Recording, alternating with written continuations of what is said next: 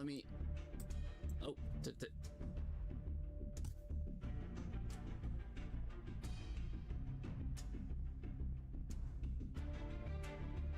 my god, yeah.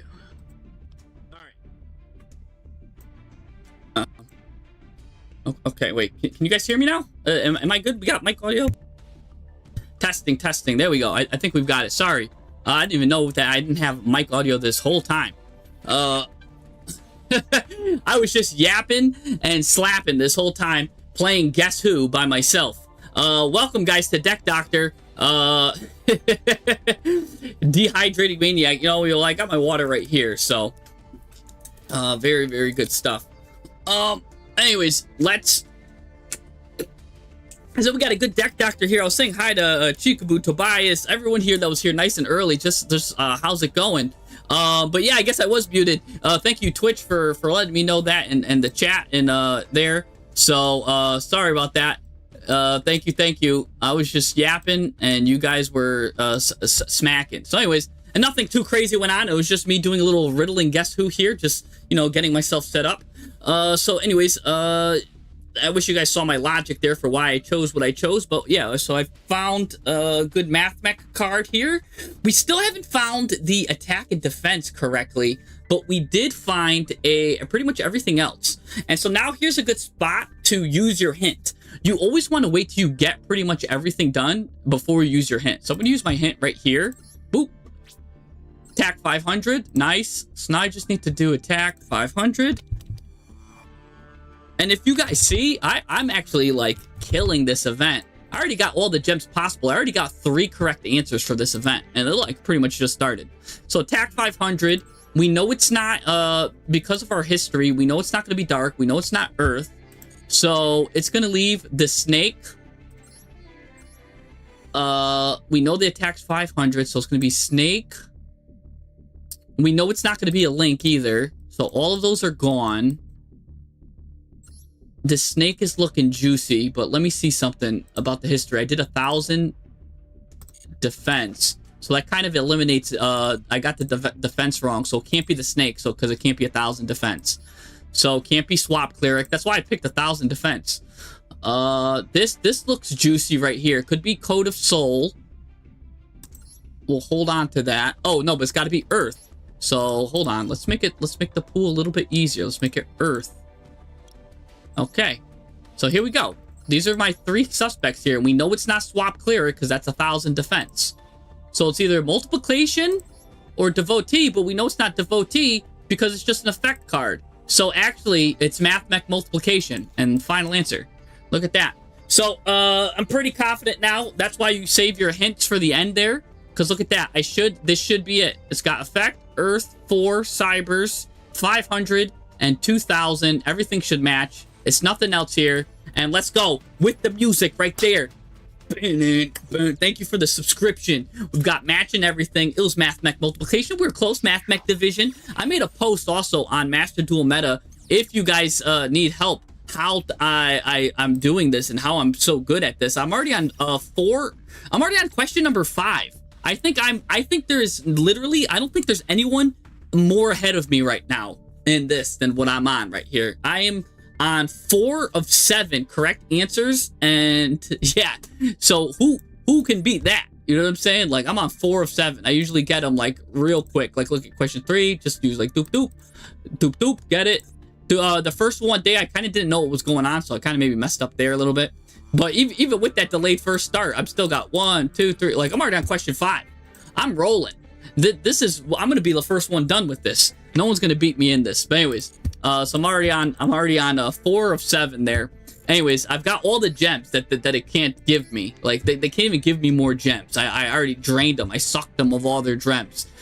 I'm the gem sucker here. And now they're only gonna give me legacy tickets and CR dust or whatever that is. I don't know why, but because I'm such a good guesser, I guess. But yeah, I don't even need to read these rules. But anyways, speaking of reading, let's start reading some other people's decks here. We're gonna jump in now, cause yeah, that's what you guys do. It's a little bit of math, a little bit of fun though. It's like Guess Who again. I made that fun Guess Who. Yeah, you only get 1 hint a day. But remember to save your hints until after you've eliminated a lot of stuff. don't use your hints early. It's kind of a waste if you use them early, right? Because there's like 8 possible things that you could match from. If you use your hint early, when you might have hit one of those anyways. Wait until you eliminate the card pool a lot, and your hints become more valuable the later you hold on to them. So just gonna point that out. Anyways, let's jump into Deck Doctor here. Let's start off with Chikaboo, who's here nice and early. We're gonna jump in to Chikaboo. Actually, I forgot to clear out my decks too. That's usually, oh, I did clear out some decks.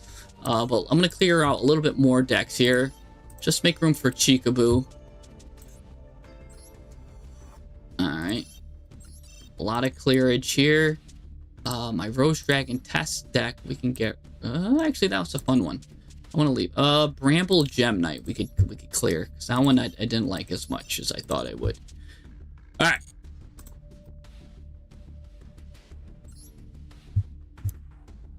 Oh, what is this stream bot here? Let's see this. Let's ban that. Okay. Banned the bot. Caught the bot real quick. Alright, Chikaboo. Let's start off here. 97078 778 155. Oh, alright, Chikaboo. Let's see what we've got here. A nice little replay for us. Yeah, Tobias, you're next. You're after that. You guys are here nice and early. Yeah, Anfro, you're after Tobias. We've got that going on right there. And then actually, let me just add some other people who are also ready, willing, and able. So we've got some yummyage going on here. This guy just immediately passed, and he's gonna hit you with all the hand traps in the world because that's probably why he passed. So he can hit you on with some yummy stuff. He's gonna hit you with probably he's got Maxi too. He's probably got Droll. He's probably got everything in his hand. Yeah, he's gonna hit you with Maxi as well. So you could probably just push through this and OTK him. But what you might need to do is I would try to...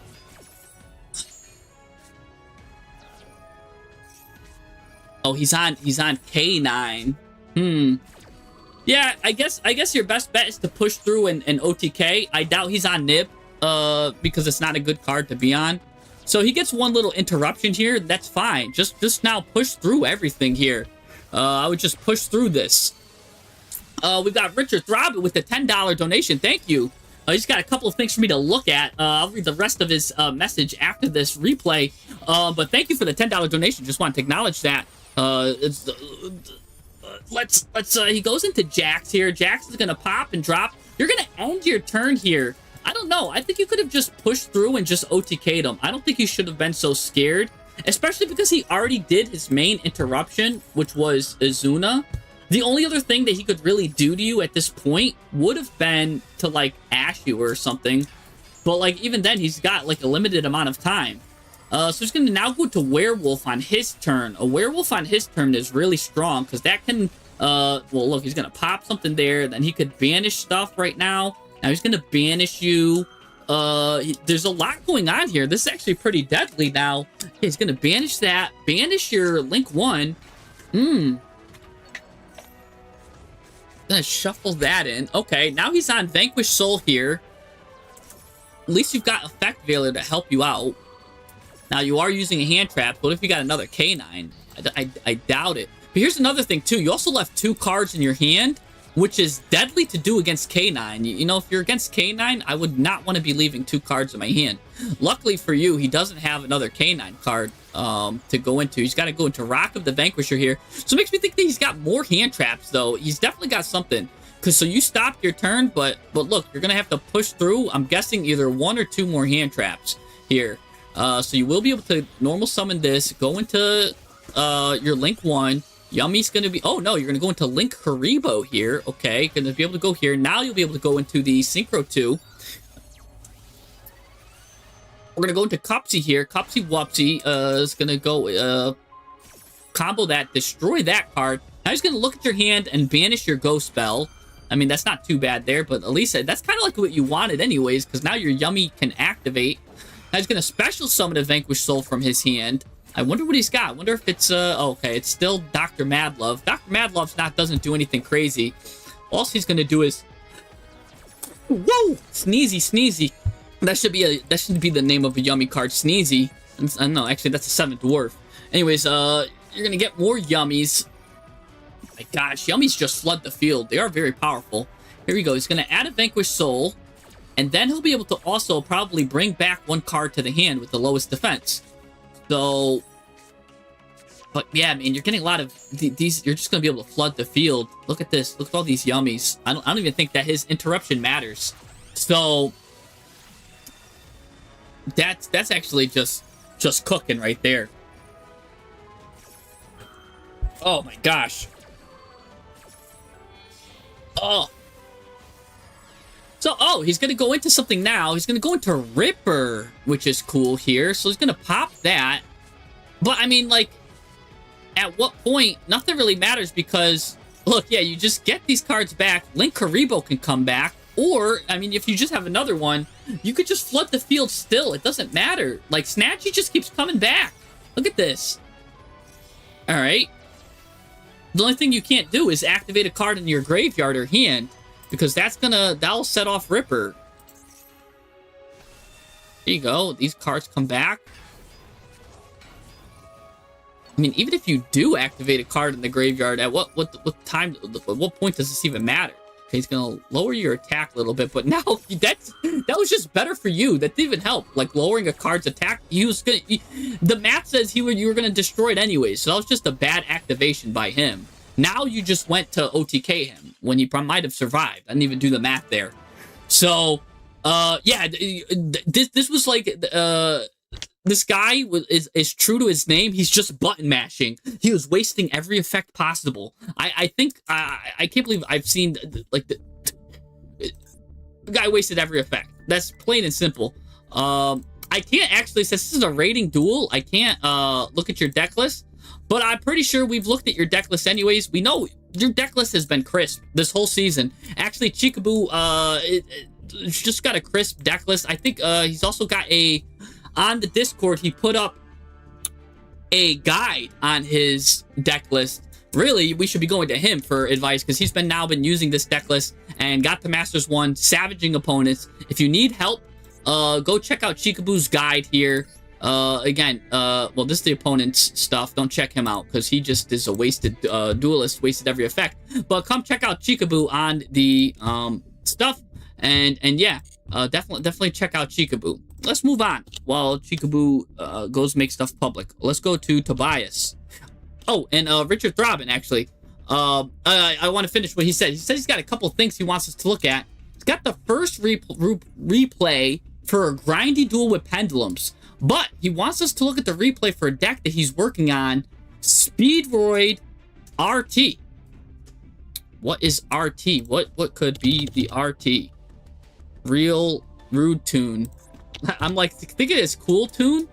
Why can I not think of what RT is gonna be? Speedroid RT. Definitely wanna see what that is. Hey, Noble, how's it been? Yeah, it's been a while, but you're back on the stream. Busy on TCG and life. That's fine. That happens. Life gets everyone. Take your time. Enjoy life. But yeah, we've got a nice deck, Doctor. Yeah, get me a replay. Oh, Radiant Typhoon, of course. Duh. Oh my gosh. I'm like RT. All I was thinking of was, honestly, I was thinking of Speedroid Richard Throbbin. I thought you made your own deck. I'm like, oh, he's working on Speedroid Richard Throbbin? Like, oh man, what kind of personal Speedroid deck is this? So, the Speedroid RT. But yeah, all right. So let's take a look at Richard Throbbin real quick. Let's take a look at. Oh, I don't want to duel you. Don't want to Don't want to mess with the Speedroid Richard Throbbin. That's for sure. Let's take a look at the replay here. I think he wants the Speedroid Richard Throbbin there. That's what it looks like right there. That's definitely Speedroid material if I've ever seen one.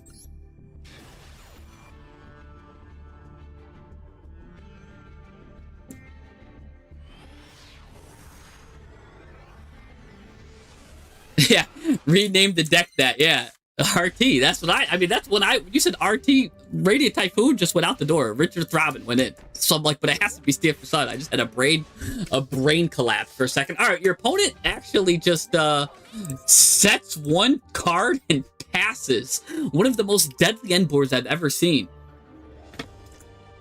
You're gonna have I don't know how you're gonna break through this one, Richard, man. You're really setting me up here with some really tough boards here to break through. No, I'm just kidding. But, oh, it's actually a prologue here of the destruction of all the cards that he's setting. This is actually this might be able to actually set up a lock, too. Let's see here. All your monsters become dragons. So he is kind of dragon locking you in some weird way. But now he's going to banish this. And now Destruction Sword cards can't be targeted by card effects. But this isn't a Destruction Sword card, so I think he's just banishing just to banish something right now. Unless this card's going to be able to do something and banish itself. You could banish this card. Yeah, it's going to be able to fusion summon. That will give him a Destroyer Swordsman thing. But while he's trying to configure and set up his life, you're setting up a miraculous board here. Using the RT cards, you are flooding the board now too. So we just saw Yummy flood the board, and now we're seeing a Radiant Typhoon flood the board. You're destroying your own stuff to reset it. Also to set this guy off here. And basically when you activate any quick play effect, everybody gets excited. I love that you're running the Shia Twin Tempest too. These are great board breakers. They're also great hand traps in the sense that they really help you out in a pinch. So I do like these cards here. You've got the nice Labyrinth Field music going on here. You're going to now go into the Speedroid stuff. Here comes Speedroid. Gonna get Colonel out here. Colonel Clacker. Clacker is an offensive thing to call a machine, I heard. Anyways, now you're gonna pop it with that card. That lets you immediately Synchro Summon. You're going to Synchro Dragon. Ooh, and going to the music here. But I think you just have enough to get him. No. Now he's gonna do that fusion that we were talking about. Here he goes. He was actually waiting for you to put that card into the dragon. You fool, you just fell for my trap card, he says. And with that, what's going to happen? I don't know what's going to happen. What? Okay, so you're going into that. You're going into this. Is there any lock set up here? Hold on. Change all dragon to defense, but you do have one dragon. That's funny. So that guy's going to go to defense, but all right.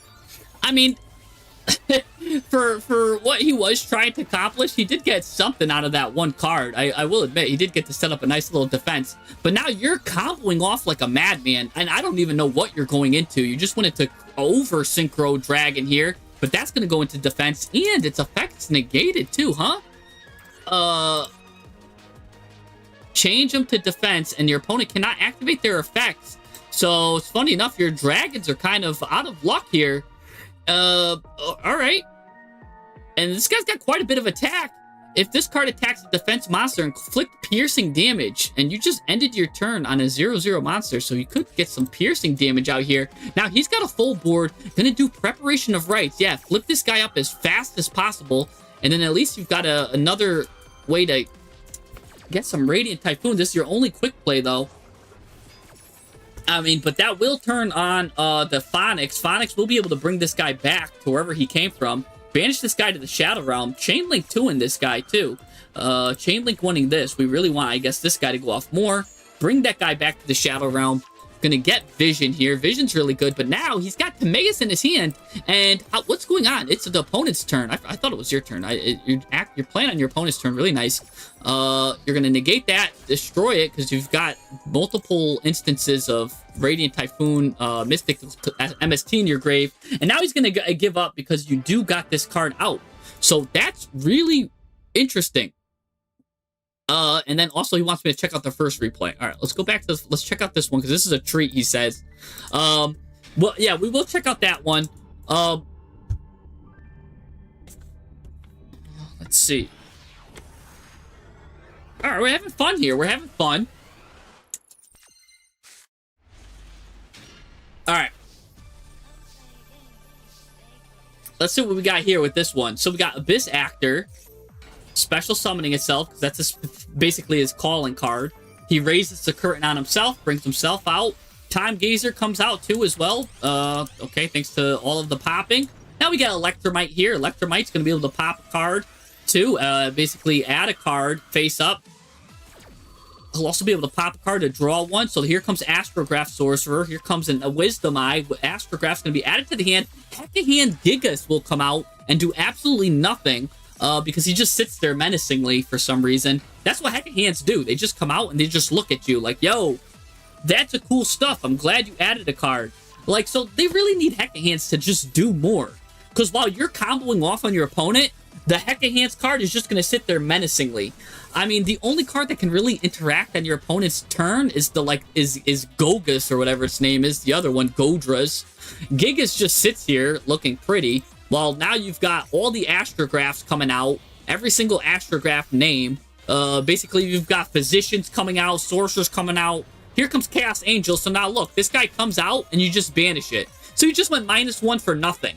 Right? Like, he might as well just kept that card in his hand. And that's my problem with the Heck-a-Hands. And now here you go. You're going to go into Gaze of Timaeus. Get your Timaeus stuff ready. Get that nice unaffected board coming out here. IP Masqueraina's coming out. She's doing her little tips and tricks. And now what are you going to go into here? This is where you're going to go into that nice big old, Crusadia Avermax. He's now protected by IP. So you've got 1 protected card, 2 protected card with the Chaos Angel. And then you've got now a 3rd protected card here. Oh, wait, you're going to get your 3rd protected card. It's going to be the Timaeus. Yep, you're going to get Time Gazer here. Going to bring back all your stuff and Phase. And you're going to get your Timaeus. So he's got all of this stuff here. And now you're going to attach a card to your opponent's deck. Heck-a-Hands Yaddle. Now he's going to take control of one of your cards. Okay. Interesting. He's going to take control. He really wants your Chaos Angel. And you say, you know what? You can have him. Now he's going to destroy all your spells and traps. But not before you get out your boy Timaeus. My boy too. I love Timaeus. Anyway, so you still got 2 insanely great cards here out on the field, just chilling. A nice Deadly Towers and basically 2 towers. This card's essentially a towers in my opinion. He's really hard to get over. There's still ways to affect him. But anyways, he's gonna get hidden Heck-a-Hands. Heck-a-Hands. Oh, Nightmare Apprentice is gonna come out. Let's him get to any Heck-a-Hand monster he wants, any illusion he wants. Here comes Ibtel. Ibtel now can grab Gigas again, because now Gigas can have a better show for it. Now he's going to take the look at the top 3, steal one of your cards, probably steal one of those cards. Now going to Jauza, right? Now his eyes light up like Ooga. So here comes Jauza, going to add a Heck-a-Hand card. Heck-a-Hand add Tartaros. Tartaros is going to be able to go into Xenos here, or the card that allows him to direct attack. But it looks like, yes, he's going into Xenos because he's using your own card against you. Xenos going to allow him to get a card from the extra deck. Now, what a foolish thing for him to do. He put it in the extra monster zone. Imagine that he only hit Link monsters here. He wouldn't be able to special summon anything. But anyways, he's going to take a look. Ooh, Baron de Flor he grabs. He grabs himself a nice Omni Negate from your own deck. Rips you up with your own Omni Negate. Now he's going to hit you with hidden Heck-a-Hands. Bring this guy out. Here comes Godos, Go-Go Gadget Godos, and hit you up with a bait. Now, he's going to have to end his turn, funny enough, because, look at this, he can't compete with Crusadia. Crusadia is just aura farming, too. But remember, he was made with IP Masqueraina, so he's actually really strong and really protected. You guys don't know how strong this guy is, because even if he were to attack with Zeno, this card's saying, by the way, you have to attack this card with attacks. You can't target anybody else with attacks besides Crusadia Avermax. And then, also, if you battle me, I'm going to gain attack equal to your monster's attack. So this guy can get up to 6,400 attack if Xenos decides to attack it. And, yeah, and then, by the way, if this card gets dismissed in any way, if it goes sent to the graveyard by the opponent's card, shuffle a card on the field into the deck. So we've got a nice lot of interactions here. You're going to pop that bait, and you're going to get your Time Thief or Doer back. Okay. All right, now we're back in business. Attach the top card. Back in business here. Let's go back into Poison here. Now he's going to steal another one of your cards. Xenos is no joke here. He's going to look at now. He's got to take your Thunder Dragon Colossus. No, he cannot take Thunder Dragon Colossus. What? Why not? Because this card must be fusion summoned or special summoned during the turn where the monster was activated. So he can't activate that. And the other card, look at that. Did I call it or did I call it, guys? The other card that was revealed was Exceed the Pendulum. And because he put his guy in the Pendulum Zone, there's no spot for Exceed the Pendulum to go. So by putting that there, that was a mistake on his part. He could have stole Exceed the Pendulum. Anyways, you're going to put that there. And here's Barona's going to activate his effect, negate and destroy you. All right, so there goes that guy. But you do have the other chronograph sorcerer there. And now you can still get 2 monsters of your choosing because of these nice link arrows here. So that's pretty much good there. Now this card is going to add something. He's pretty much out of effects. Besides, Go-Go Gadget here. Go-Go Gadget will allow him to steal a card from the graveyard and bring it to his side. Oh, he steals IP Masquerena. That's actually really cute. I wonder if he's going to... No, there's nothing for him to link summon. That would have been actually really cool if he had that. Anyways, you're going to go into the battle phase. Timaeus gains his battle effect, gains a lot of attack here. This guy, like I said, gets that 6,400 amount of attack, but he can't be destroyed by battle, so he will just chill in attack mode. He does get these, and oh, we're going to now turn Timaeus into something. What are we going to turn him into? My boy, Typhon here. Typhon's going to come out and immediately probably get rid of Xenos, because, yeah, we've seen enough of his mysterious nonsense. So let's bring him back, because he's stealing a lot of stuff. We've got Crusadia now, though, that is technically turned off from our effects because of Superstar Slayer Typhon. So we do have to watch out for that. Oh, and he hits us with Metamorphosis. Metamorphosis, guys. I made a video about Metamorphosis. I love Metamorphosis. And he gets rid of a level 9. What is it going to be? He gets out... What? He gets Dandalos with the Metamorphosis? But, oh, it is going to steal. I mean, I guess that's a great card to take. If you're going to do something with it, that might as well just steal the Superstar Slayer Typhon. But here's the thing. If you steal Typhon, right, he couldn't target because this is target. This guy is untargetable still, thanks to the IP Masquerena that he was made with. But you're going to steal this. Now we're going to go back into Jauza. Here, Jauza going to be able to get a Heca Hand card here. Manicabel is going to add himself back to the hand because we got Jauza out for some reason.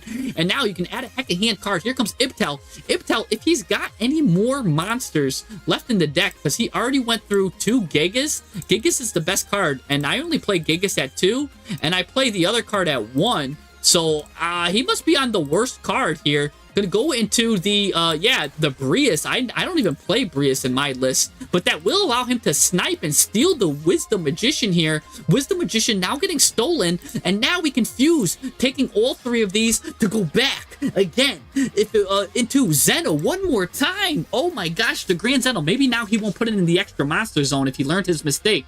He did learn from his mistakes. Now, Zenos is going to take a look at 2 cards. Now he's going to be able to steal Cyburst Quantum. What does this guy do?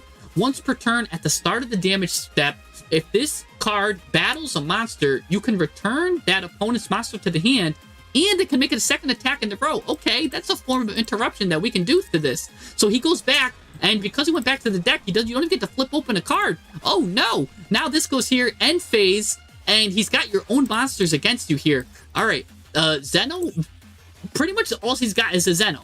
Okay.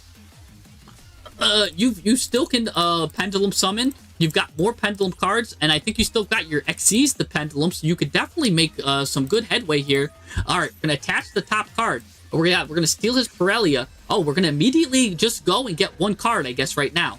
All right, we're gonna get 1 card here. Oh, and get 2. Get both of them out. Now he's gonna immediately try to steal yet again another card. This guy is like, he takes, what is this? He steals your bills of the Diabolic Dragons. This card can't be destroyed by battle or card effects. If you take damage from an attack involving this card or from an opponent's card effect, this card gains attack equal to the damage you took.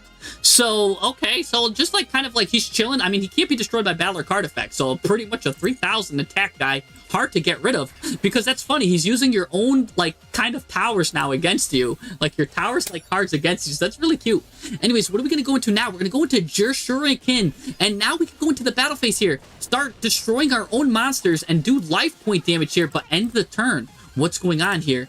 But we can tribute, pay some life points, destroy all face-up monsters. Okay, if I were you, I would hold on to this, wait for him to use the, like, steal effect, and then destroy everything. So this way, whatever he steals, it immediately gets destroyed, just in case it's got like a quick effect negate or something. But remember, this guy won't be able to get destroyed by card effects. So you're in a little bit of a bind there, a little bit of a jiffy. But all right, attach another card to this.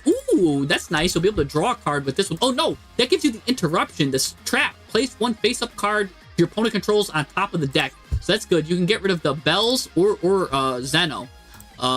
He's going to go into the battle phase. Let's do this. Oh, no, he's going to use Ash Blossom here. I think now you got to use Zeno here. He left this guy in defense mode, at least for you. Oh, no, wait. You don't want to do that. I just realized something. If you destroy all the cards your opponent controls, if this guy is destroyed, he's going to take control of all your monsters. Oh, oh, oh, no. And now this guy's going to activate. He's going to steal all your stuff. Oh, my gosh. He's going to make out like the Wet Bandits in Home Alone. Oh! Oh no! We fell for the oldest trick in the book. Oh! Getting directly attacked twice. Oh, and now Belize even goes into attack mode. He's got the courage to do that. He's got 1,300 life points. You've got 1,600 life points. You are able to still do some kind of summon there. This is coming down to the wire draw phase. What is this? Aether, you better do something. I don't know what you do, but you better come out and do something. So now we've got two monsters here coming out. This guy's gonna do something. Now this guy says he's gonna put a monster back on top of the deck. He's gonna use that own card against you. Oh no. Oh, but this guy goes away. Battle phase. Go, take the damage, sir. Oh, what a slobber knocker we've got going on. We've got a slobber knocker. Oh. So here we go. Hecka Hands, Menica Bill's gonna go, and oh, that card's gonna let you directly attack when you go into Tartaros or Dandalos here. That's a direct attack. He's now gonna steal you, and now he's gonna be able to direct attack you too. It's all over there with that. I can't believe it. That's a crazy duel, Richard. Oh my gosh, that is a great replay. Oh my gosh, what a battle. Yeah, that replay is real fun. Thanks for showing us that one. That was a fun one. And props to SOD for even though he didn't have, I would say, I wasn't really a fan of his deck. He made it work. Like his deck is running a nib. I don't like that. He's running some like Change of Hearts. Like, I mean, he's running a Time Lord. He's got Numerelia cards here, but like, what? He's got some weird stuff. Let's just put it this way. And for some reason, you know what happens? No, if the opponent's got Heart of the Cards on their side, they've got the Heart of the Cards on their side. There's nothing you can do about it. Ew, and he's playing two of these also. He's playing two Briuses. This is one of the worst lists I've seen for Hecka Hands. But hey, he made a Hecka work somehow. It still works. And he's only on one Manica Bell too of all of that. Can't believe it. He's on the 3 Metamorphoses. He's really trying to really hit you with Last Warrior from Another Planet. But he's got Divine Scorpion. All of these like Metamorphosis targets. A Naturia Exterio. That's what this is for. He wants to hit Metamorphosis with this to go into Exterio here, or Proskinian, or Gaia Prominence. He's using a lot of the cards that I said to use from. I made a video on Metamorphosis, the best cards to use, and he's literally got 1, 2, 3, 4, like 5 of the cards I said to use. So he must have definitely watched that video. Because yeah, because nobody else I've ever seen even used Gaia Prominence. So that's really interesting that he put that in there. So he might be a fan of the channel too. But yeah, real good stuff. Yeah, I think everybody appreciated that, Richard. Thank you for sharing that with us. But let's look at your other deck that you got going on. Let's see our deck here with this. Let's copy it. I can't believe he beat you with this deck though. Oh my gosh, he got so the heart of the cards, because he's been playing like a nib. Like there's a lot of cards he's playing that I'm not a fan of. That's like, all right, yeah, not gonna do anything against your towers, but hey, when you got it, you got it. You know what I'm saying? But let's take a look at our deck here. Oh, and someone asked for some tech cards. I was playing with like another list I was trying to make here. I was trying to shorten this list. Nothing really crazy, but I do like linking to the Reigns as a tech.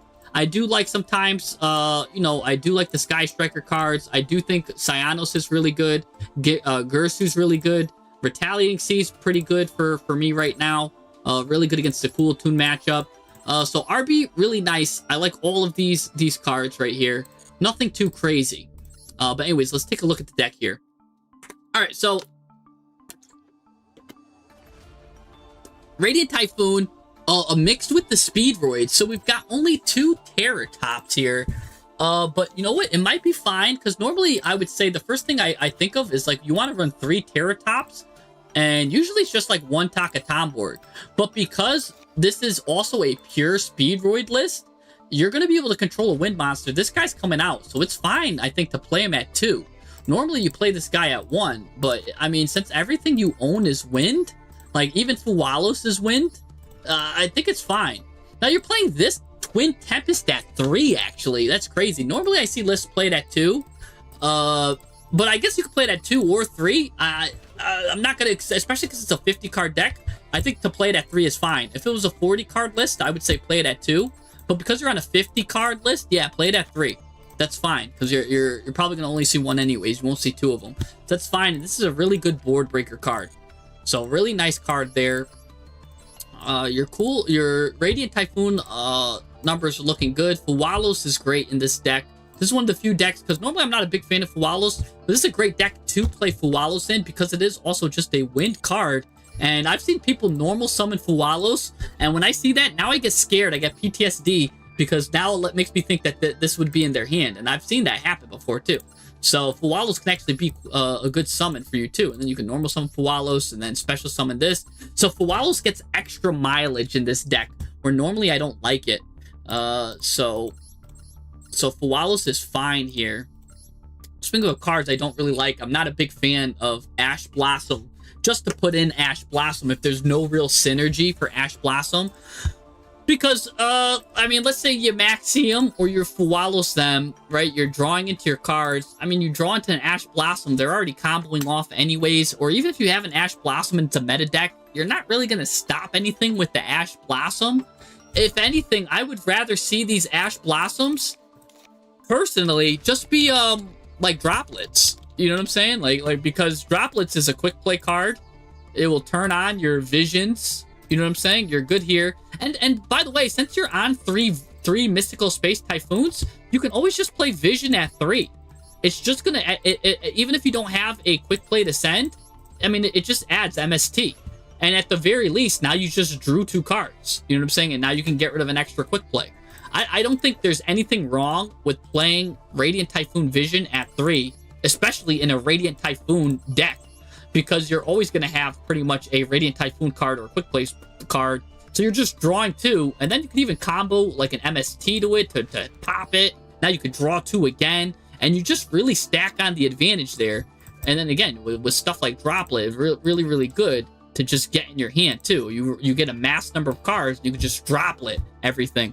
So I really think that's going to be really strong if you do that. Get your Typhoon Vision to 3. I don't know if you don't have it at 3 because it's UR and it's expensive, but I mean, you can see I don't even have the Radiant Typhoon cards, but I made it a priority to get Vision at 3 because of the different engines that you could run Typhoon with. It's so powerful.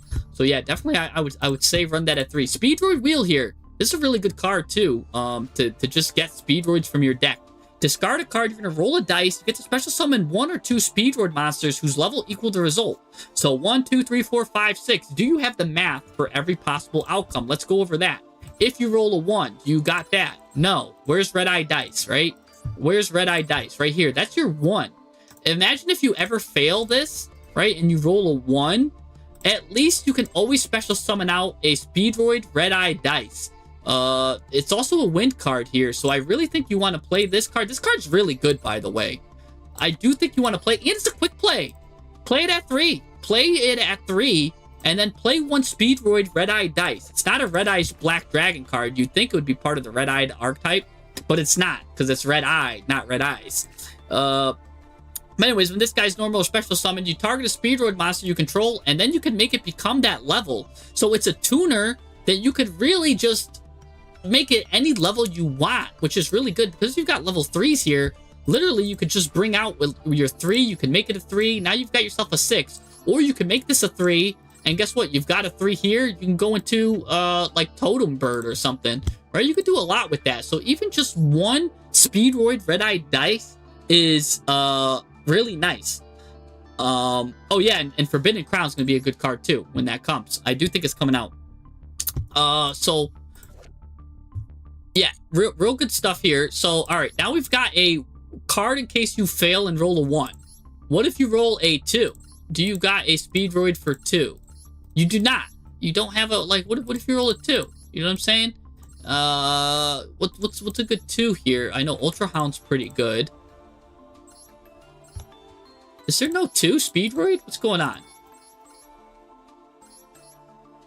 What's our 2-some? Oh, this card's actually pretty cute too. The Piper here. This guy's normal special. You get to excavate cards from the top of your deck equal to the number of other wind monsters you control. Add a card to your hand. So that's basically like a pot of prosperity, but usually you're probably going to get only 1 or 2 excavates. And you get to just add a card. You can banish this card from your graveyard, target a level 3, and reduce its level by 2. That probably won't come in handy that much, but that's just an interesting card to play. Oh, you are playing it. Look at that. I didn't even have to mention this card. I'm glad you're already on it. I didn't even see you playing him. All right. Oh, this Marble Machine, that's your 2, and you have it right here. Okay, so you've got your 2. Perfect. Oh, and the Colonel Clackers. Okay, so we've got Colonel Clackers. We've got your 2. We've definitely got our 3s. And then 4 is here. 5, now we could do a 4 and a 1, or we could do a 2 and a 3, right? 6 is also good because we could just do a 3. Well, what if we roll a 6? What are we gonna do here if we do a 6? Oh, you just do Terratop and Takatomborg, or Car, Turbo, and Terratop. All right, yeah, so now you're all good. I definitely think you should add the Speedroid Red-Eye Dice, just in case you ever roll a 1. There is a 16.666 repeating, of course, chance that you can always roll a 1. That's the 1 out of 6 chance. But Speedroid Red-Eye's Dice, you will not be dissatisfied in rolling that 1. I do think it's a good card. It's also a decent normal summon. I mean, it's just to put in. You do, of course, if you have a 16.66 repeating, of course, chance to roll that.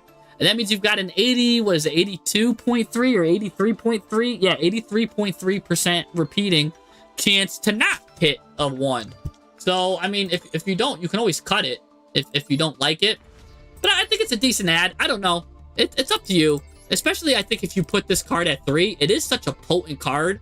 And it's so potent, I would definitely hold this effect too, because it's one of the ones that you want to kind of like bait Ash out with too. That's how good, again, if you get more of these droplets and stuff, really push your Radiant Typhoon deck to the limit there. And then now, yeah, your Speedroid cards come out and they start doing Speedroid things. And yeah, you could just pop off. So I really think that's good there. And then, of course, you've got all the different Speedroids in here. 2 wind, special summon wind, banish wind, get Speedroids. The Speedroids are really powerful. I think a lot of people, myself included, are sleeping on kind of like what Speedroids can do. How they can like flood the field and how they can interact. They do get really good negate cards out here. Pretty strong card. This card is really strong. So they do get strong cards out. I remember I did have this card, but I dismantled it, and I'm kind of having that buyer's remorse or dismantler's remorse, which you want to call, over dismantling this card. But I'm like, I'm probably never going to play Speedroids because there's a combo heavy deck. But Speedroids don't really combo that much. Like they're off to the races, and then that's it. They get what they need out. They get the numbers they need, and then they're done. They go right into like, they'll do a little bit of comboing, don't get me wrong. I mean, like, you can go into like the Mecha Phantom Beast. I guess they can't combo off. Well, who am I kidding? They got a long combo. That's why I dismantled it. You're bringing it back when I saw Phantom Beast Aurora Don here. But yeah, so a lot of stuff that could be done there. Interesting trap here. I don't know what this card does. You can target cards your opponent controls up to the number of different monster types among the wind synchro monsters you control. Destroy them. Okay. Alright, so different monster types, wind synchro. If your opponent special summons a monster, you can banish this card from your graveyard, target a wind synchro you control, banish it, then return it to the field. I'm sure there's definitely a crazy use for this, like, because I think this is a once per turn. Yeah, this isn't hard once per turn. So if you banish this guy after, well, you negate, banish him, and return him, that makes this live again. So that's basically tailor-made for this card. I bet it's made for this card too. Yeah, this is once per turn. So these are not hard once per turns. So that banish effect is, and I'm probably sure you already knew this, is basically, but maybe there's a lot of people in chat that don't know that. Because a lot of people might read it, but like, ew, what's the point of banishing my own monster and returning it? It resets the soft once per turn effects. And the clear wing synchro dragons have soft once per turn negates. So it really resets these negates. So that's actually a pretty cool trap, especially if you're able to get these cards on consistently. It is a brick going second, but you know what? It is a 50 card deck here. So it's fine to play because it's getting buried underneath all these nice cards here. But you got a lot of draw power too. So you can even save the draw power until after you search it. You can do a lot of stuff. A lot of options. I like it, and I like it. Just one of. A nice one of here. What else are we running here with all these cards here? I think we're pretty good at the ratios. I do like your Radiant Typhoon ratios. I do think everything is nice, crisp, nice and set, and O-line for the Auroradon. I'm not seeing anything out of place. Really, everything looks good. This list is a mighty fine list, I would say. Again, yeah, oh, and it's also a dodge. Good point, Richard. It also can dodge, too. So if your opponent hits you with, like, Imperm, you can just dodge it out. You usually dump this trap, though, you're saying. Yeah, you dump it because of that. If your opponent special summons, banish this card, target the monster, banish it from the field. Yeah, you banish this card from the graveyard. Yeah, that's what I'm saying. Like, this is the more powerful effect here. Because, yeah, this is pretty much hard to do. But, yeah, I could see... It works in both spots. So, yeah, you're right. Even if you go first, it might not necessarily even be a brick because you can make it be a dodge. So, it even has going first implications, too. You're right. Absolutely correct, Richard. So, this isn't even as big of a brick as I thought. And even if it was, I'm fine with it because of the size of the deck, how it looks, how this deck looks. Radiant Typhoon's a very consistent deck, too. Maybe you want to have more of these, the Eldums. Maybe a second Eldum. Probably 2 of those. Because this guy is also like a starter here. Because Eldum will get you Swen. And then Swen comes out. And now you're like off to the races. You got Eldum and Swen out. So maybe a second Eldum. That's what I got for you there too. As far as on the Radiant Typhoon side. I do think Radiant Typhoon in the extra deck should be playing 2 of these. Right? 1 to go first and to set it up on your side, but then another one to go second and to use it as this board breaking effect to make itself a quick play. So I do think 2 of the Edaloons here should be played. What card would I recommend you to get rid of? I don't know because this is a good spell trap negate. This is a good monster negate here. So you've got monster negate, spell trap negate. You've got the Speedroid stuff, which I'm gonna assume is all pretty much necessary. So my only guess is it might be this guy, the Doom Eagle. I mean, it does make a nice little interruption on your opponent's turn to banish a card from the graveyard, which is actually a really good interruption too. I do like that interruption, but I don't know what's better. Maybe, all right, if you're not having trouble with, especially like maybe Cool Tune ripping your card or something, I do like this card at 2, just because Cool Tune is something right now, and people have been. The rise of Kashtira has been again. So it's just good to have that extra little layer because this card does so much for Radiant Typhoon that I do want to see it doubled up. That's the only thing I've got for you here with that. Because other than that, this extra deck looks fine. This is a good card too, though. Don't get me wrong. It makes me think that maybe it might be I don't know, like Stardust, like one of the like maybe Charge Warrior, but I don't know. I honestly don't know with what you go into with the synchros. There might be a synchro that you know which one of these synchros you can get rid of. I'm guessing it's probably between Charge Warrior if there would be one. But so I'm guessing it's between Charge Warrior and this card right here. I don't know how to say this. This looks like a Norse name. Vlasklar. The robotic Doom Eagle here. He's desperate for some legs, man. They cut off his legs. Oh, the whole thing is robotic. What am I talking about? I'm like, this poor eagle got its legs cut off. No, its whole body is mutated into a robot. But for some reason, it's still a winged beast. It's not a machine. Now, if you ask me, this should be either a machine or Cyber's card. There is nothing living about this card. But hey, it is what it is. Anyways, I've cut this guy, I guess. But it's a great card, so that might not be the right card to cut. So don't quote me on that. It could be Charge Warrior. Might be someone else. It could be Stardust Dragon. I don't know, because I don't really go into the... You can see I don't play the... I don't play the tuner, like, combo part of, like, Synchron, so I don't really play that part that much. But I know how they work and function. So, yeah. Which ones do I consider bricks? You get clogged up a lot. So, so let's see. So, like, that's the thing about Speedroids. They're both bricks and not bricks at the same time, right? If you're able to special summon them with Speedroid Wheel, not a single card is a brick, right? And I can see that's how you can go into Charge Warrior, which I like there. Because look, if you roll a 6, you get your 2 3s out. If you roll a 4, you now can get you can get 2 2s, or you can just special summon a 4, especially if you had a lot of wind monsters, you might want to special summon this guy. It all depends on this card, really. And it's funny that it's called Speedroid Wheel. It's based off of a roulette wheel. So you got to just make sure that you got that like little gamba in you, that you're ready, willing, and able to just like adapt for whatever the dice gives you. Which is funny because Speedroid dice is here too. So it's kind of funny that they've got like, you've got craps here, you've got roulette. They're all different. They're all different kinds of stuff. Like, where's poker? You know what I'm saying? They've got all different kinds of effects for the Speedroids. You know what? I do think there isn't another interesting. Not this card. Maybe I'm thinking of something else here. Oh, they've got a scratch game here. I wonder if this is good. Send a Speedroid card from your hand to the graveyard. Add a Speedroid from your deck. Let's see. You would need 14 Speedroids for that to work. 1, 2, 3, 4. This is a great card, too.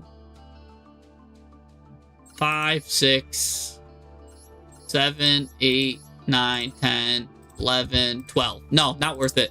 If you had 14, I would maybe consider scratch. But no, you don't got that there. Nothing good here. None of the other Speedroids. I think there's a card called, like, I can't remember what it's called. It's like Highway. Let me see. Let me see if my memory serves me right. All right. Something Way. Not Will. That's a good card too. Where there's a will, there's a way. Is this it? No, that's the locker room. There is a card I'm thinking of. It might be Starlight or something. Might have a weird, like, Starway or something. Starlight. Might be this card. That's for the Junktrons, though. Tribute a tuner and then special summon a Synchron. Okay, never mind. Never mind. Those for more Synchrons. That's another thing. Speedroids and Synchrons get kind of jumbled up in my head for a little bit. Get the Tri-Dice. Card's good. No. You've pretty much got the best cards here. This card's really good, too. That lets you just pendulum, basically use your pendulum cards to synchro summon, which is cool. I really like that. So yeah, you've got good stuff here. I think this is good. I think adding the extra cards here, the more Radiant Typhoon cards, will dilute your Speedroid cards too. So and that's fine. I think that's fine. Again, you've got, if this card on the field is destroyed by battle or card effect, I wonder now if you still might want to play a Metal Foe, right? Do we want Electromite for that? Would Electromite be good here anyways? You know what I'm saying? So I don't know. Right? Because you could, what are you gonna do? Add, you could get this guy involved in the situation or something. I don't know. There's a lot you could do. Lot you could do. So I would definitely think about that. Yeah, no, it wasn't the Synchron Highway card. It was that was for Junktrons or whatever you want to call them, the Junk Warriors. I had archetypes mixed up there. But yeah, this is good. This is good. I like this a lot. Cause yeah, none of the other Speedroids pop out at me like anything good. This guy is. I used to have like 2 of these. Dismantled them too. But you get to add a non-Winroid, which isn't that good. Because all the best roids are wins. You know what I'm saying? All the best ones you've got are wins. So even this guy would be good, but the best roids are win. They're like, what, you're gonna do? Add a Vehicroid? No, we're on Speedroids here. All right. I think this is good. I think just give it more time.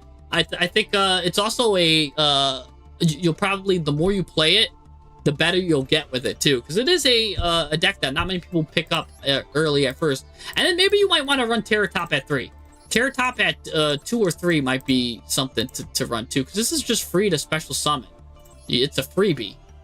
So, and it does get you Taka Tomborg, or it can even now get you any Speed Void if you have a Taka Tomborg already. So this is just a free searcher for you. So because that's free, I would put this at 3. So yeah, probably Taka Tomborg might help you out too. If you put that at 3, can get you whatever other Speed Void you need. But yeah, real good stuff. I like the deck list. I think this is one that you want to just play around with a little more. Replace Mole Charmers for Purge? I don't think so. This is one of the few deck lists that I normally I'm not a fan of Mole Charmies, but in this scenario, this one scenario, because they're wind, because he's got synergy with all the wind stuff, I think we're fine with it. But Purge is I mean, Purge is just a good card in general for you, because you can't activate Dark, Water, Fire. And every single card besides this one Electromite, which I suggested, single card here is pretty much wind, right? So no conflictions here, no conflictions here, no conflictions here. Just this is an Earth, but this doesn't even stop Earth, so you're good. So you could play Purge if you want. That's a good suggestion here. Purge, but what would Purge do? A lone Purge, right? Because you got to consider it, like, let's say you draw it by itself. Purge by itself. What's it going to stop? When your opponent activates a card, that adds a card, you get to negate it. So it's kind of like being an Ash Blossom, and I just told you to cut the Ash Blossoms, because I don't like the cards being used by themselves. So in the same sense, I don't know if Purge will stop a meta deck in its tracks. I think you just purge them, and then they just keep comboing off if it's a meta deck. So maybe you don't even need to play Purge. I mean, it's worth it to experiment, I think, but honestly, I think I've seen like what a lone Purge does. If you wanted to play those Ash Blossoms, then you'd probably have to put in Purges, you'd have to put in more hand traps, and get that like threshold of hand traps where you're drawing a minimum of 2 hand traps per turn, because you really need at least 2 hand traps to stop an opponent's turn. But then if you're going to play Purge, I would say you'd have to play Imperm. And then if you're playing Imperm, I'd say, oh, now you've got to play Songs, right? So this way you can add a Purge.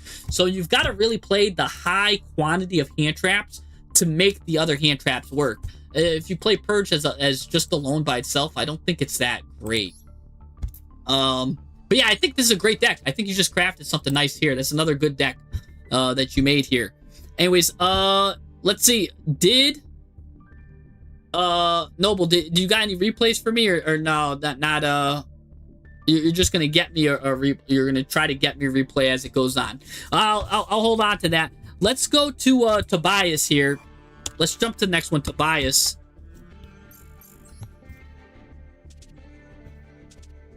Let's go, my friend Tobias.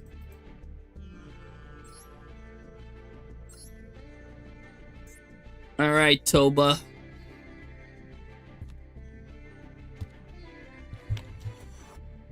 Toby. Your name is Toby. That's an old one. Nobody will get that one. That's from Ruth. I don't know if you guys got that reference. My name is Kunta Kinte. Your name is Toby. They made me watch that movie in 7th grade. I still remember that scene to this day. Roots. Not yet. 5 minutes. Take your time, Noble. We're just having a good time here. Oh, we've got... Ooh, don't... Oh, my gosh, making it delicious. Don't do it first, though. Oh, my... Ooh, he's got a Meows. I'm kind of scared that you activated Grass's Greener first. Just because, what if he had Ash? Why not do Chaos Space first, right? Send this White Dragon to the grave and get your Collapse Serpent. You know what I'm saying? I think you should have just started with the White Dragon or Chaos Space just to bait out an Ash Blossom. Because that's deadly. This is like your best card. Or imagine you did this and then he chains Dimension Shifter on you. Oh, that'd be so devastating. Anyways. But yeah, he got his foot cut in half because he kept running away. He kept running away. Anyway, some good mills. Oh my gosh, some really delicious mills here. We've got Absol Router milling. We've got A lot of good dragons got milled. The dragon rulers got milled. But here's the thing. Maybe I would just use these guys' effects and just special summon them, banish them, and don't have them special summon from the graveyard because you're under meows. Anyways, he's going to imperm the striker dragon, which is probably one of the worst imperm usages I've seen for a while, because you did meows, you want him to get the boot sector, and you want him to special summon from the graveyard. So you're just counteracting your own meows here with that. On top of that, like, that's the only way he's probably going to give you draws. Anyway, here comes Collapse Serpent anyways. Oh, he is going to now hit you with Droll, which, again, blows my mind, because now you could use your dragons and special summon them from the graveyard, and you won't get any draws with it. So now feel free to special summon from the graveyard to your heart's content, because now he's drolling you. So you're gonna go into Erratic Seal. Feel free to summon from the graveyard here. Don't hesitate. You can go into your linked 7s. You've got plenty of munitions now. Have Blaster come out from the grave. Have Tidal come out. Have Tidal and Blaster come out right now. Yeah. Don't be afraid to banish cards. I would have. You know what? I would have had the Blaster from your grave come out. Because he stopped meows. Meows can't get anything. Keep this Blaster in your hand. Have the one from grave come out. Anyways, I guess it's fine. It doesn't really matter. Have both these guys come out. Unless you forgot that he's under Droll. Because, yeah, you're not bringing out Tidal. Have Tidal come out, too. Oh, no. You ended your phase. No. Oh, no. You could have gotten more stuff. Look, Tidal could have came out. He's under Droll. Meows isn't... He turned off his own meows. Punish him. Punish him. Bring out a Tidal. Have Tidal banish 2 dragons. You've got plenty of dragons to banish. Banish 2 dragons. And then banish this card here. Yeah, definitely do that.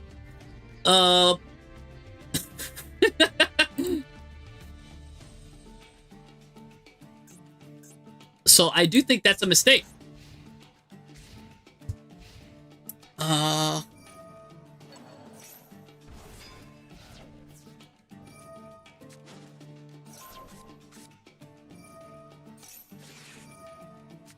let's see what he does now. Because, yeah, you could have gotten another rank 7 out. What could you have gotten? You could have gotten 2 guys out, and you could have probably went into Eclipse, or just gotten 2 more bodies out and just went into whatever you wanted. But, all right. He's going to give up anyways. He's going to give up.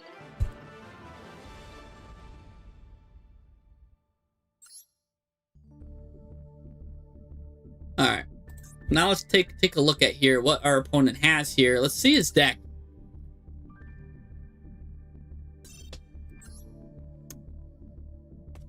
Copy the deck. We've got Dragon Rulers, which is nice. I love me some good Dragon Rulers. I'm a big fan of Dragon Rulers. I think this is a very underrated deck that you got, Tobias.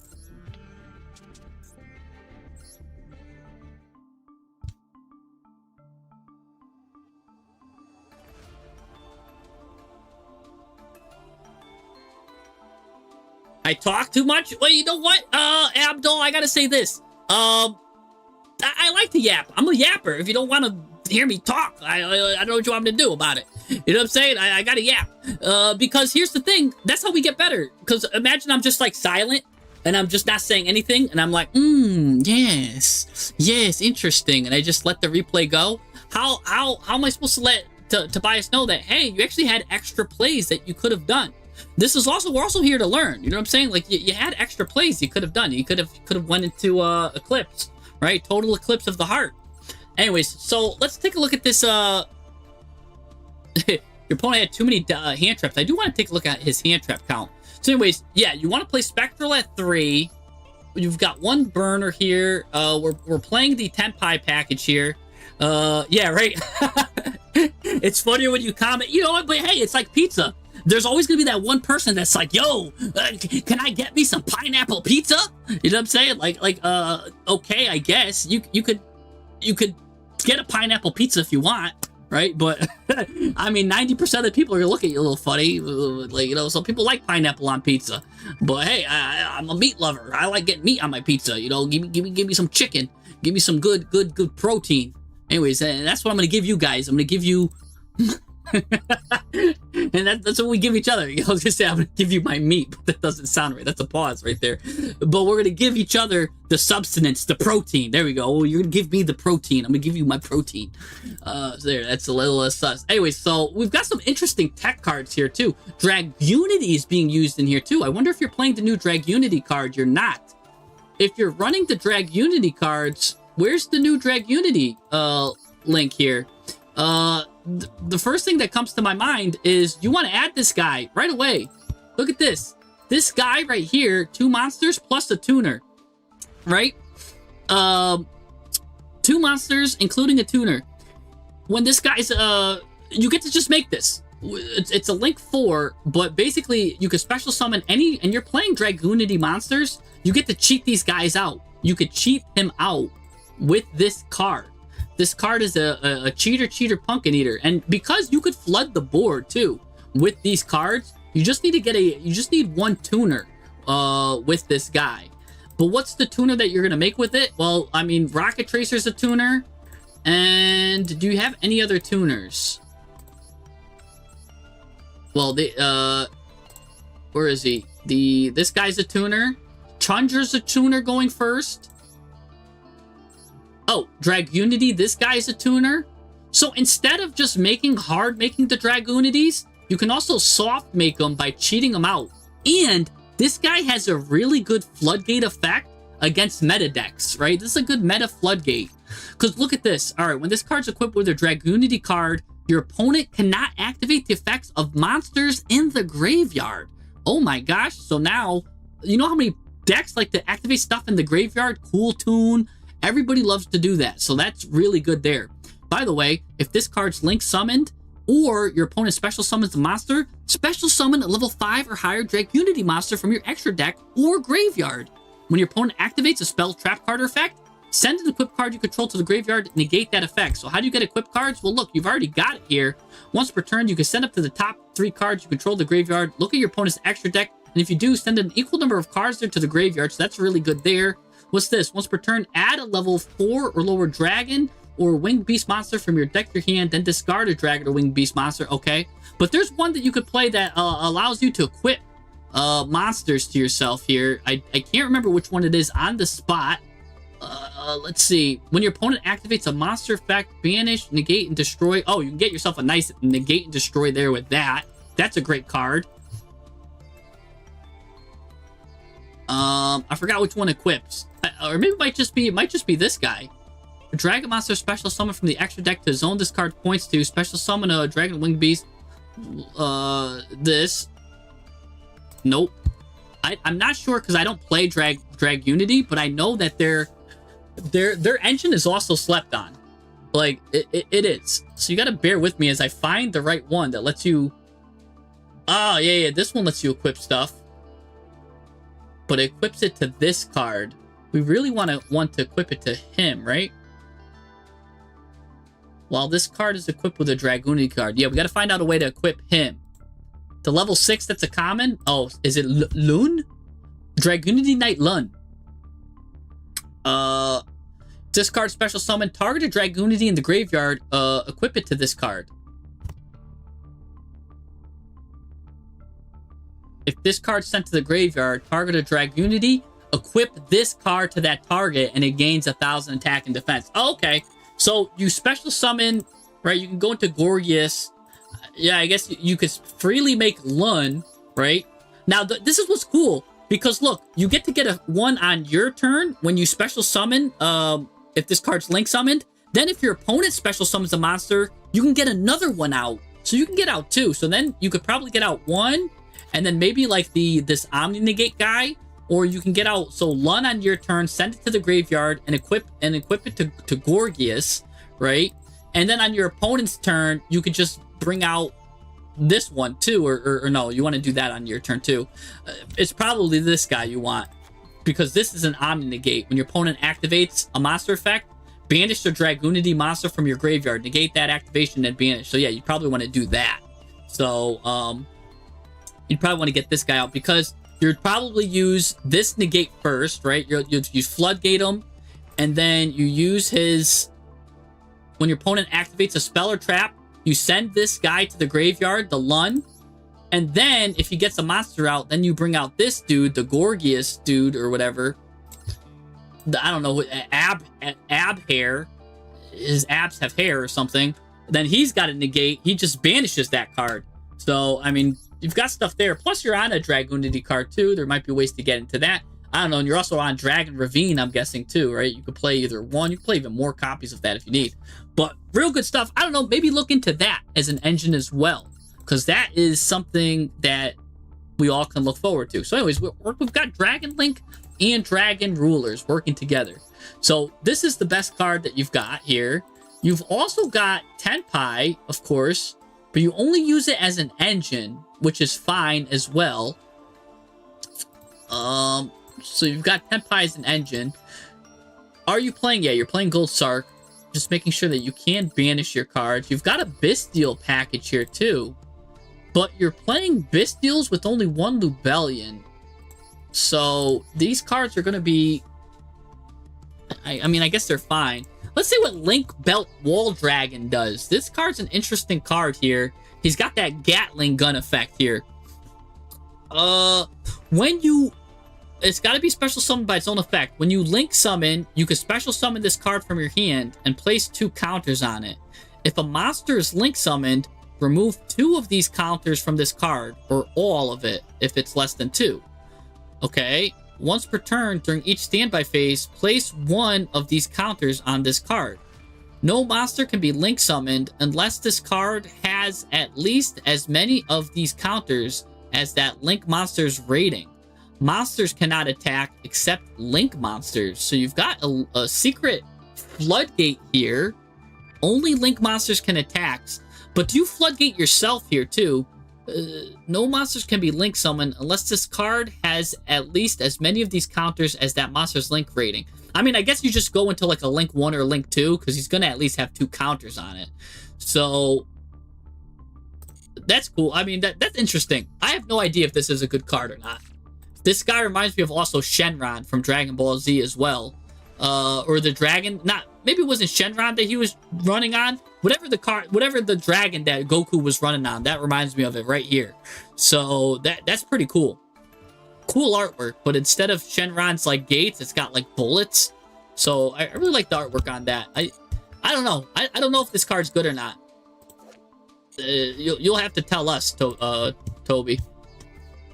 So that's interesting. Oh, you've got another Dragoonity card here you're playing here too.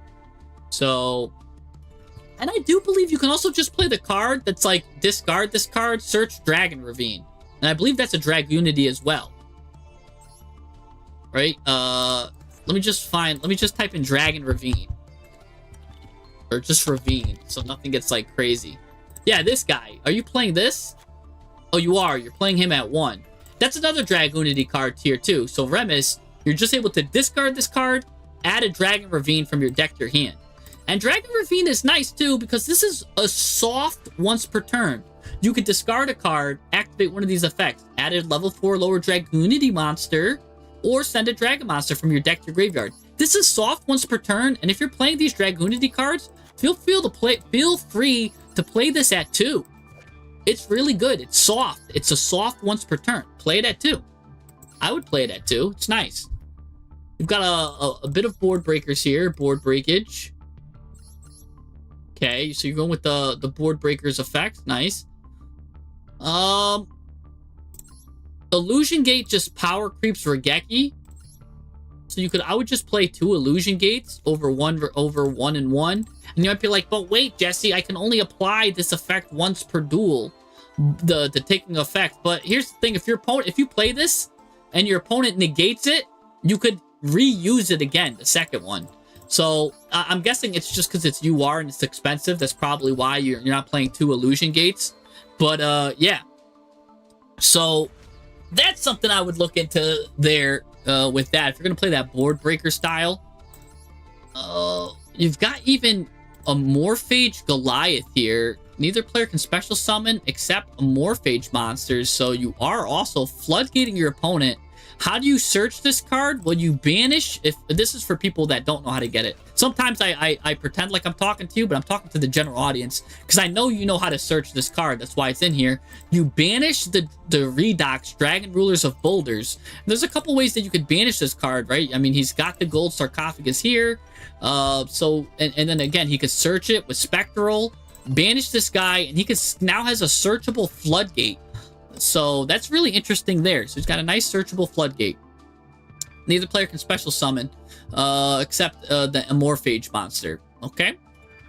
Or, by the way, you can also just put it in the Pendulum. Any card sent to the graveyard is banished instead.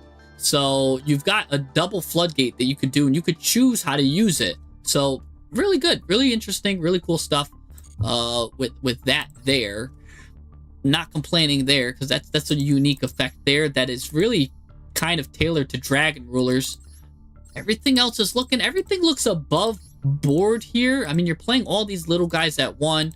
You're playing the Collapse Serpent line, so you are playing the Chaos Space. Chaos Space will also allow you to search Bestial Lubellion. I remember I was like, oh, you're only playing this at one? But you do have this card can search it if you just banish any of your dark. Right, let's say you banish the Dark Silver Rocket Dragon, or you send it to the graveyard. Now you can add a light monster that cannot be normal summoned or set. So you can add Bestial that way. So that is another way to get that. So that's pretty cool there.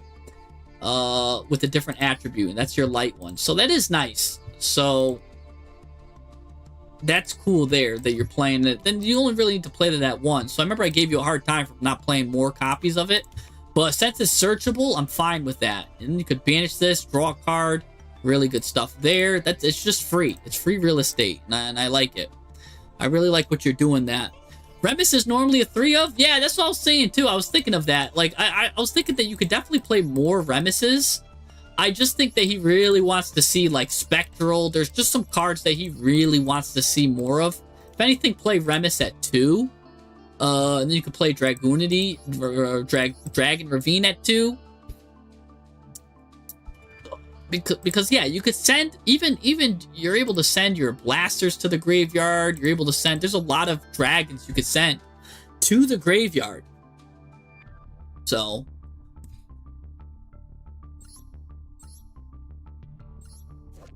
Rocket Loader. This, yeah, that's fine. It's good. Everything is good. Everything looks good here. Tracer is probably another card that you might want to play at 2. Just because it's so good. Rocket Tracer is really good. And you know what? You could also play the... I don't know if you're on it. But Rocket Tracer has its Quick Play spell. That gets it. Oh, right here. Quick Launch. Do you have Quick Launch? Oh, yeah, you are playing Quick Launch. You're playing Quick Launch at 2.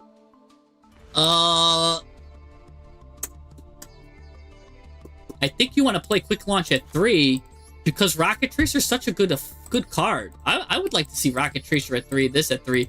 Rocket Tracer does everything. It'll do your taxes. Look at this. Target a card you could face up card you control, destroy it, special summon a rocket monster from your deck. It does lock you into special summoning from except dark monsters from the extra deck for the rest of the turn. But that's fine. I mean, because you're only really locking yourself out of Chasma here. But all of the Boral cards are dark. Unfortunately, the Dragoonity cards are not, though. That's a wind, and this is wind. They are wind, so you will lock yourself out of that. So maybe that's why you're not playing it that much, because you don't want to lock yourself. So because this isn't pure Dragon Link, then, alright, I guess you could play it at 2 and 2. So that's just something to be aware of. You do get dark locked. Wondering. Double interlock. Yeah, you've got a 2-card combo deck. So I do like seeing like these cards that are heavy effects that can do a lot on their own. So if you get your 2 cards, you might see 1 Dark Ruler no more, negate everything. Now you could play. Because otherwise you're going to have a hard time breaking boards. So I do like seeing these board breakers that you're running. And you're not running too many of them, and you're not running too little of them either. You're running 1, 2, 3, 4, 5, 6, 7. About 7 breakers. Normally I like to see 8, but that's fine. You can play 7. That's real good. 7 and 8 is perfect. So you're playing the perfect number of breakers there. But that number of breakers is usually my 40 card deck list number that I like. So maybe you might, sometimes you don't see your breakers, but then you'll see just a high quantity of cards, and you're probably just all gas anyways.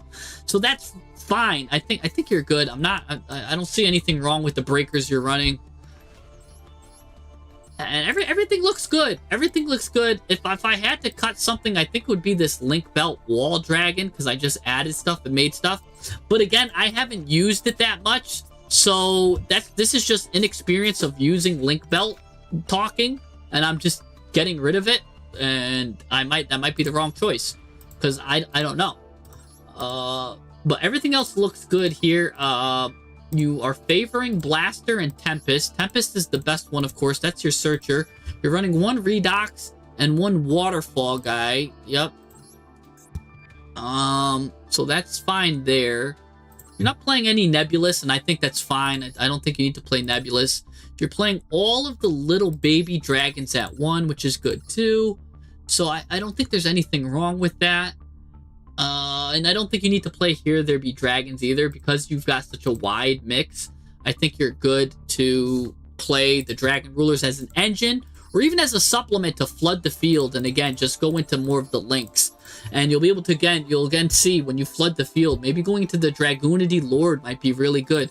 I think you should look into that, Tobias, because I do think that there is a lot of potential there with the Dragoonity stuff there and what we were mentioning. Because that's really powerful, and this floodgate right here, your opponent cannot activate card effects from monsters in the graveyard, is really relevant in this current meta, right? Gotta think of Cool Tune. When they get synchro summoned, all their stuff is activating in the graveyard. You turn that off. So this is a counter to Cool Tune. This is a Cool Tune counter. So counters Cool Tune. What other decks are out here right now? Heroes decks. Everybody and their mom is playing Heroes for some reason. So it counters Heroes because so many cards like to activate in the graveyard. Turn off their Malicious. Turn off their, what is it? Their Dark, I forgot what it is. Like not the Vision Heroes. I don't know. It's one of the Dark Heroes that activates in the graveyard. But there's a lot of Heroes that activate in the graveyard. So you're messing with Heroes, messing with that. You're messing with Mitsurugi, right? When they tribute, they go to the graveyard, they try to activate in the graveyard to come back. Nope, now you can't come back or activate in the graveyard. You mess with Mitsurugi. You mess with Fiendsmith. You're messing with some of the biggest engines, the biggest slop engines that people like to run. So, Draco Tail, yeah, would be affected. They all activate in the graveyard. So, yeah, Terelements, Fiendsmith. Doesn't hurt Horus, though. Contrary to popular belief, because Horus doesn't activate an effect. They just get to special summon themselves. So Horus is still fine. They're in a little exception because they just come out of the graveyard. They special summon from the graveyard. They do not activate an effect. But yeah, Tier, of course. There's a lot of meta decks that'll counter. But I don't know. I've got you to 62 cards, and I don't know which 2 cards I would get rid of.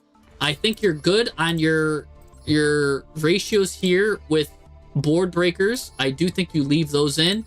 I like Chaos Space. I do like these. Maybe it's Boral Regenerator.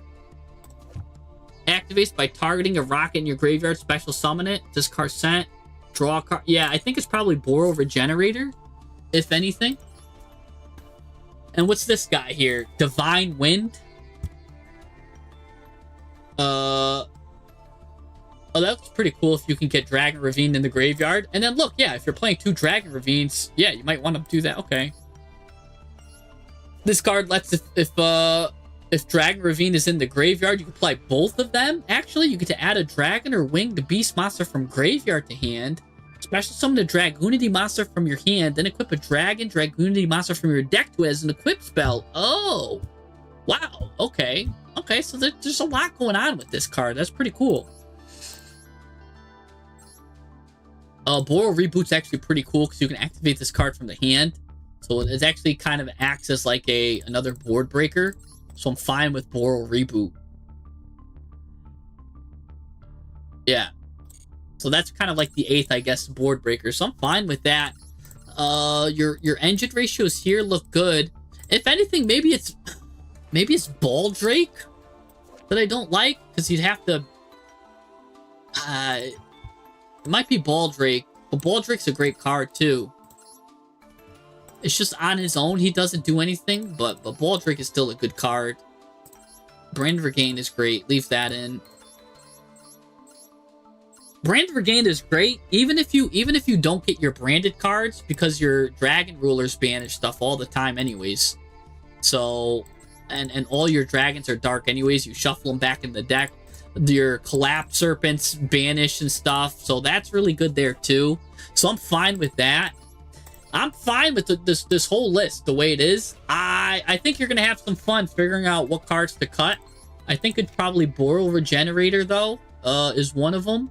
And I don't know what your 61st card to cut is, but this is a good list. I'm very satisfied with your list here, Tobias. So you would say Boral Reboot instead? Oh, so hey, you know what? I'm gonna, you know what? You're the master on this part, on part of the rocket part. I'm gonna trust you on that, so we'll just get rid of that. I'm just gonna let you handle that. You know what's better to get rid of there. You know what we talked about. Maybe it might even be just talents or something. I don't know. You know what to get rid of there. Let me just look at your extra deck. Your extra deck, again, looked kind of fine. I did like everything going on in the extra deck. I do want you to see if you could find room for the Dragoonity engine stuff that we talked about. Again, maybe it's Dispatter then. I don't know how often you get to go into that.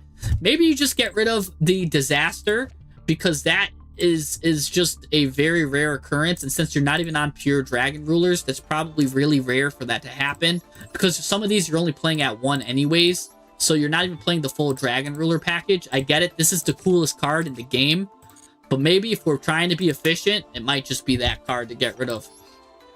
And then probably might be the second one, might be Eclipse, and then you just use the Dragon Rulers as just basically combo pieces for everything else, and just having it be ways to just combo off on your opponent. So it could be that. It could just be, might be the Dragon Rulers to get rid of, make some room. But yeah, you've got some choices to make there, and I'll let you make those. If you don't go into the Dragon Ruler or the Dragoonity stuff, that's fine. Again, maybe you get rid of some of these Dragoonity cards, or maybe you like what you're doing with them. But yeah, well, let's move on to the next one here.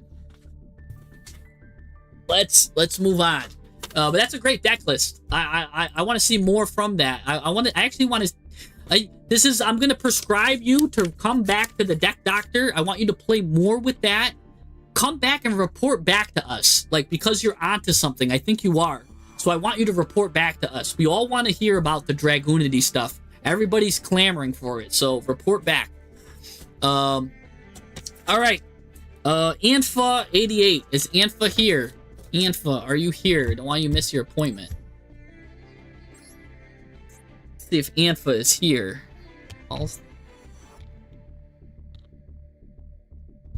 Kazmat.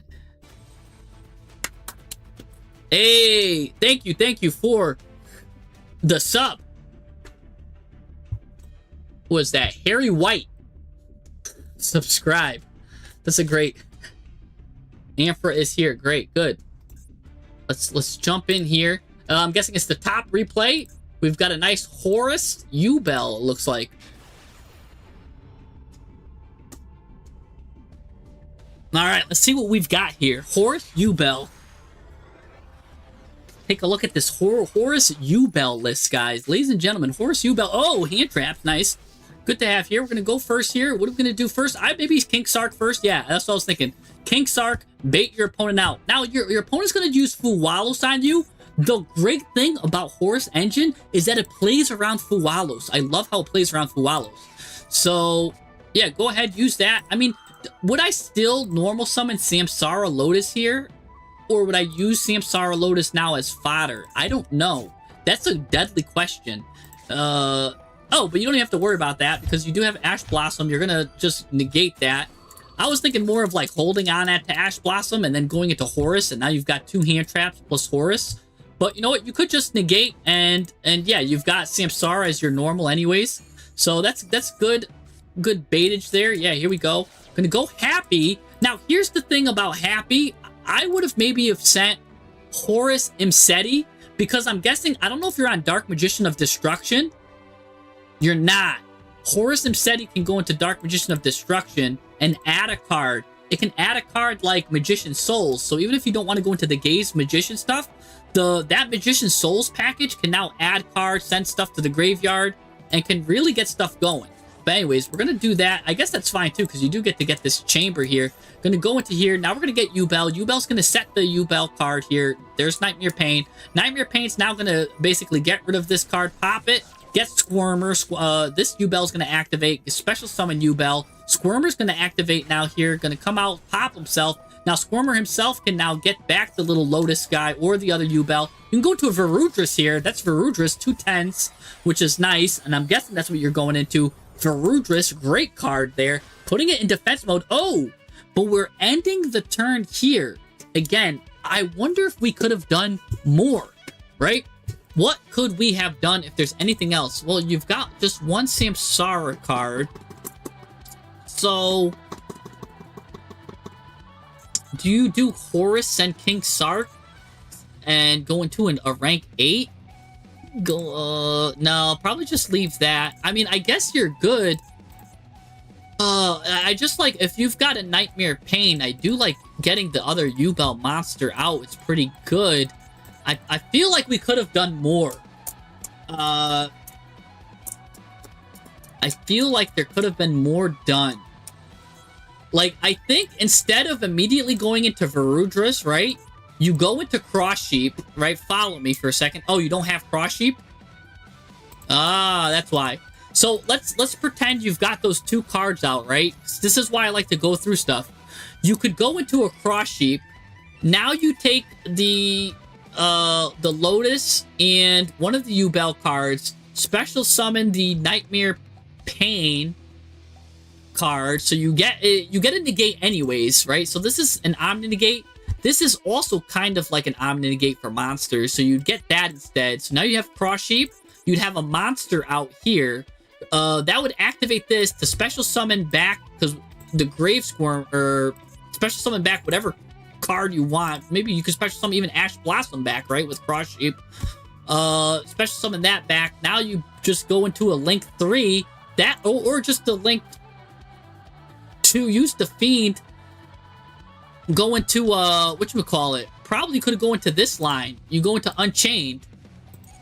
We could get an Unchained line. There's definitely lines we could have went into. There's more than enough stuff that we could have done here. But anyways, let's see what we're up against here. So we're going up against Tenyi Spirit. This is now gonna bounce you. One just makes its normal monster here. So Monk of the Tenyi's gonna come out. Now he's gonna come out. Oh, hold on. He's doing way too much here. Way too much. Well, he's getting out Ecclesia. He's getting out Sword Soul Moyi. I would like him to use this Vishuddha effect. If you control a face-up non-effect monster, banish this card from your graveyard, target a card, return it to the hand. Because what's going to happen is he's going to activate this effect. You're just going to negate it. Oh, you're going to let it fly.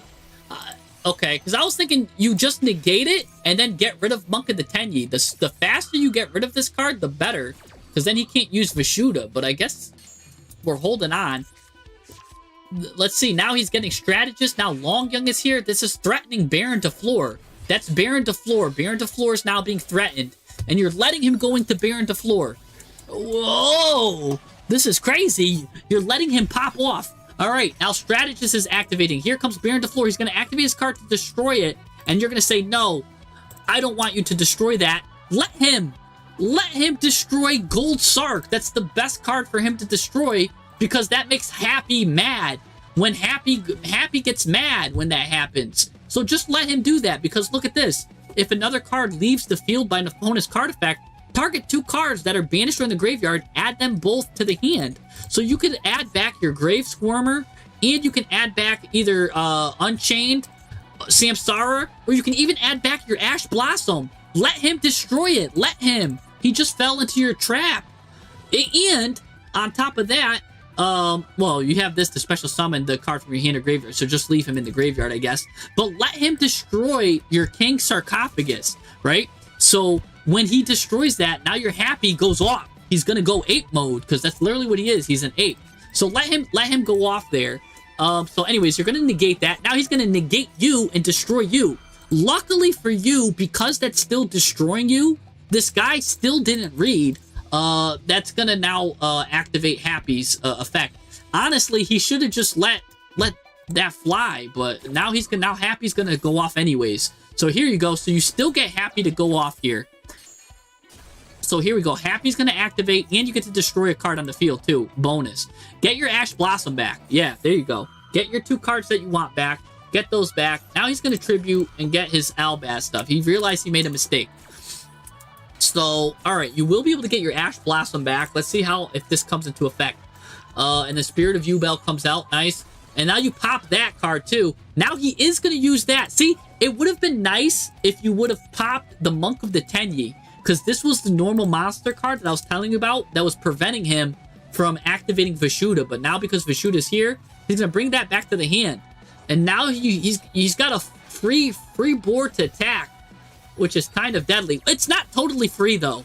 It's not totally free because you did add Spirit of Yubel back to the hand. When your opponent monster declares an attack, you can special summon this card. So you did give yourself protection, which I did like. And I did notice that. So don't think that even if you think that you're misplaying, you are doing some really good stuff with your recovery. Adding that Spirit of Yubel was a great card to add back. Anyways, he's going to add a field spell now, and now he's going to combo off. Good thing you added that Ash Blossom. See, look at that. Now you're countering him with the cards. That should have never been allowed. He should have never allowed you to get that Ash Blossom back. That's a mistake by him. So, everyone's making mistakes here, but that's fine. He's not watching the stream, so he's not going to learn. He's going to now be confused because don't forget, you can also special summon from the graveyard here. Now this guy's out here just chilling. He's going to be able to get 2 cards. Now here comes Yubel. Yubel is going to force him to attack you now. Basically like, attack me. Now he's going to take damage and he's just going to lose. Because he never got rid of his Baron de Fleur, needed to get rid of Nightmare Pain. And he's just going to win now. Or you're just going to win. Look at this. Finish him off too. Oh my gosh. Nightmare Pain. Literally, he saw you add that, and he saw that he had Nightmare Pain. He had to get rid of Nightmare Pain. So, one of the best ways to get rid of Nightmare Pain, if I was the opponent, right, would be to play SP Little Knight, and he's not on SP Little Knight. So, he could have also went into Berserker Tenyi here, because if your opponent activates a monster effect, quick effect, you could banish that card, so he could have banished your card that would have gotten summoned. That would have been good there, too. Again, he had this. This card can just banish stuff anyways. Sword Soul Chengyang. Or he could have been special summoning in defense mode if he knew he couldn't out you. So he couldn't, this way he wouldn't have been forced to attack. So that was some mistake blunders by him. And that's what's really good about Yubel. A lot of people do not read Nightmare Pain and don't realize that you're forced to attack the Yubel monsters. And Spirit of Yubel will punish you for that. So really good stuff there. So yeah, really, you're literally giving him the pain. So let's take a look at what we got here and what we could do to make it better. I already see some small improvements that we can make on this deck. So the first thing I saw immediately was that you were playing Nibiru. Cut Nibiru. We did a whole stream where I played Nibiru, and it went 0 for 9. That's how bad Nibiru is in the meta right now. It went 0 for 9 in my hand in a full stream that I played it at 3, and I was played it at 3 just to prove how bad it was. And every time it came up, it went I think it went 0 for 8, 0 for 8 or 0 for 9. Either way, it was 0 for a large number. And every time it was in my hand, my opponent either had a negate ready before it was ready to come out, or even if it did like pop off, the opponent was able to just keep going on anyways because it was a meta deck, or the opponent didn't even summon 5 times, right? They're on like Labyrinth or something. It went 0 for 9. So just immediately cut that, and now we're clear to add some more cards. And I'll tell you what cards that maybe you should consider adding, right? It's going to be Dark Magician of Destruction.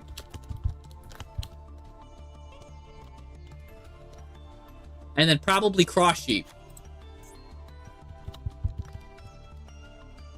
Right? So well, that's for the extra deck. I'm getting ahead of myself. For the main deck, you're going to want to add Magician Souls. Right?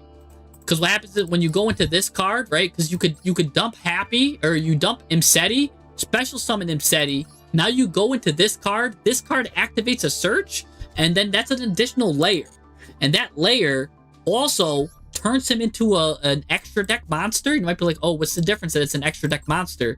You turned your Imseti into an extra deck monster. Now any two monsters, when you go into SP Little Knight, you activate her bonus effect. Now you got yourself a board breaker there too.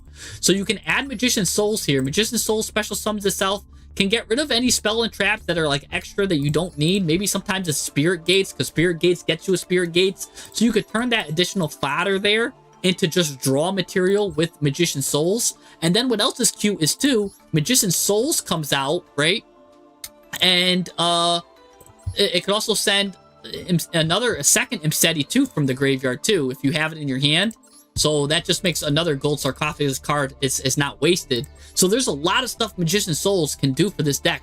But when it comes out and you've got the Dark Magician of Destruction, this now is a free SP Little Knight. So now you got yourself a free board breaker from this Horus card.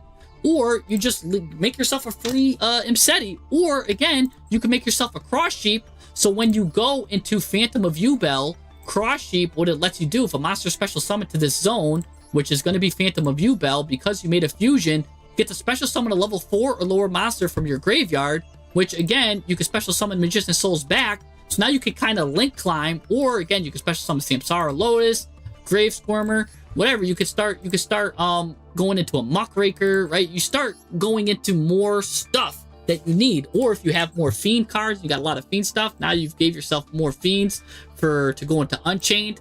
Really, really good stuff there. But Magician Souls is definitely a really good card to pair with Horus, because if you don't know about this, you could just special summon this when you activate a spell, which again, you're activating King Sarcophagus. All of these are deadly spells that you're going to be activating. You just turn your Horus into this, and when this card gets summoned, you get to add Magician Souls for free. You don't even need to play Gaze of Timaeus or Dragoon, any of that stuff. You just need to play a Magician Souls, and that's pretty good. So, really nice there. So, I do like that. Oh, and Thermito has a great point. This is still, Horus is level 8.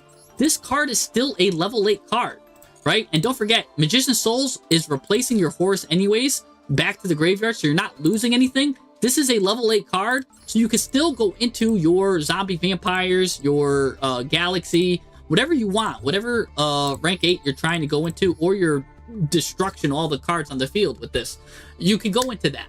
So that's still able to go into, and probably this card probably, I don't think he would go into this one that much, because Horus alone can just clear the boards really well with everything you got. So 99% of the time, you'd probably rather want Happy and Horus just attacking with King Sark than this card. So we'd probably want to get rid of this, honestly, because you probably don't go into Karunix that much. Anyways, but before I get there, so Magician Souls is a really good card. So yeah, and then of course, yeah. So there's a lot of cards that you could just bring back, and don't forget, when this card comes out too, you send 2 spell traps from your hand or field to the graveyard, draw that many cards. You could get rid of these cards once they did their job. The Spirit Gates did their job, and you control level 10. You can get a continuous card back too. You could just send them to the graveyard and just draw off of it. And then don't forget, Spirit Gates can get you a Spirit's Gates. So when you get a second one, it's fine. So because these guys search Spirit's Gates anyways, so you're just really just getting free advantage. And there's nothing wrong with putting in this Magician Souls. If you're taking out Nib, you just added yourself a free card. This is great right here. So yeah, that's one card I would add right here is Magician Souls. Now you're playing a if you're gonna play the hand trap approach too here, which I see you growing 2/2, and I think it's really good. And you saw how Horus is able to bring back your hand traps. I want to see you running more hand traps then. I'm not the biggest fan of hand traps, but when you're gonna run a small package, a small 40 card deck, feel free to play more hand traps then you've got a free card. Instead of Nib, make it be Imperm then, you know what I'm saying? Like, just load yourself up with more hand traps. This way you'll Imperm is infinitely better than Nibiru anyways. So this way, when that Happy activates, you're adding those traps back, you know what I'm saying? You're adding these deadly traps, or again, you're adding these things back to the hand, which can do stuff. So now you've got multiple different ways to interact with your opponent. Or maybe a Dominus card, right? You're pretty much all of these are dark. This is a light though. You've got a couple of lights. But I'm pretty sure Dominus would work really well with you too. Oh, but these are Earth. Let me see. Would Dominus work here? Not this one. Light, Earth, and Wind. That would turn her off. So maybe not. Maybe not those. But, yeah. Oh, Noble's got some replays for us. It was a struggle. I wonder if he won or lost. Well, I'll make sure I don't look. I want to be surprised. So, nice. He's got two... Super Poly is good with U-Bell too, especially if you're running U-Bell Loving Defender, which he is running. Super Poly is a great card, so if you don't want to run in Perm, yeah, you can run Super Poly. I don't like running Super Poly at 1 though, because, and then you'd have to play the more Super Poly targets, and your deck does look pretty tight, so maybe not. But if it wasn't so tight, again, there's probably some cards you can get rid of, like Garunix. You are running a K9 package. Maybe we don't want to play the K9 package, right? Hear me out for a second. If you don't play the K9 package, right? Because this is just Warriors level 5, and you get to special summon stuff from the graveyard, right? If you take the K9 package out, right? This leaves you with a lot more room to play hand traps, right? So go ahead, play Droll. Play an Ogre, play a Veiler, right? Get a quantity of hand traps that you want. Heck, even a Fuwalos here could work. You know what I'm saying? Like, get yourself your quantity of hand traps that you want, like your ratio of hand traps, and that works then. When you're playing a small, tight 40-card deck, and you can get how many hand traps? 1, 2, 3, 4, 5, 6, 7, 8, 9, 10. I normally like to see like 15. I do like to see more.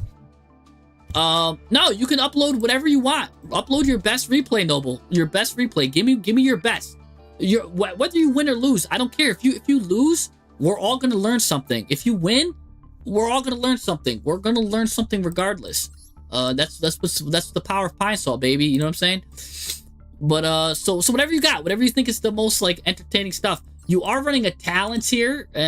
Again, Talents is gonna get you a normal spell, which you don't have anything normal. So Talents is kind of, or that's Thrust I'm thinking of. You're going to draw 2 with Talents. That's fine. Talents is fine. Your Eternal Favor is interesting here. I think you could just turn this into another hand trap, honestly. And you'll be better off. And I'm probably one of the people that are against hand traps the most. But I want to see, if you're gonna play a hand trap approach, you've got to play a hand trap approach. And we saw how well it works with Horus. With the Imseti, we're happy. But if you're not gonna play a hand trap approach because you want to see at least 2 hand traps in your hand, if you're not gonna play the hand traps, then don't play the hand traps, right?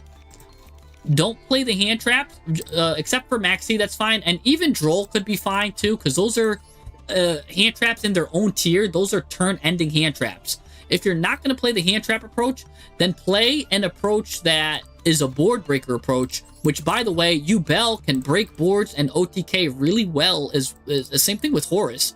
Play a board breaker approach or a gas/board breaker approach, which would mean that you'd want to probably play either like 3 of these, or the board breakers. Then you start playing stuff like droplets, right? That lets you play your polys.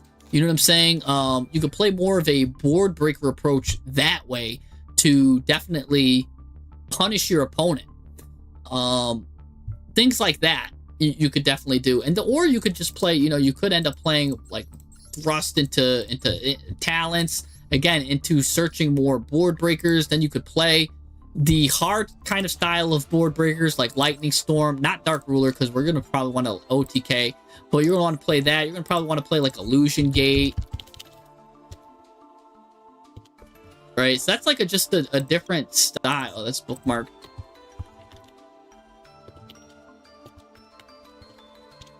Right? So you could play like a style like that. Duster.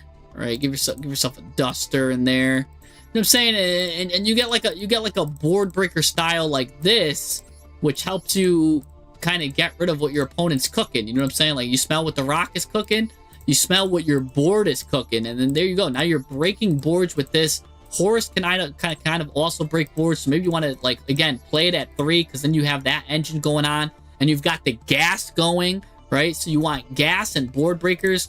Maybe bring Lois then. Now you could bring Lotus to 3, right? Because she's such a good normal summon. You pretty much always want her at 3. And this could be a list that you're running too.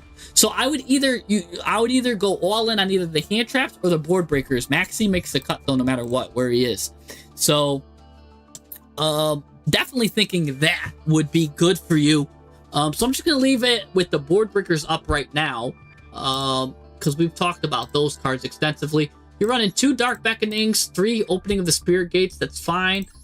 Dark Beckoning Beast can also search these cards, or like search a. The only thing is, this card can't search another one of its own, which is fine. But it can also search the Spirit Gates, which now we have a way to get rid of it with Magician Souls, which is fine. Again, you've got 2 8s. The only way you're not playing any other 8s, so the only way you're going into those rank 8s were through the Horus cards. And I'd honestly, if I liked how you left like Happy there instead, like, so you're probably not even gonna go to Photon Lord that much, because honestly, Happy on its own, just chilling, is sometimes better than this, because you saw how Happy giving you that Spirit of Yubel won you the game. If you went into instead a Photon Lord, all you give yourself is a monster negate. So again, you could probably cut that, and that gives you extra room in the extra deck. I could see leaving Zombie Vampire, because that's really good. Bringing these 2 cards, and then you get your Horus combo online, really strong. Or the same thing too, you're getting your 2 Fiends online. That's really good there. So I could see you doing that. Maybe you could lean into more of the Unchained stuff. Like, again, I've seen some more like Unchained packages, like a little bit bigger. But I mean, it's fine. It's fine. This list looks pretty good. This looks like a solid list right here. Oh, and you are playing. Sorry, I didn't see the other Chaos Beast.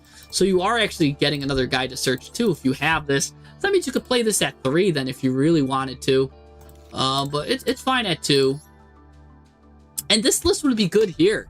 I think this list would be good here. In fact, Nightmare Pain is so good, I think you'd want to play it at 3. Play Nightmare Pain at 3. If you want to bring that back down to 2, that's fine. But Nightmare Pain is so good because that adds your Yubel, and you're really looking for Yubel starters, and you really want to destroy the Yubels and destroy stuff. It's really good. So I don't see a problem. I don't. It's fine. This is looking like a great list. This is a powerful list. You've got extra slots now freed up. Go into whatever you want here. Yeah, when the Unchained support comes, Unchained's going to be really good stuff. But yeah, look into again, maybe more link climbing. Again, that cross sheep line. This line is really good. You can also play this at 3 now too. So you could just use one with cross sheep, go into something, then make another one. You know what I'm saying? Like later, because you could really, especially if you go into the Zombie Vampire and mill a lot of these things, pretty good. If you decide to make this into a 60 card list, that's really good as well, because a lot of these cards have really good graveyard effects. It will let you play like Squirmer at 2. It'll allow you to play Grass, right? Actually, maybe you can even play like you could really fatten yourself up with some of these cards, and then you get free special summons with Phantom of Yubel. And that's something to think about if you're into like bigger decks. Something like that would work, because again, a lot of Horus works in the graveyard. A lot of these cards have some good graveyard stuff going on. Squirmer works. Again, you could turn these cards into stuff. It lets you search. Opening of Gates can get any of your 0 Fiends. A lot of stuff works in the graveyard. Also, Spirit Gates can grab a continuous spell if it's in the graveyard and you got a level 10 out. So there is some really good synergy with the continuous stuff spells, even if they get milled into the graveyard, because of what you have. So a lot of this deck could even benefit from being a 60 card grass pile, but that's just another version that you could think about playing. So How does Horus synergize well with Yubel? Well, here's the thing. Horus, we talked about it, can go into Dark Magician of Destruction. Dark Magician of Destruction adds Magician Souls. Magician Souls can send these excess Spirit Gates to the graveyard. And then don't forget, a Spirit Gate can add a Spirit Gate back.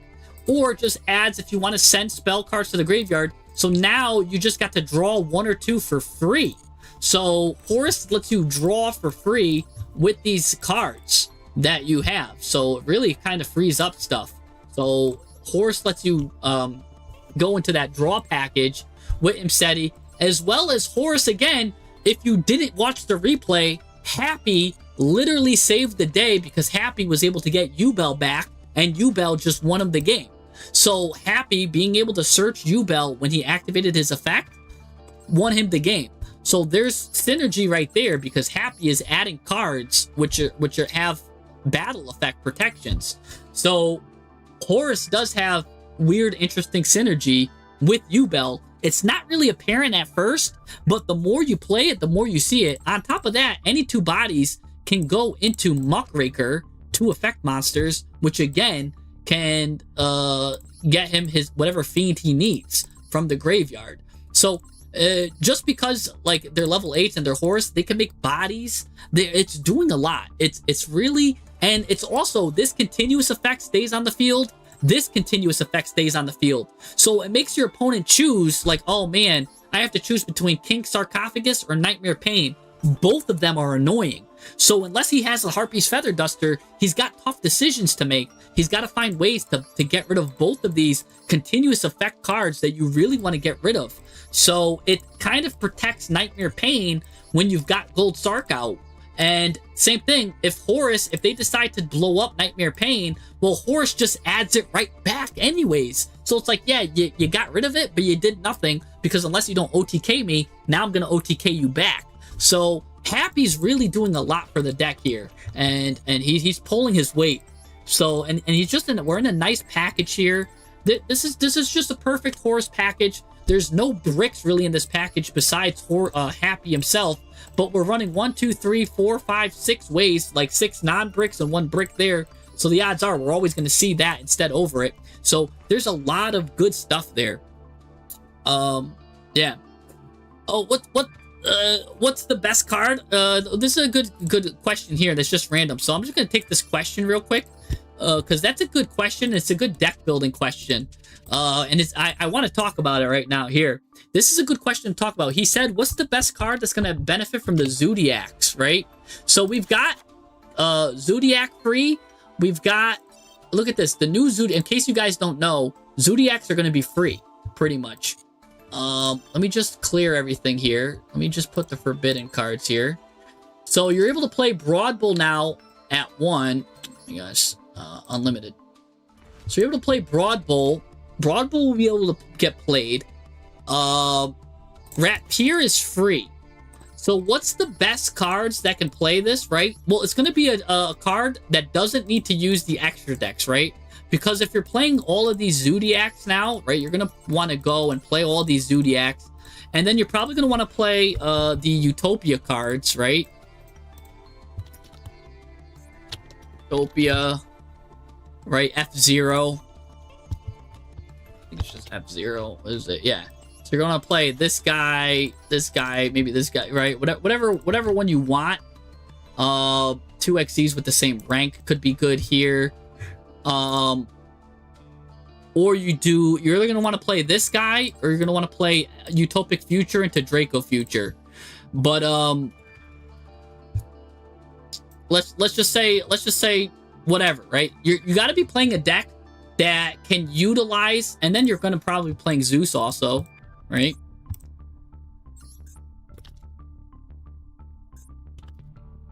So if you're on a Zodiac package, right, you're playing something like this. You might even be playing 2 Zeuses. Now, what you see here is these 6 cards are taking up a full 11 extra deck spots, really. Well, maybe it's 10, because it's either like 10 or 9, because you're going to choose between either this or this. But you're taking up a lot of extra deck slots here, because Borbo attacks directly, lets you go into Zeus. So you've got some real good stuff. Chaka 9 and Tiger Mortar together get you into this line here. You've got a negate with Trident, and this guy's flooding the field now with the Zodiac cards. You might even be able to play, and you'll probably be playing 3 Fire Formation Tankies as well. So you've got like a package like this, and you might even be playing like a Thoroughblade or a Bunny Blast, maybe even at 1. Maybe not Ram because that's just the trap protection. But I could see Thoroughblade because that draws you a card, and then Bunny Blast because that's the spell negate. So maybe you're playing a Bunny Blast, maybe you're playing a Thoroughblade, or maybe you're also playing the where is she? Or maybe you're playing a Whiptail to banish a card your opponent controls. So maybe it'll look something like this. So you've got a nice engine like that, right? But you're playing, you're consuming. I mean, if you don't want to consume the whole extra deck, why are we playing Zodiac? That's what they do. They excel at getting Borbo attacking directly, going into Zeus with 6 materials. Now you've got a Zeus with 6 materials that like just blasts everything. Or you go into a Trident, you're able to pop a card, right? Get another card out and then turn into this. So it's a very good board breaking deck. That's what you're going to do if you're going to play Zodiac. I can't see why you wouldn't want to play Zodiac unless you're trying to play this guy to search a Beast Warrior. And then the only card that's really got a good Beast Warrior would be like Radiant Typhoon. So if you're playing a small package to search Radiant Typhoon, that's fine. But Radiant Typhoon has plenty of... They don't need the search. Maybe the new Joey deck that's coming out to search Panther Warrior. But normally, you don't need the search, because if you needed to search Beast Warriors, you'd be playing Tanky. And not many decks play more than 3 Tankies anyways, you know what I'm saying? So, really, Broad Bull coming back isn't as devastating as you've seen, because Tanky's already at 3, and people aren't even playing it at 3 in the decks that need Beast Warriors. So I don't think you need to worry about that. So it would be in these decks that are playing a vast quantity of extra deck, which means that it's going to go best with decks like ritual decks, like Mitsurugi.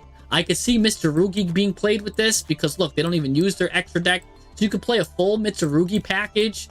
And then, look, they're also level 4 as well. So now you've got level 4. You got rank 4 stuff, maybe. For the rest of the deck is rank 4 stuff. Maybe like a Typhon. But, like, Mitsurugi would work really good with this. Anything that's not using your extra deck. Also, there's certain pots. Now you kind of unleash your pot cards with this. What do I mean by you get to unleash your pots, right? You get to play this at, like, 2 or 3. Because what does this do? Target 5 monsters in your graveyard, shuffle them to the deck, draw 2. Again, all of these go into the graveyard in 1 turn. So it's free. You get a free draw 2, basically. So Pot of Avarice goes really hard with this deck. You might want to play it just at 1 or 2, though. Maybe not 3. It's not even once per turn, which is crazy. So if you do end up getting a big mill, but that's probably like what your engine's gonna look like if you're on the new Zodiac stuff, right? Zodiac. This is what it would look like.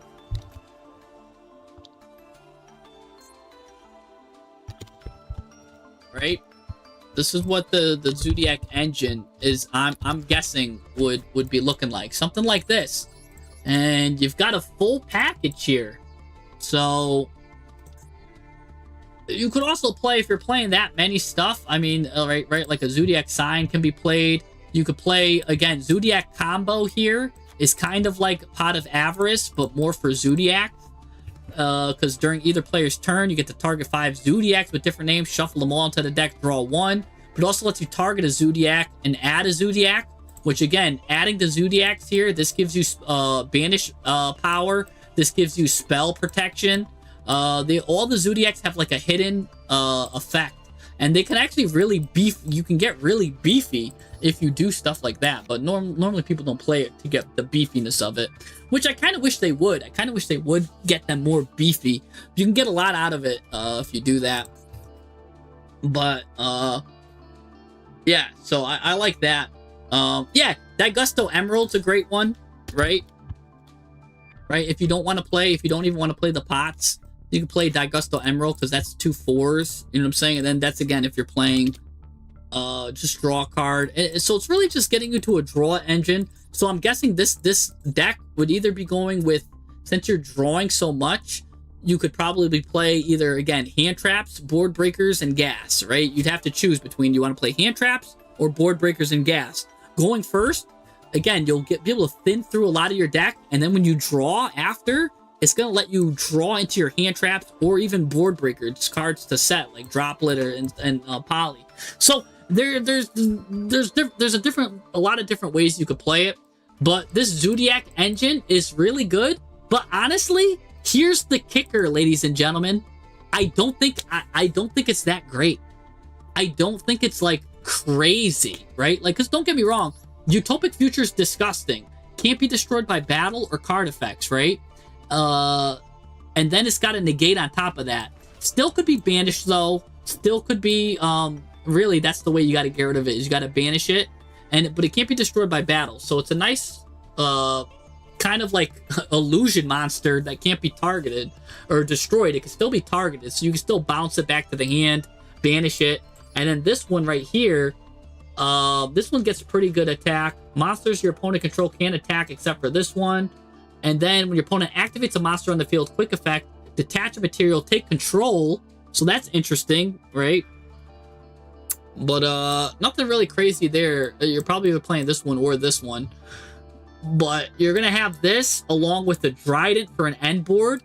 Trident is really just a discount Ryzeal detonator. Once per turn, quick effect, detach, target a face-up card on the field, destroy it. Detonator did that like 5 times. Detonator power creeps Trident. So I'm not even scared about Detonator, nor am I scared of this card. So their end board that they add is not that much better than what a Ryzeal end board was doing. On top of that, the Ryzeal board was doing much better. So maybe Ryzeal would be a good package to just play along with this. Because again, you're locking yourself into XZs. Ryzeal can end up doing a lot here.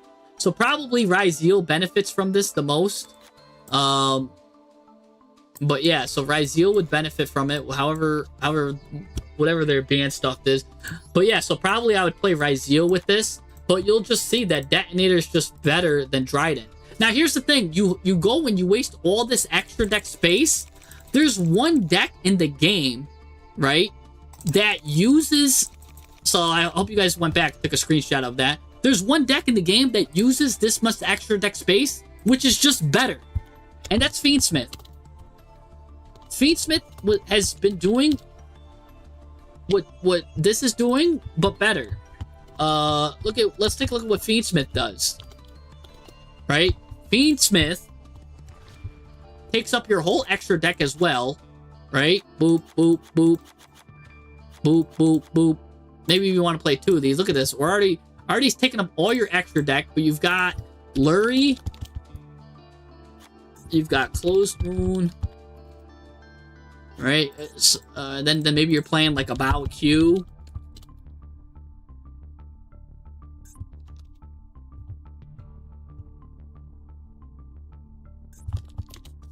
Right? Maybe you're playing a Bow Q with this, right? Like look at this. So this is already like 9 spots if you're playing like Fiendsmith up. Or, right, you're playing the DDD card. Right? Like it's just right? Necroquip. Right? Like, so in the same sense, Fiendsmith takes up a lot of space as same thing as this, except Fiendsmith is just, probably don't want to play her 3, maybe at 2. But the Fiendsmith just does what it does better, right? Doesn't need to go into, so this is the Trident effect, right? Requiem into Engraver. That's what Trident does. It kind of, that's your pop right there. So it's got the Requiem effect as you're doing the Fiendsmith, and then it's threatening so much more. It threatens, again, it gets that negate out, which that Utopic Future guy has. You can make a towers with it. Again, you can go into Necroquip Princess and draw one if you've got Engraver in your hand. So it's got the draw effect in it. It's got pretty much everything. It's got piercing damage, which again, the Trident card or the Zodiac cards add, right? So Zodiac, right? Because what did I say? It was yeah, see, this one's your piercer here, so Thoroughblade.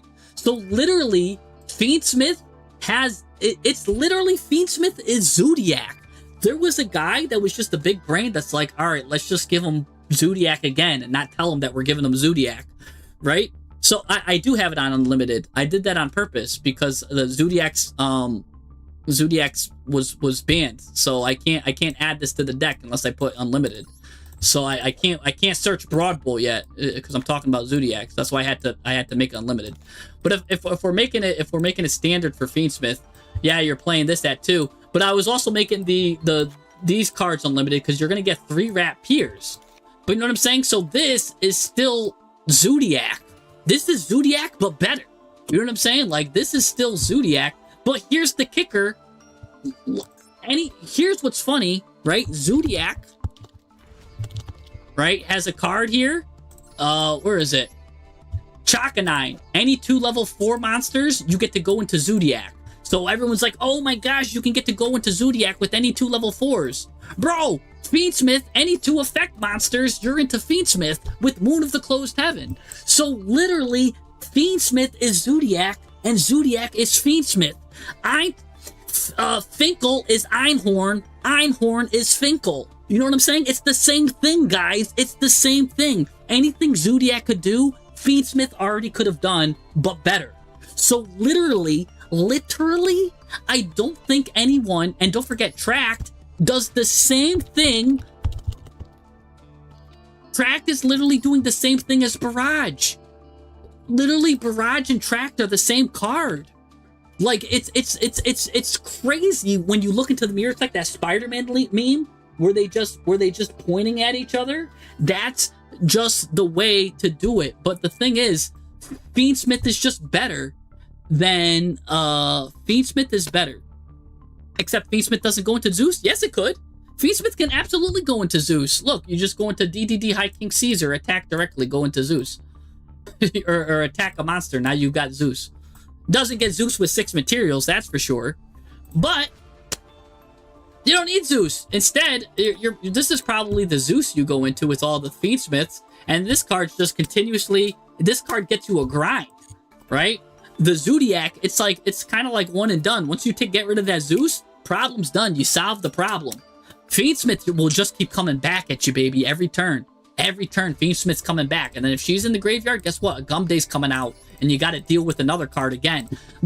And on top of that, Fiendsmith is burning you. Fiendsmith has like so many different ways to win. And so I think Fiendsmith is, and here's the thing, Fiendsmiths are using links, they're using all different stuff. So even if your opponent does like Dimension Fusion on you, it's not getting hurt. And here's the kicker. Fiendsmith can play under Droll and Lockbird really well. This is like the Droll and Lockbird counter. Once you go into Fiendsmith, any 2 cards, right? If you're going to do Zodiac, Zodiac can't play under that as well, because when Zodiac goes into Broad Bull here to add a card, you can't add a card because you're under Droll. So Zodiac loses to Droll. So here's the thing, ladies and gentlemen. Yes, when those Zodiac cards become free, expect them to be like flavor of the month for like this long. But ladies and gentlemen, if you've got Fiendsmith, just play Fiendsmith. It does exactly what Zodiac can do, but better. So I'm not gonna be going head over heels to play all these Zodiac cards. When again, it's Fiendsmith. Just I hope people play Zodiac against me, and when they could have been playing Fiendsmith. I hope so. I hope that's what they do, because I know what they're gonna get. They're gonna get a half towers. When again, Fiendsmith can make a much better towers, right? Because they go into the F-Zero Utopic Future line, but this is a much better towers if you want. Or, right, we can go into this. We just have more options with Fiendsmith. Zodiac is just like, that's it. That's what you get. Yeah, I give Zodiac 3 days. I'm glad you're giving it that much. But, so, that is really, Finkel is Einhorn, Einhorn is Finkel, Zodiac is Fiendsmith, Fiendsmith is Zodiac. They do the same thing. Same thing. Except Fiendsmith has a little bit more grind, and I think Zodiac gets the advantage when it comes to maybe like the triple Zeus, which is cool. But again, they both board break really well. I think they both board break. They have to give up their battle phase for that, but it's fine. I mean, it's fine either way. Like, I think Fiendsmith. I'm Team Fiendsmith. I don't know about you, but maybe it's just me. I'm gonna do a poll right now because maybe I'm yapping. Maybe it's just me yapping, and I don't want to bring. I should have took this poll before I did this, right? But I'm gonna do a poll right now. Are you Team Fiendsmith? Or are you Team Zodiac? Right? Because maybe I'm yapping. Maybe I'm wrong. Maybe Team Zodiac is where it's at. Right? Which one do you think's better? You guys Team Fiendsmith or Team Zodiac? And I know I just did a rant, so I completely biased you guys. But I just want to see. Maybe there's some Zodiac people out there. So just do a poll right now. All right, and while that poll's going, let's go to the next one here. We've got some replays we've got some replays from Noble. Noble, you're here, right? Let me cook. Noble's cooking for us here. He's got 2 replays. With what is this? What does he's got here? I don't even know what these are. I don't even know what you're on. Are you on the Mayakashis?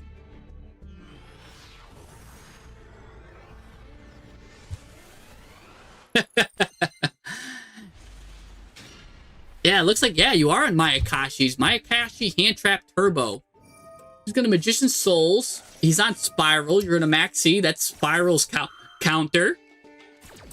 Okay, he literally can't do anything now unless he wants to give you 20 cards or take the Maxi challenge. Quick fix.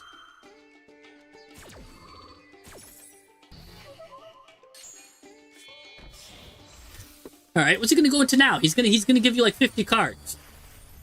Assembled Nightingale, end your turn. Yeah. Oh my gosh. Assembled Nightingale is a great card to go into here. I like that he did that because this plays under like kind of Maxi well because now it's you detach and now you won't take any battle damage. So that's really good that he did that. So I like seeing him doing that. I used to go into Nightingale with Snake Eyes. Snake Eyes, especially when everybody was playing Tenpai. And if I got Maxi'd, I would go into Nightingale and Tenpai players would get ruined. So I'm a big fan of Nightingale here. Anyways, now you get to play here. You get to search the Mayakashi trap here. He's gonna droll you. Ooh. I want to see what you do here. Now, no, and you get impermed. Oh. You've got a small world in your hand, though, but you can't add anything. So what happens? What do? You just give up? Battle phase. Can't get hurt. But now he's on Spiral. Let's see if he's got a crackback. He does not. He's going to go into Zeus here. We just talked about Zeus.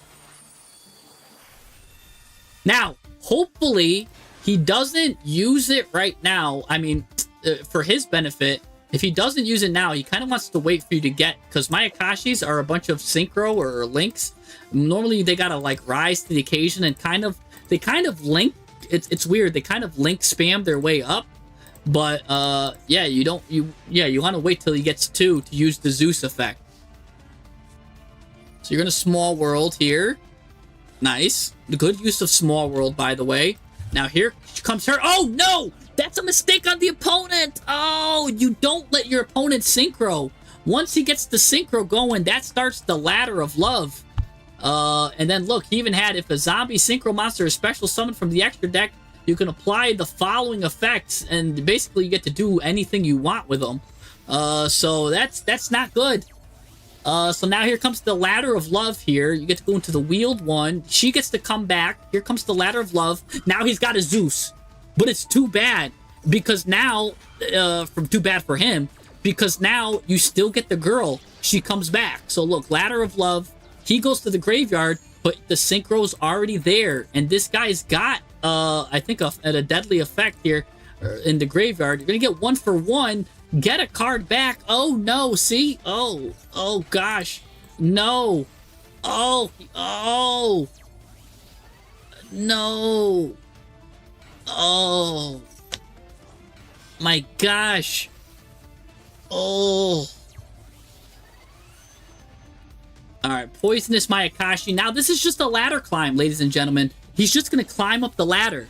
It's like a tables, ladders, and chairs match. He's just going to climb up to the 6, to the 4, to the 2. He's just going to climb up by 2 or 7. He's going to go up to the 9 now. You're just climbing the ladder. It's just like Link climbing. And now we're at Yoko, the graceful Mayakashi. She's going to come back. Now I think you can keep climbing. Look at this, baby. Climbing the ladder. Look at this. Climbing the corporate ladder. Gonna go into the skeletal Mayakashi now. I think he's the last one. Now you can start going into the Link ones, right? Or is there a Link 13? No, I think, yeah, now you go into the Link. Now you start climbing the Link ladder here. Look at this. Link 2. Now into the Link 3.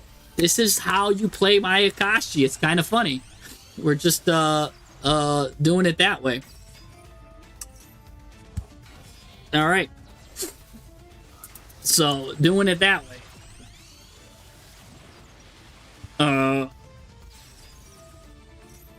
Okay.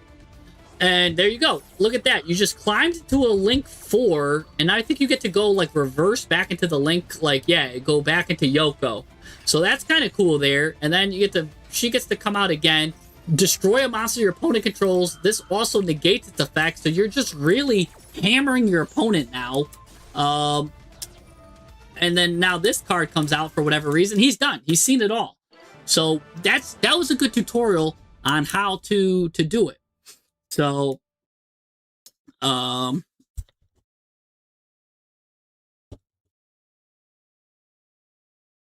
okay. So that was a good example of that. All right. Let's see another replay here. So that was good. I liked watching that, how it worked. While that one's going, let's see how the poll did. Let's end the poll.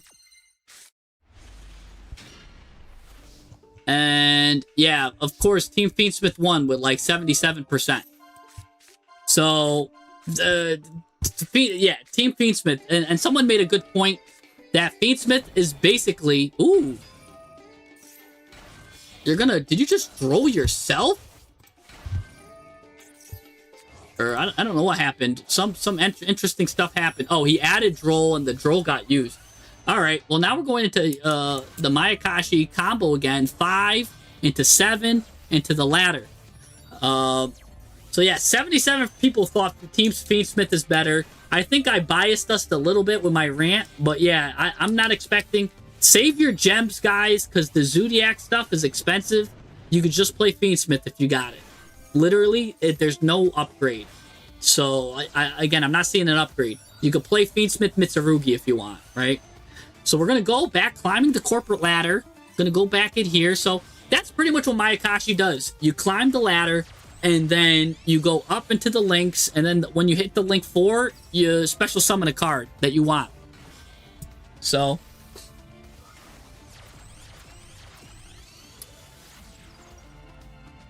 Yoko Ono too. That's a nice name. Isn't that the Beatles' wife or something like that? Yoko Ono? I don't know. Apparently it's like supposed to be like one of the prettiest girls. But anyways, here comes Yoko Ono again. It's gonna come out, and now this comes out here. This is a nice play under Droll too. And you've got the hand traps. This is a good package to play with hand traps here, because you pretty much want to end their turn so you could do your link climbing stuff. And it does a nice little control deck here. Negate any activated effects of your opponent's banished monsters. If a monster is special summoned from the graveyard or monster effect is active in the graveyard, target another face-up monster on the field, change its attack to 0 and negate its effects. You can do that twice per turn. Okay. And not to mention, when he gets rid of this card, all of these cards in the graveyard are going to get mad. Like, they activate here. Like, if a link monster is destroyed, guess what? Banish another zombie monster, special summon this card. And then if he's special summoned, guess what? He's going to be, this face-up card is going to be unaffected by everything. So, and then if he somehow gets rid of this, then this guy's going to come out. And if he gets rid of that, this guy's going to come out. You know what I'm saying? So it climbs back down the ladder too. So that's what's really cool about that.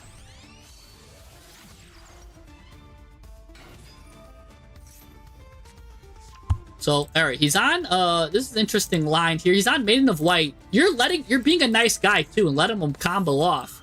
You could have hit him with some of these, but you know what? You're like, I'm gonna let you do what you want. I'm gonna let you cook. You're literally putting your name to the test. I'm gonna let you cook. Go ahead. So now he's gonna do that. Get his blue eyes out. This could be Ghost Bell right here. Yeah, that's a good spot for Ghost Bell. I'd Ghost Bell that too. Because yeah, he really wants to get his blue eyes out. So that's funny. So no blue eyes for you. He's got to end his turn. And now here comes, she's going to banish herself, get this card. This card's going to be like, guess what? I get to destroy a spell or trap for free. Get rid of that chaos form, but that's going to make Jet Dragon come out because he's got a blue eyes in the grave. That's cool. But now your opponent's going to be in real trouble because I don't know what you do here. Ooh, he's got True Light. Going to get his blue eyes back. And that's going to also... No, that's going to negate that guy's effects because he's special summoned from the graveyard. So that's cute. Now we go back into Yoko. Yoko's going to pop a card, I believe. No, he doesn't need to pop a card. I don't even know what's going on. You're going to go back into the zombie guy? No, you're going to ice. I don't know what you're doing, but I'm just enjoying it. I'm along for the ride, baby. Let me just watch this. So these two are now going to go into the Link 3. Oh my gosh. She's going to come back. Battle phase. Whoa, you purposely destroy yourself to bring back the skeleton. Oh, and I forgot that. That's good synergies. These hand traps are also zombies.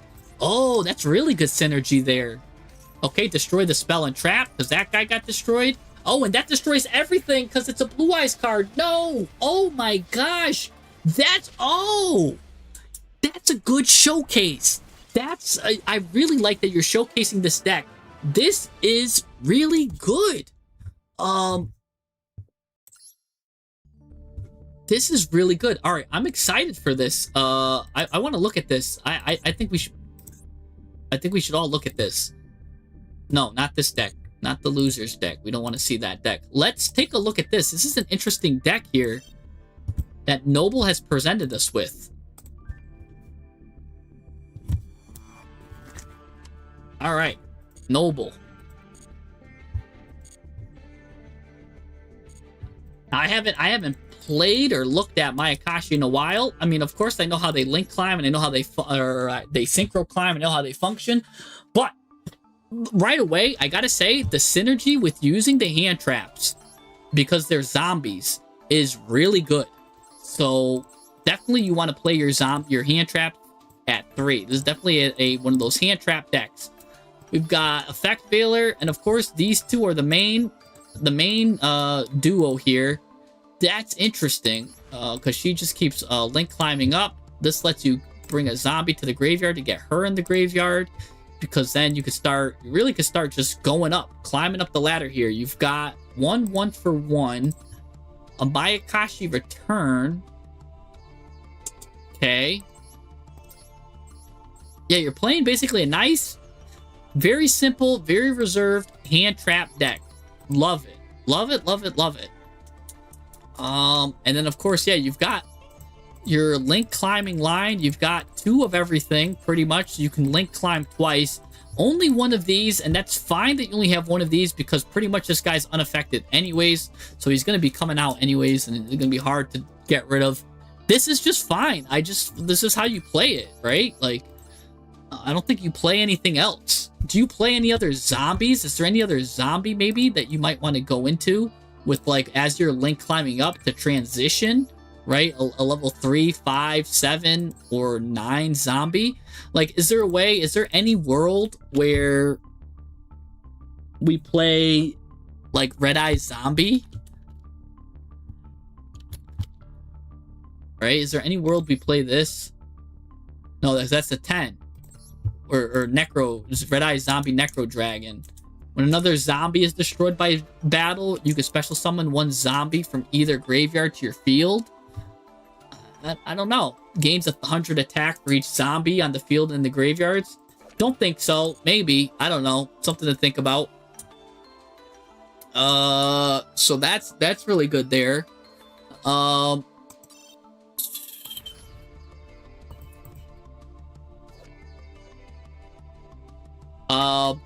Hey, guys, I see what you guys do. I'm reading the chat. I see what you guys are doing with the community for Harry. You guys don't even need to. If you guys don't want to donate, that's fine. I'll just do Harry's deck. You guys are all coming together to support Harry. I see that. So don't worry. I got it. We'll deck doctor him. No need to. It looks like the community wants Harry to get deck doctored. I see what the people want. You don't even need to send me anything. We'll do it. We'll do it live. We'll do it because it looks like everybody's. I love the community support. I see everybody helping out Harry in the chat. I saw him typing like 1, 2, 3. I was typing it as he was typing it. And then you guys helped him out. That's what I love about the Yu-Gi-Oh community. You guys are actually very underrated. Like, people are like, oh my gosh, Yu-Gi-Oh so toxic. Everything like this. Everyone is just so positive and so nice. Like, maybe it's my community. I don't know. But you guys are really nice. And yeah, we got you, Harry, man. And everybody just helps each other out. Such a good community you guys are. I give you guys, can't give you guys enough props. Anyways, and especially how you guys help each other out when we do these decks. Really, really good stuff. I'm like, I'll go to like battle with you guys. You know what I'm saying? Like, you guys are great. So anyways, yeah, Harry, make sure your replays are public because we'll look at your thing after this. So I don't know how to make this better, honestly. This is one of the interesting decks that, and you're playing this at 3. This is a really good deck, and this is a deadly floodgate. This is probably the best floodgate in the game. If you guys don't know what this does, tribute to Mayakashi, basically tribute to Mayakashi, Synchro or Link. Neither player can special summon monsters from the hand, deck, or extra deck for the rest of the turn. So basically, you can't play unless you're a trap deck, maybe. But it's such a deadly lock. So all you need to do is tribute any one of these cards. Basically, tribute an extra deck monster, and he's locked. Then you could banish this card from your graveyard, target one of your banished zombies, return it to the graveyard. So nice. So you can get some stuff back. You can only use one of these effects per turn, only once that turn. So you probably won't use that much, but this lock is deadly. So pretty good stuff there. 3 Jack in the hands because it looks like he really wants to get the winged Mayakashi so much that he's willing to even give the opponent Droll and Lockbird or effect Veiler as a consequence because he's going to show this, and this. But yeah. And they probably take Droll, and what's funny is the deck plays under Droll anyways, so you don't even mind that you just gave him Droll. Especially after you already used Jack in the hand and they just immediately used Droll, you're fine with it because you kind of got what you needed. Because this guy special summons the Mayakashi and you're off to the races. So you just really need this effect to go off. So honestly, this is a really well-crafted deck. The only thing I could think of is if you already have the normal spell you need, maybe you play a Tactics, right? That's the only thing I could think of. That's the only thing I could think of with this. But I mean, then again, you might even not even need that. I wonder if Uni Zombie is good here. Right? Uni Zombie lets you target a card on the field, discard a card, and increase the target's level by 1. So you can get a card in the graveyard, right? So you could kind of get this card in the graveyard. Then, target a monster on the field, send a zombie monster from your deck to the graveyard, increase the level by 1 again. So you get this guy to level 3. You could send this card to the graveyard. And now you have her in the grave and this guy out. Or, no, you use Uni Zombie, you send this guy, and then you send Mizuki and special summon Hogyun. Oh, dude, this is it, man. Yo, I wonder if you're here. I wonder if I haven't seen Noble say anything for a while. But Noble, what about Uni Zombie, man? Think about it, right? We have Uni Zombie send the winged Mayakashi.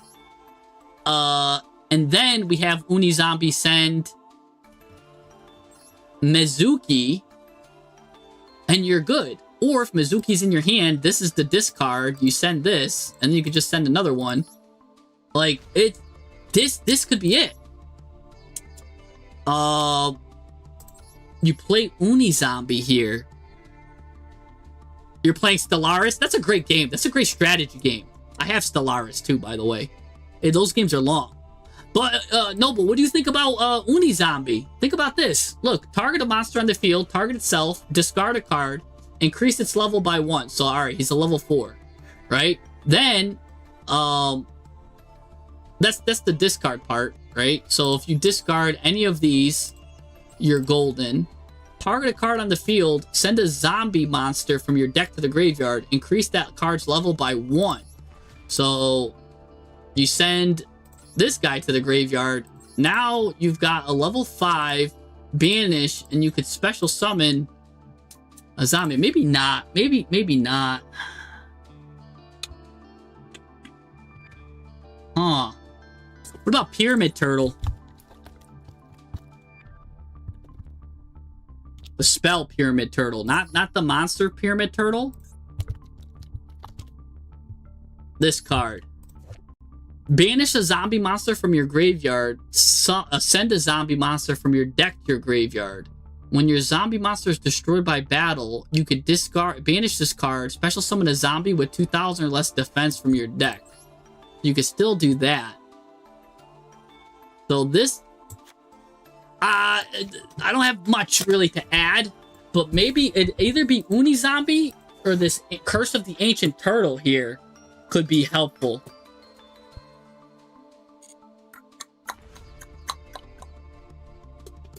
Because that's a good one. Banish a zombie monster.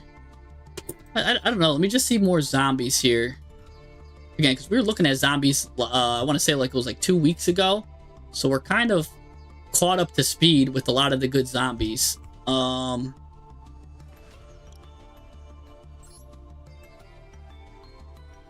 Let's see.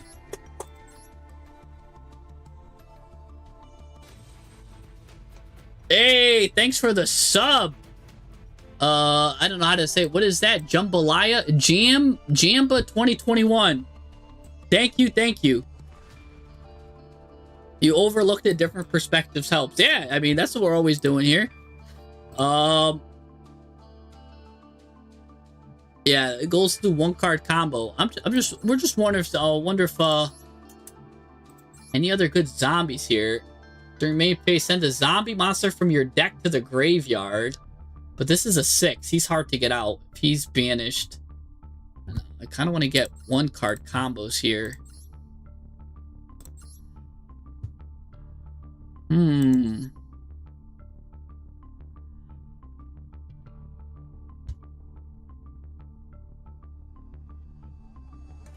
Ooh, look at this guy. The Ghost Weaver. Nah, that's during the end phase, though. That's too slow. That would have banished. That would have banished and let you go into this. But yeah, that's kind of slow. But you add it to your hand. It's a little slow, but the Ghost Fusion looks nice. Yeah, Jambalaya. Yeah. Oh, Jamba is from Dragon Ball. That's the green guy, right? Is that the green dude that kind of looked like Piccolo but wasn't really Piccolo? Am I right with that? Or oh man. It's because when I get the alert, it's like very small at first. No, or is Jamba's the Majin Buu lookalike guy, right? Kind of reminds me of Majin Buu. That's what it is. He's the Majin Buu lookalike guy. Okay. That's funny. Yeah, the purple looking dude. Okay. He's from yeah, Dragon Ball Z. He looks like he's from one of the movies, I think, right? Where Janeba. Okay, I'm saying Jambalaya. Oh my gosh, I can't. No, but that guy's not doing anything here. Necro zombie, Shinobi Necro, summon.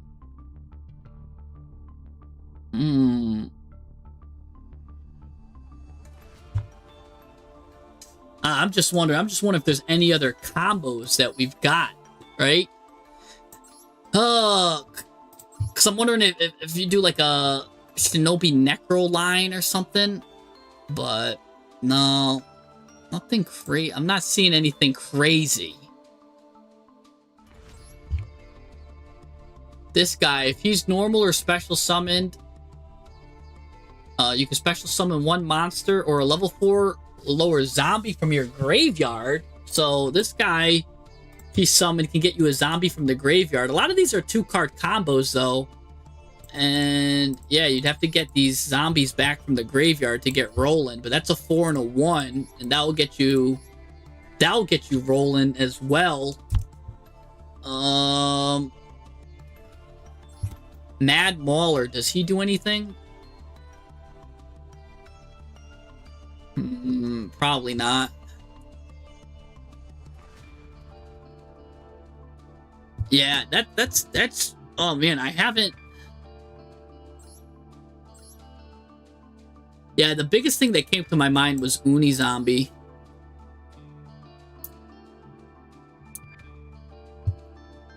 Basically, you'd have to, but the thing is, to make it work, you'd have to have one of these in the hand, because you discard a card, increase its level. And it's basically sending a... You don't even have to do that if you don't want to, but it sends a zombie monster from the deck to the graveyard. And... the only other thing I could think of is, alright, you go into Mad Mauler, or you go into Plague Spreader. Plague Spreader special summons himself. This is a 2, this is a 2. I wonder if there's a line where we go into Night Mary. Night Mary now, you've got 2 zombies out. Oh, it's got to be a level 5 or higher zombie. Man, okay. I don't know. I gotta think. Zombies are a little bit of a weakness. What about Vampire Sucker?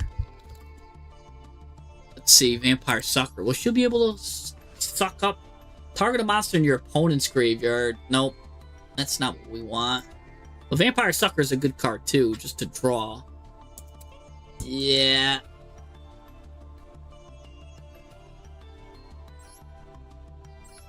I'm almost thinking like, I don't know. I'm gonna have to get back to you on this one, Noble.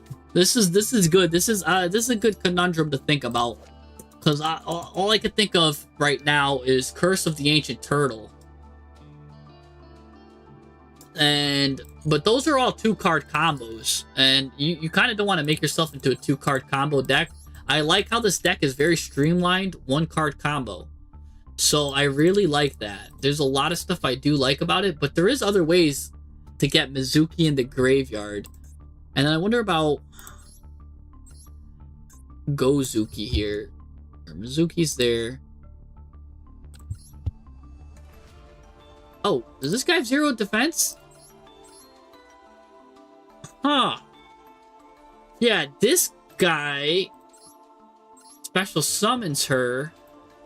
Tribute a zombie monster. Special summon a zombie tuner with 0 defense from your deck.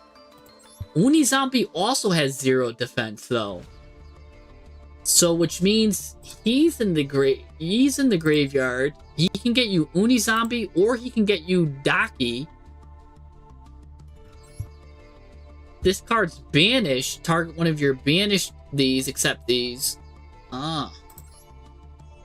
Interesting. I don't know. It's very, very close. But I feel like it's like no cigar. It's like they're tiptoeing me. They're like massaging me.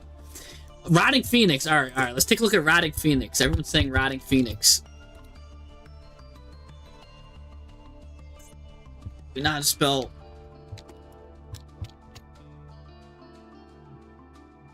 Shinuri Solitaire.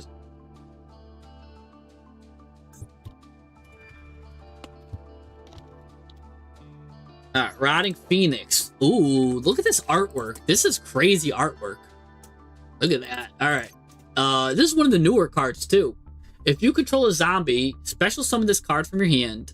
During your main phase, you can return this card from the field to the hand. Special summon a zombie from your hand. I wonder if that... I don't know if that's... Plague Spread and Rotting Fiend. But then he can't do the climb. The whole thing is he needs to do the climb. And he needs Daki to do the climb. Right? And what is she? She's a level 2 tuner, 0 defense zombie. Because she just... That allows the whole climb to happen.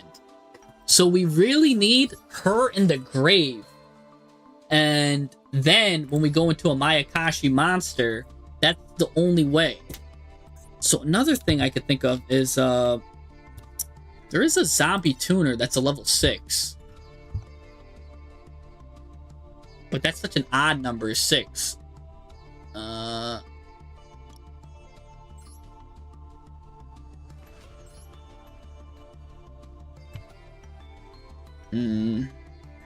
This guy right here, Immortal Dragon. During your main phase, this lets you send a zombie from your deck to the graveyard, and then this card's level becomes the difference. And then when your monster is destroyed by battle, well, this card's in your graveyard, you special summon. So Immortal Dragon is another way to send, like, Mizuki to the graveyard. Then his level becomes 2. And then you could banish...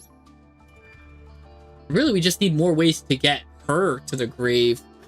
And I wonder, but then again, that's a lot of 2-card combos. So I'd have to look at like the Pyramid Turtle stuff. If it's worth it for all the 2-card combos, maybe not. Because how many starters do we have anyways, right? We've got 1, 2, 3. This is the main starter here.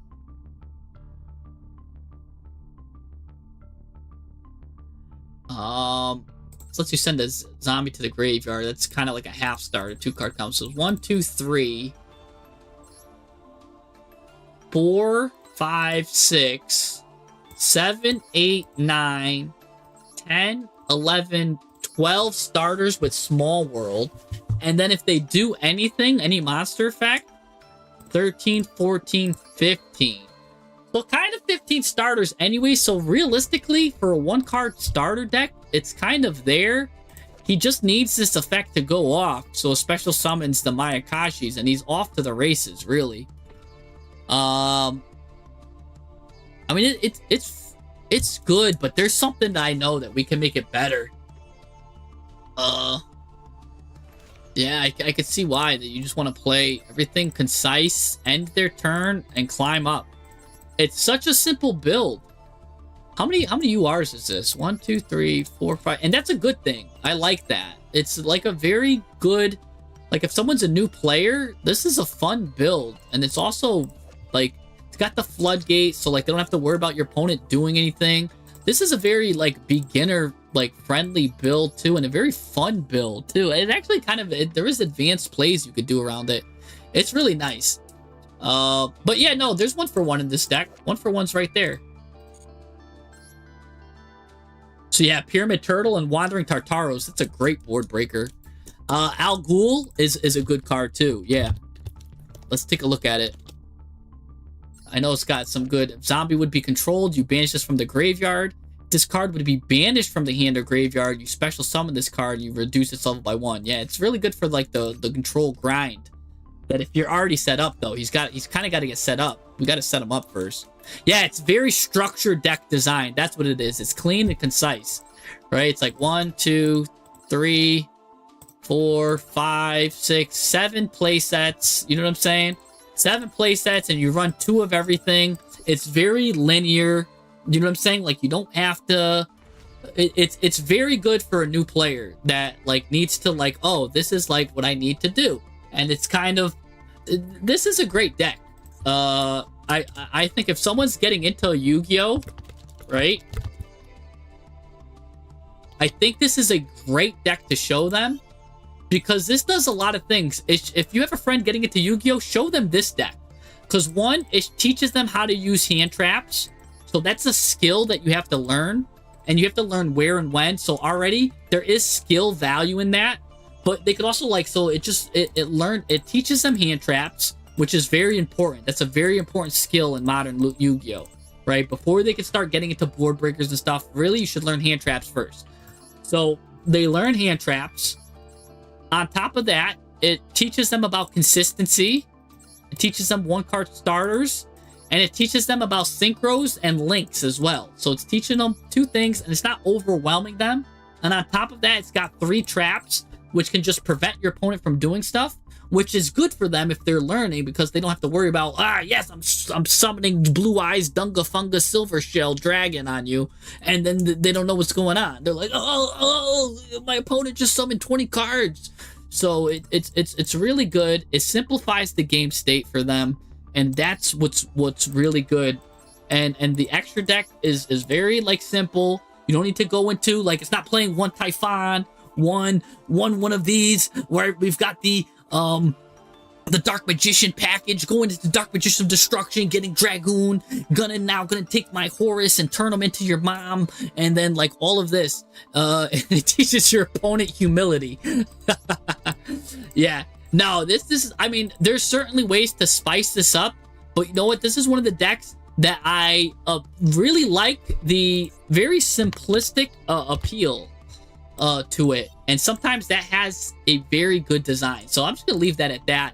I'm sure he's going to report back to us, and the next time we see it, it's going to be a little bit different. And it's going to be better. But right now, it's really good. I mean, if you don't have the extra deck stuff that you need, I'm sure then you could play stuff like, right? There are a lot of hand traps that aren't necessarily have to be URs. You could play the board breaker approach and just play like Kaijus instead. You know what I'm saying? Because those are SRs. But as far as the Mayakashi's concerned, look, these are all SRs, and so there's no URs.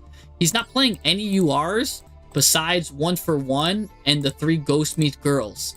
When he does the climbing, the 2 Yokos are URs, but then these Yokos right here are also URs. But he's running them 2 and 2 for like insurance too as well. Like a lot of these are just well, I guess it's good for the follow-up as well. So he's running everything where it needs to be. So basically 2, 4, 6, 9, 10. I would say 10 necessary URs with this. But this would make a great structure deck for sure. I wonder if I feel like it is a structure deck at one point. Maybe not. Right? How do you obtain this? Was this a structure deck? No, you have to get it from the pack. Yeah, you got to get it from this pack. All right. Yeah, I mean that's it's a good deck. It's a good deck. Name it Mr. Beast deck. All right, let's go to. It looks like the community wanted us to look at our friend Harry's deck. Now, Harry, I don't know. I wasn't really paying too much attention to what you're playing. Oops. Nope. I typed it in wrong. The last number is a 7. Wheel. Is this you, Harry? Here, are you Mr. Wheel here? Yeah, this is you. I Cyber. Yeah. All right. So, got a nice... And it looks like you're learning, too. So I'm so happy the community came together. It's like, hey, we got you, Harry. We're gonna come. Cyber joy, please. Yes. All right. Yeah, we've got some cyber fun. Wheels going first. Here we go. You've got Polymerization in your hand with some cyber stuff. All right, you're gonna send Cannon to the grave. That's gonna let you get Edge. Edge is a very good card.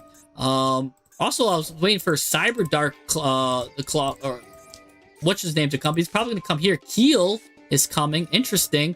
You're gonna poly with 3 cards already.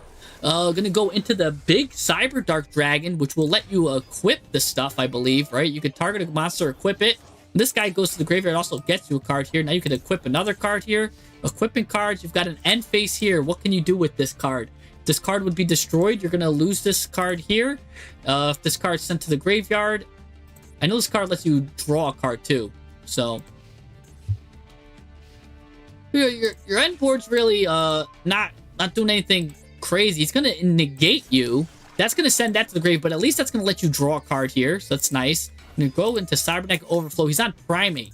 He's going to hit you with Lordly Lord. Lordly Lord's going to come. He's going to look like he's going to try to get into the drill beam and try to drill beam you. He's going to try to banish your stuff and drill beam you. Now he's going to go into Blue Eyes. Oh my gosh. Okay. We're going to get Mausoleum of White. Mausoleum of White, of course, is going to allow him to send a Blue Eyes to the graveyard by targeting this. So now Blue Eyes goes to the graveyard, setting 2 cards. Going to get a hand trap out because now Blue Eyes plus the hand trap allows him to go into a Synchro. Synchro 9 is what he's going to go into. He's going to go now into probably Spirit of Eyes, a Blue Eyes Spirit Dragon. This card's got a 76% win rate at this moment. And it looks like you've got no interruptions for him. So now he's going to go. Now he's going to get another card. Going to bring out his Blue Eyes again. So he's got 2 Blue Eyes. He's going to go into a rank 8, it looks like. Oh my gosh. Going to go into Indigo Silver Dragon here. What is this? This is crazy. This card, when this card's XZ, it's going to negate the face-up effects of all cards your opponent controls. You can attach this, then target a normal card, special summon it, and it gets more attack. So he's really just trying to activate here. This card's going to send that to the graveyard, though. That's really nice that you sent Cyber and Dragon. Claw's going to bring this card back, the Cyber Cannon. This card's going to take a beating here, go to the graveyard, and he doesn't have enough to finish you off. That's good, but he's got a lot of traps. You've got a lot of stuff to worry about. Plus, he's have Spirit Dragon, which can go into anything that he wants, really. That's a Blue Eyes card. Spirit Worm's going to come out. Here comes the Cyber Hertz. Hertz is going to get Cyber Dragon, which is nice. Now, here we go. Overload Fusion. Going to use the stuff in the graveyard, and you're going to get that big Cyber card, allowing you to get Cyber End Dragon here. Cyber Dark End Dragon, sorry. Equipping that guy back to it. Nice. Oh my gosh. Going to go into Seeger here. Seeger, well, you got to get to heighten this guy's attack up even more. Now, what's he going to do? He's going to use this effect to get that spell out. Okay, that's kind of nothing crazy. We're going to hit him for 3,000. I believe you get another attack too, right? No. You don't. You only get 1 attack with that? Ugh. I thought you get at least more. But maybe I'm thinking of the Cyber Dragon cards. Anyways, you're going to use Overflow here. Banish the Cyber Dragon. Destroy an equal number of cards that your opponent controls. You're going to banish 2. Destroy 2. That's the best card to destroy because now it's going to destroy all of his monsters. But he doesn't have any monsters. So, that's unfortunate. He is going to now banish one of your cards. So he's going to banish this card. But it doesn't do anything. Why doesn't it do anything? Because this is unaffected by your opponent's activated your effects. Unaffected by your opponent's activated effects. So you've got a 5,000 Towers beat stick out. So that is, I don't even know if he can get rid of it. I don't know how he can out it. I don't think there's an out to this. Yeah, no, there's no out. He just resigns. So that's really good. So it looks like our goal is to turbo that guy out because not many decks will have an out to that. So let's see our deck here. Let's copy it. And let's see how we can kind of turbo and streamline that goal. Because that looks really, really good. Let's see.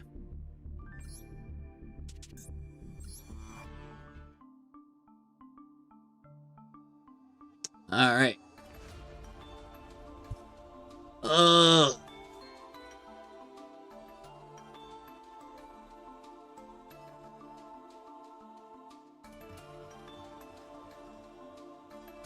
Now, I'm wondering where I should start here, because first of all, one of my favorite cards here is Cyber Jormungandr. Cyber Jormungandr is able to get you your Polymerization, right? So that's one card that can get you Polymerization. So the first thing I'm wondering, we're on a 60-card deck, but we're not playing Grass is Greener. Do we want Grass is Greener? Also, we're missing a Cyber Dark card. We're missing Worm here. I feel like Worm is... Oh, no, you've got Worm. You got Worm at 1 right there. Okay. I was going to say, I feel like Worm is the most important card in this whole deck to bring everything together. But he becomes his name Cyber Dragon. So you are playing the Clockwork Knight stuff to transform your opponent's monsters into Fortress Dragons, pretty much. Which is nice. So I always love that as a board breaker. Clockwork Knight is really good for that.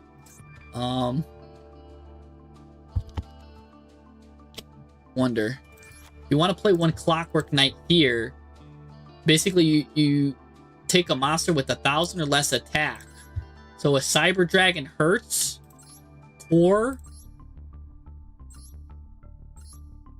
Horn, Edge,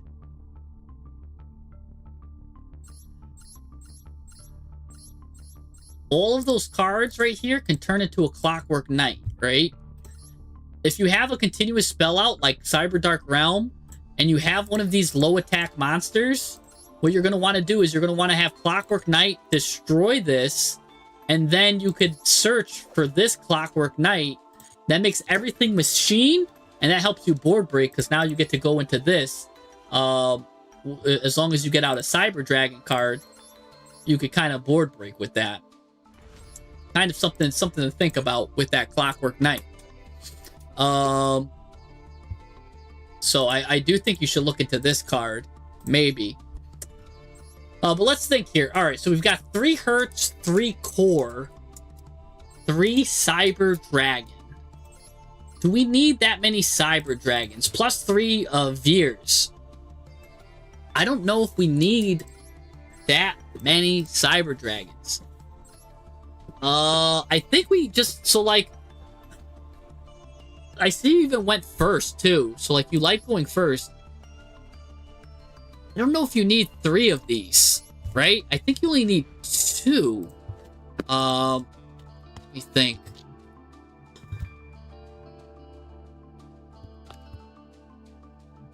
This is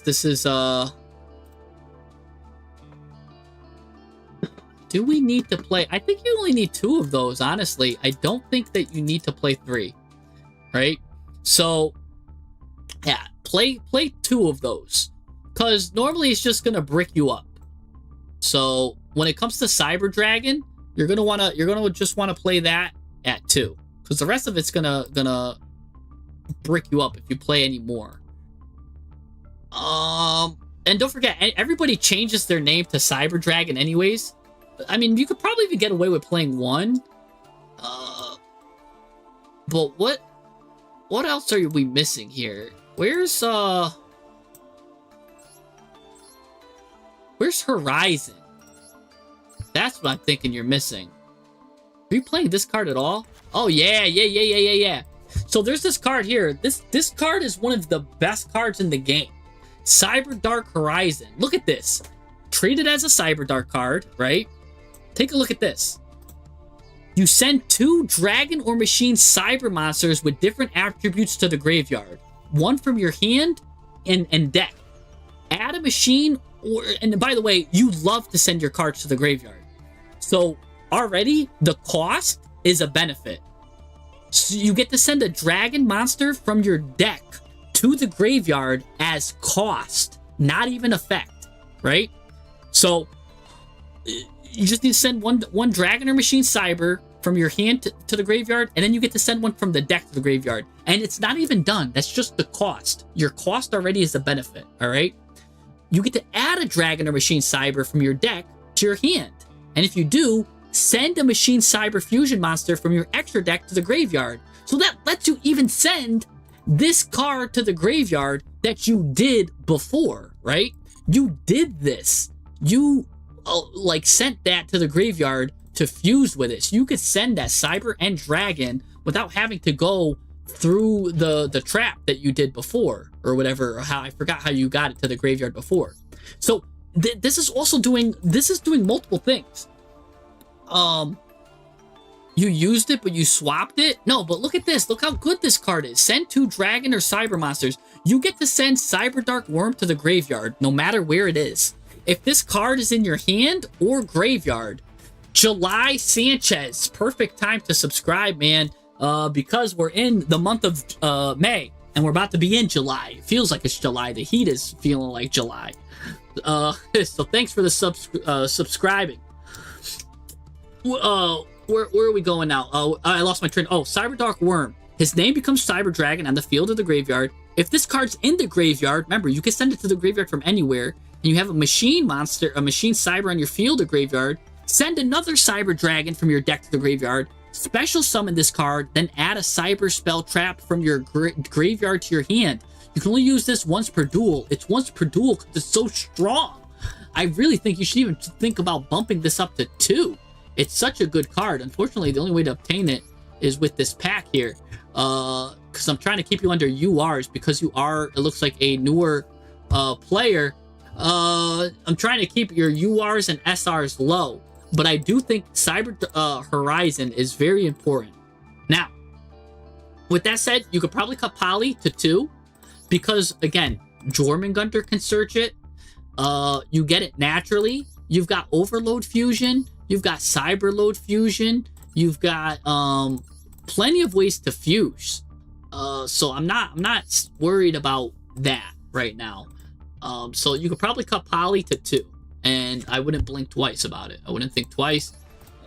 It's really nice. Oh yeah, you got Power Bond. That's another fusion. There's probably a lot of hands where you're drawing too many fusions and not enough monsters, right? So just cut that to 2 because again, Jorm can search it for you if you really need to. And you've got ways to get what you need. Speaking of which, I don't know if you need 3 overload fusions as well. Probably need to cut that down to 2 as well because I think you want to more search it and get them that way. Cyber Emergency is great. You want to play that at 3. That's a perfect amount. Cyber Repair Plan, I don't really think we play that anymore. It used to be very common to be played a lot, but it's at 1, so I'll leave it. That's fine. Special summon a Cyber Dragon from your hand or graveyard. Can't be destroyed by card effects. That's like a Monster Reborn. Like, special summon a Cyber Dragon from your hand or graveyard. I mean, I would just cut that down to like 1 or 2. You could probably cut that because you have to get it in your graveyard or hand first anyway. If you bring that down to 2, it's probably a little bit better. Cyber Horizon, we added 3 of those. That's a great card. I've never seen this card in my life. I have no idea what this is doing. It looks like Godzilla, the Dogaria or whatever its name is. I forgot what Godzilla's nemesis is, but that's what this reminds me of. But anyways, it's definitely the Cyber Dragon though, because I know they get their like 3 heads, or I know it's them doing their effect. I know it's this guy, but it just reminded me of Godra or whatever. So what does this do? Equipped to a machine fusion, your opponent cannot activate cards or effects during the battle phase. At the end of the damage step, if the equipped monster attacks an opponent's monster, banish a Cyber Dragon from your graveyard. The equipped monster can attack again in a row. Other monsters cannot attack. Nah, I think you cut this. I don't think this helps you win in any way. I think it slows you down because you got to get a machine fusion monster already on the field. So that means you're already in a commanding position. This doesn't help you go second at all. Just cut it. Just cut it. And trust me, you'll be better off. Ghidorah was his name. Thank you. Thank you, Switchblade. I forgot. Cyber Dark Inferno here. Cyber Dark monsters that are equipped with equipped cards can't be destroyed. Also, your opponent cannot target them with card effects. Target a Cyber Dark monster you control. Return it to the hand. Immediately, you can normal summon a Cyber Dark. You can only use once per turn. If this card is destroyed, this also lets you add a polymerization or a fusion spell as well. So that's cool. All right, yeah, I'll keep that. I'll keep the flavor in. That's cute. So yeah, even more reason to turn that to 2 and turn these to 2 because you already got a way to search it. But it has to be destroyed by opponent's card effect. So don't rely on it though. When you play probably more, you'll probably end up cutting this card the more you practice with this deck. But we'll leave it for now because where you're at, opponents aren't reading anyways, so they might just destroy this and not read because there's like 20 effects on here. There's no way they're getting to this last effect. So we're going to keep it just from where you're at. But when you get higher, you're going to be like, they're not falling for this anymore. You're going to probably take it out. Cyber Dark Realm. This is a great card. Add a Cyber Dark monster with a different card. Gets you additional normal summon. Everything on here is good. You can equip a monster. You can only activate 1 of these per turn. When it's normal summon, you can equip a monster from your opponent's graveyard. Yeah, like it's got 3 good effects on it. Keep that.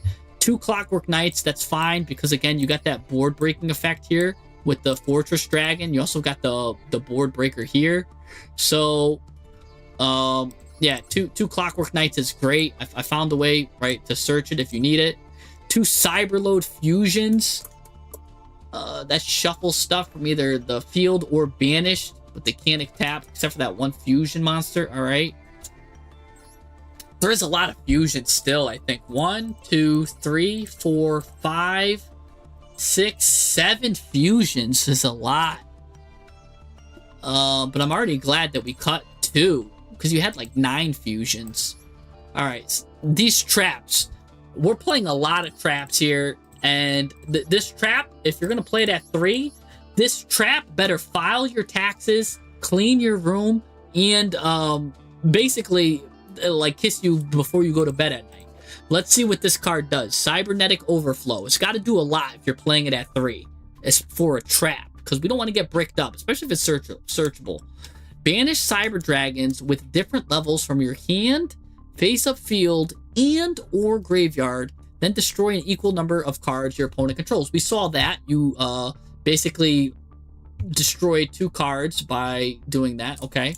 If this card on the field is destroyed by card effect, add a cyber spell trap from your deck to your hand, and you could destroy it yourself. Okay. That's interesting. So here's the thing. If you're playing it yourself, how are you destroying it, right? How do you destroy this card yourself? Do you have things that self-destroy, right? You know how like Rocket can self-destroy, Unchained can self-destroy. Can you self-proc this card so you can add a cyber spell trap, right? Yeah. You know what I'm saying? Because this card needs to do a lot. And if we don't have a way to self-pop it, then I'm not sure like what we're doing with playing this many copies. Because I don't want to rely on the opponent to pop it. Like its effect is really nice, but you're not gonna like seeing it going second all the time in your hand. Chimera Tech can destroy this card. Okay. Must be special summon. Maybe the different Chimera Tech. This one. No. This one. No.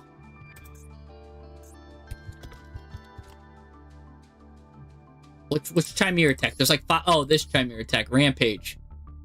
Oh, when this guy's fusion summoned, destroy target spells, traps, destroy them. So so that means you would need 2 cyber monsters, a polymerization, and this card in your hand. That is a 4-card combo. That's a 4-card combo we're talking about to get that to get destroyed. Let me see something. By the way, there is Star Scourge.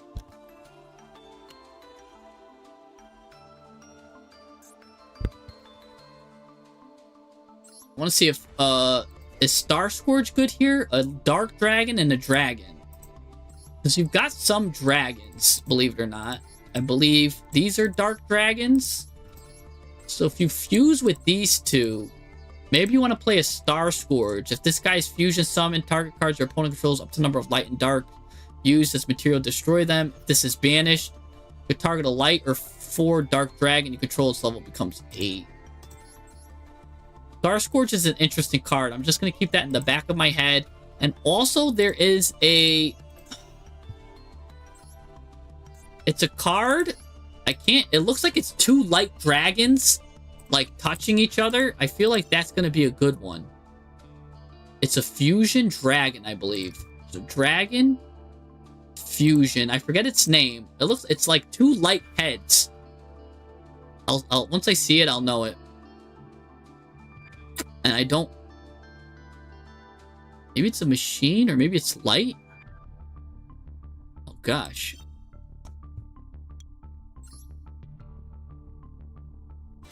I'm gonna check. Oh, we've got a subscriber. Hello, Sancho. Welcome, fellow mathematician. Thanks for the subscription. Does anyone know what card I'm talking about? Oh, this guy right here. It's like 2 light heads. Oh, so it's a machine. Okay. S Frog, the Mechanical Dawn. So this is 2 light machines. So Cyber Jormungandr, Cyber Dragon, this guy, right? You play a lot of light machines here. A lot of dark machines. Oh, Hertz is light. Core is light. Okay. So 2 light machines. What's this guy going to do? This card's fusion summoned. You can activate this effect. During the standby phase of the next turn, add a card from your graveyard to the hand with effect that fusion summons a monster. So you're playing all of these polymerizations. It lets you recycle your polymerization, right?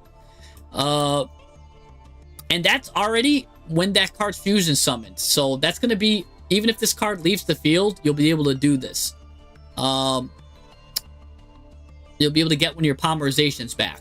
When your opponent activates a spell or a trap card effect, quick effect, banish a face-up light machine monster you control, which you could even be this card itself, or 2 light machines from your graveyard, negate that activation. So it's another like end board piece, which I think is really good for you, especially with the amount of fusions you're running. I do think then keep this Chimera Tech at 2. I don't know if you need to run 2 of these guys, but I do think that's a good card to add. Let me think of some of the other cyber. I thought there's more links. There was another Cyber Dragon link. Maybe it's just Seeger too. Cyber Twin Dragon, Cyber Eternity, Mega Fleet. Oh yeah, you're playing Mega Fleet. I was like, are you not playing Mega Fleet? All right. So let's review here. Let's look at all the Cyber Dragons now. It's a light machine, yeah. Let's see. So Hertz to me. Let's see what this guy does. This guy's name is Cyber Dragon on the field or the graveyard. If this guy is special summoned, not normal summoned, only special summoned, you gotta make this guy's level become 5, and then you're locked into machines. If this card is sent to the graveyard, you could send another Cyber Dragon from your deck or graveyard. Add a Cyber Dragon, sorry, from deck or graveyard to your hand. So that's pretty good there. But here's the thing. You kind of don't want to see it in the hand. You kind of want to send it again with Cybernetic Horizon. If you send it, it's much better. I feel like you could play this card at 1 or at minimum at 2. Because we don't want to see him in our hand. We don't want to normal summon it. We want to special summon it. We want to get him in other ways. We don't want him in the hand. Honestly, I think you should play this card at 1. Right? Because you want to send him to the graveyard, get that bonus effect. Where it's sent to the graveyard. So normally cards that get sent to the graveyard, you want to play them at 1. Because you don't want them really in your hand. Unless you're playing stuff, again, like discards. Like, see, like you're playing all these polys, maybe, where you can get them to the graveyard. We'll leave them at 2 for now. Just so you have, like, the extra, like, copy. So, like, because maybe I know sometimes when you're playing, you don't know how to get cards or, like, recycle them well. So we're going to leave it at 2. But as you play with this deck more and more, you're gonna get rid of, you're gonna see yourself getting rid of this, right? Cyber Dragon Core. This card right here, let me think. Its name becomes Cyber Dragon while on the field of the graveyard. This card, when you're normal summoned, add a Cyber Spell Trap from your deck to your hand. That's phenomenal. Phenomenal. Because look, this is a Cyber Dark card, so that's a Cyber Spell Trap. You can add this Cybernetic Horizon that you weren't even playing, by the way. You can add it now. You can add this card too if you have it. So you're adding some really good spell traps. Yeah, this is a 3 of. And then if only of your opponent controls, you can banish this card. You can only use 1 attack effect per turn and once per turn. But it's got 2 really good effects. Special summon a Cyber Dragon from your deck. Yeah, that's cool. Because that's another reason why you could just play this at 2. You'll be able to special summon it. So this card, great. Leave that at 3. Cyber Dark Cannon. I don't know if we want to play this at 3. It's a good card, don't get me wrong. If it's sent to the graveyard, draw a card. But it's not really doing anything when you normal summon it or do it in other ways. So again, I think this is not a 3 of. I think it's a 2 of. At the bare minimum, probably again when you get better, you might or not better, but like the more you play it, the more you'll feel comfortable probably playing it at 1. But play it for 2 then for now until you get more comfortable. So Cyberdark Claw. If this card is sent to the graveyard, target a Cyberdark in your graveyard, add it to your hand. You can only use the following effects of Cyberdark Claw once per turn. You can discard this card. Oh, you could discard this card, add a Cyberdark spell from your spell trap from your deck to your hand. Perfect. This is a 3-of. See the difference between why these cards are 3-ofs and why maybe these cards should be played at 1? Because these cards are doing so much for the deck, and these cards aren't. Again, I would probably even play these at 1, but I'm gonna leave them at 2 for now. But because you really would rather see these cards over these cards. When you have them at 3, it's basically like saying like they're equal weight, and like you'd rather see this card or that card. It's not true. You'd much rather see infinitely. You'd want to see this Cyberdark Claw over the Cyberdark Cannon.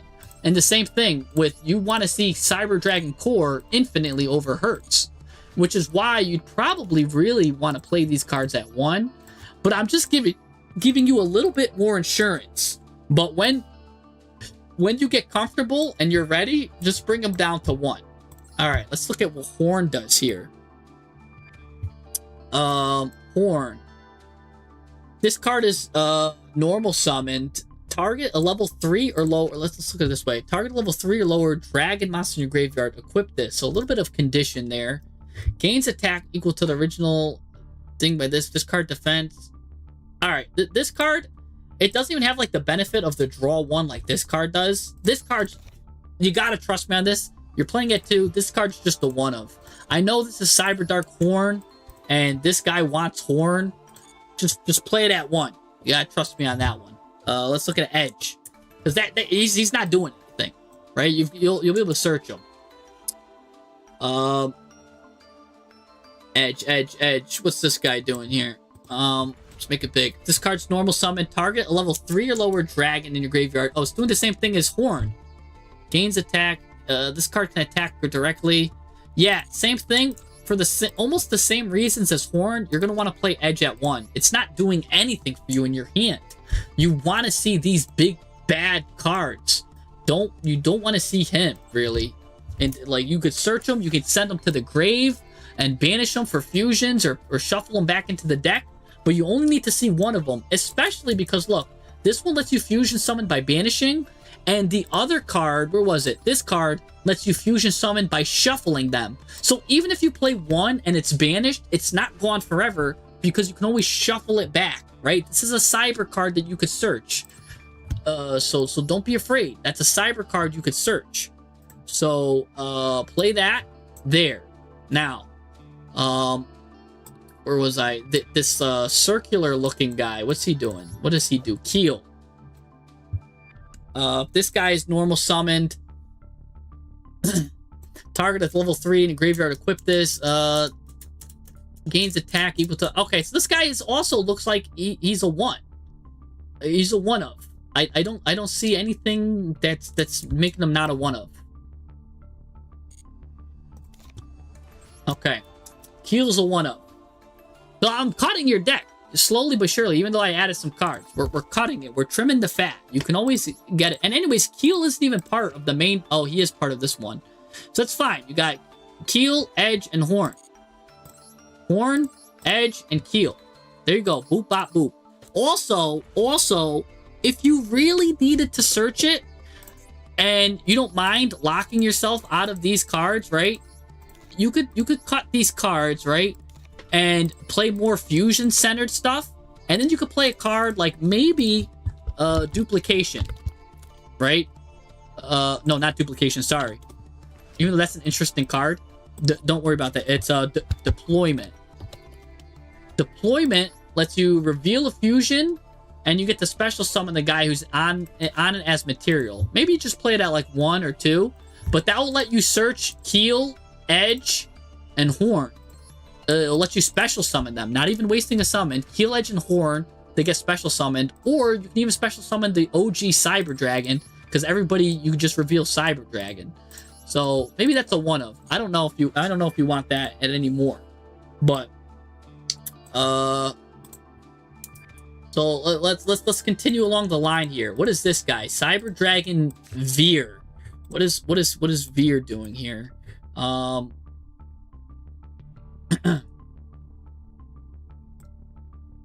This guy's name becomes Cyber Dragon when it's on the field or graveyard. If you normal or special summon Cyber Dragon during the damage step, you can special summon this guy from your hand. It's kind of like an extender. I mean, it's not really doing anything besides its name becoming Cyber Dragon.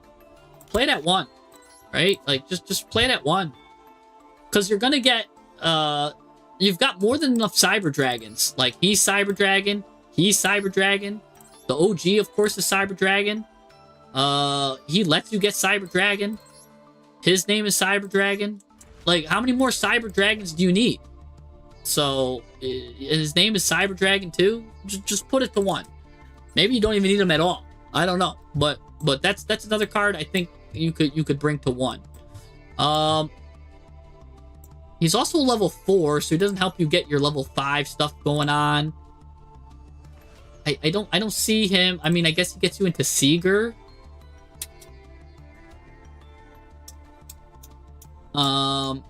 But yeah, no. Play him at 1.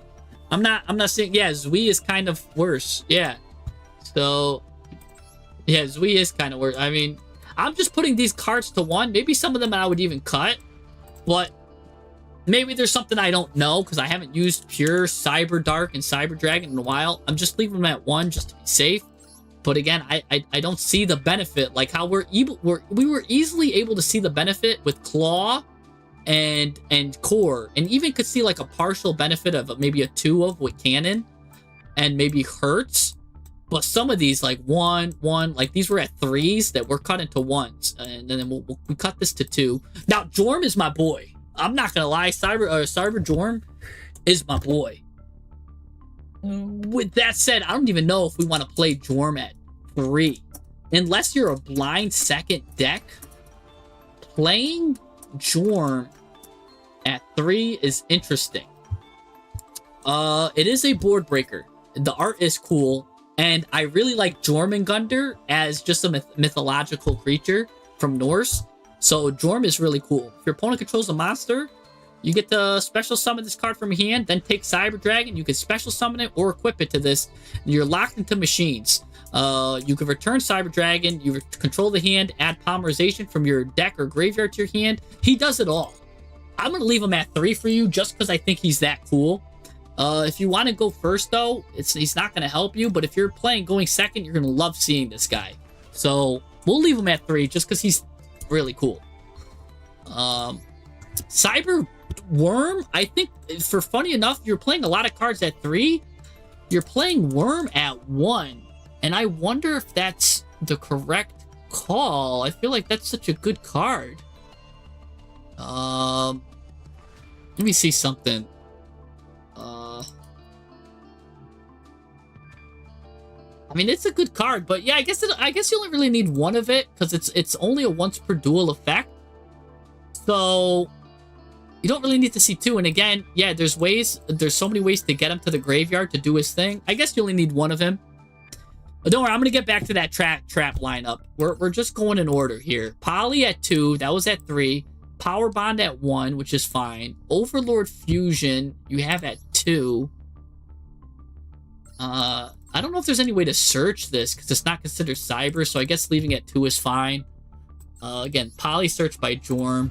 Cyber Emergency is a great card, great support, just adds the light machines that can't be normal summoned or set. So we can even search Jorm, which is good. It can search, I don't know what else it's searching for here.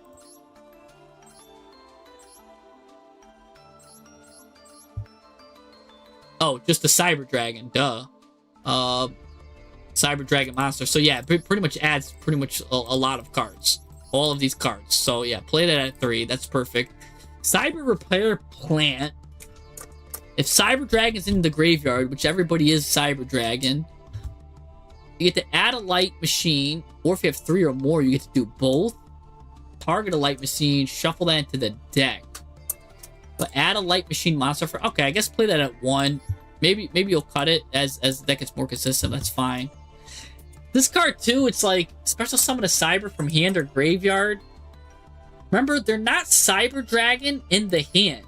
They're only Cyber Dragon in the field or graveyard. So it will only search this guy, or it'll special summon him from the hand if it's the OG. But while they're in the graveyard and they change their name, then they start getting the bonus effects. But a lot of these cards, you can only use one effect per turn and only once that turn. And when you do that, they already did their effect, so you don't really need them on the field. So you don't really need them. If anything, put this card to 1, or just play Monster Reborn instead and Reborn any card you want if you really wanted it to. Because I can't see special summoning Cyber Dragon from the hand being crazy, or graveyard. I would much rather just be Monster Reborn then. You know what I'm saying? Master LeBron. No. Right? But even then, I'm not even sold on Monster Reborn. I'm just saying that this is basically a Monster Reborn. But now you could target any monster in either graveyard. I'd much rather see you play Monster Reborn over this card. If you're gonna play a card that revives something. Because now you could bring back your opponent's, like, Baron to floor or whatever you make with, like if you Clockwork Knight him with Chimera Fortress Dragon, and now you could just Monster Reborn whatever Omni Negate monster they had. So I'd much rather see you do that. That's a much better combo than what you were doing. So that's something interesting there. Yeah, fusion deployment is interesting. It could special summon Dragon, Cyber Dragon, Horn, Keel, or Edge. So if you really just need one, there you go. It is a fusion card as well. So I think there is a card that he has that searches a fusion card. But I don't know. 3 Cybernetic Horizons. This card is just, you had it at 0. This card is too good not to be played at all. This card needs to be played at 3. And you need to abuse it. Because you're sending for cost a Dragon or Machine Cyber from your deck to the graveyard, and that's for cost with different attributes, one from your hand, one from your deck. You could send whatever you want, whatever you need to fill in the gap, and then on top of that, it adds a card too. Oh my gosh. Yeah, it locks you into machines, but who cares at that point? From the extra deck, machines, everything's fine. You've got all machines anyways. Besides this Light Dragon card I added, maybe you could cut that then. You know what I'm saying? But it's fine. This card is great. Cyber, I don't know why we're not playing this at like 20. If we could, I would play it at 20. Yeah, Super Poly to Monster Reborn. That's funny, but no, normally you would probably do Clockwork Knight, special summon Cyber Dragon, go into Chimera Tech Fortress by just getting rid of all of his monsters, and then you Monster Reborn his Baron to floor. And he's so mad, and they instantly leave. That's really good. That's the top 10 combos. Now look, we've only got 2 lines of monsters. We're gonna need to cut this to 2 lines of spells and traps. So this way, in your 5-card hand, you're gonna have 2 monsters, 2 traps, and one of them's either gonna be or 2 spells, 2 traps, and one of them's either gonna be a monster or a trap. Now, so we're gonna have to cut the spells. Cyber Dark Realm though is a 3 of, because this just adds a monster. So even though this is a spell, it's actually counting itself as a monster. So that's pretty cool there. And the same thing with this. This is a spell too, and it's kind of getting you monsters anyways. So these are technically 6 more monsters, but I still want to cut the spell and traps. Now, Cyberload Fusion. Do we want this at 1 or 2? So, oh my gosh, we're getting a lot of subscribers today, guys. I am Noob. Thank you for the subscription. There's a Cyber Fusion that has an effect from the graveyard that I'm missing. Which one? We'll get to it. We'll get to it. I'm just going down the line here of his cards. But Cyber, this Cyber Load Fusion here. I wonder, do we want to play this at 2 or 1? You probably just need this at 1, honestly, because it's kind of like the finisher. It shuffles the stuff back. And then only that guy can attack anyways, so it's kind of limiting. You kind of want it to be your finishing blow. Probably just need that at 1. Again, it is searchable. So, and it's also a quick play, and there's more ways you can get it back. I think you just play it at 1. Here's the thing, too. If you're really nervous about losing your fusions, I'll give you a card that you could play. His name is Trojan Magnum or something like that. Or Magnum the Reliever. Magnum. This guy is a fiend though, but if you're not locked and you get this guy, right, he takes 1 monster special summon from the extra deck, 1 monster in the hand. Basically, you get to target a polymerization or a fusion spell in your graveyard, place it on the bottom of the deck, draw a card. So this can really shuffle all of your guys back from the deck to the hand. Also, if another card is activate, you can banish a polymerization or a fusion card, target a card on the field, destroy it. Magnum the Reliever is really good if you're, again, just need some generic stuff to search. Same thing with Guardian Chimera is kind of like a really good generic card when you're playing the OG fusion.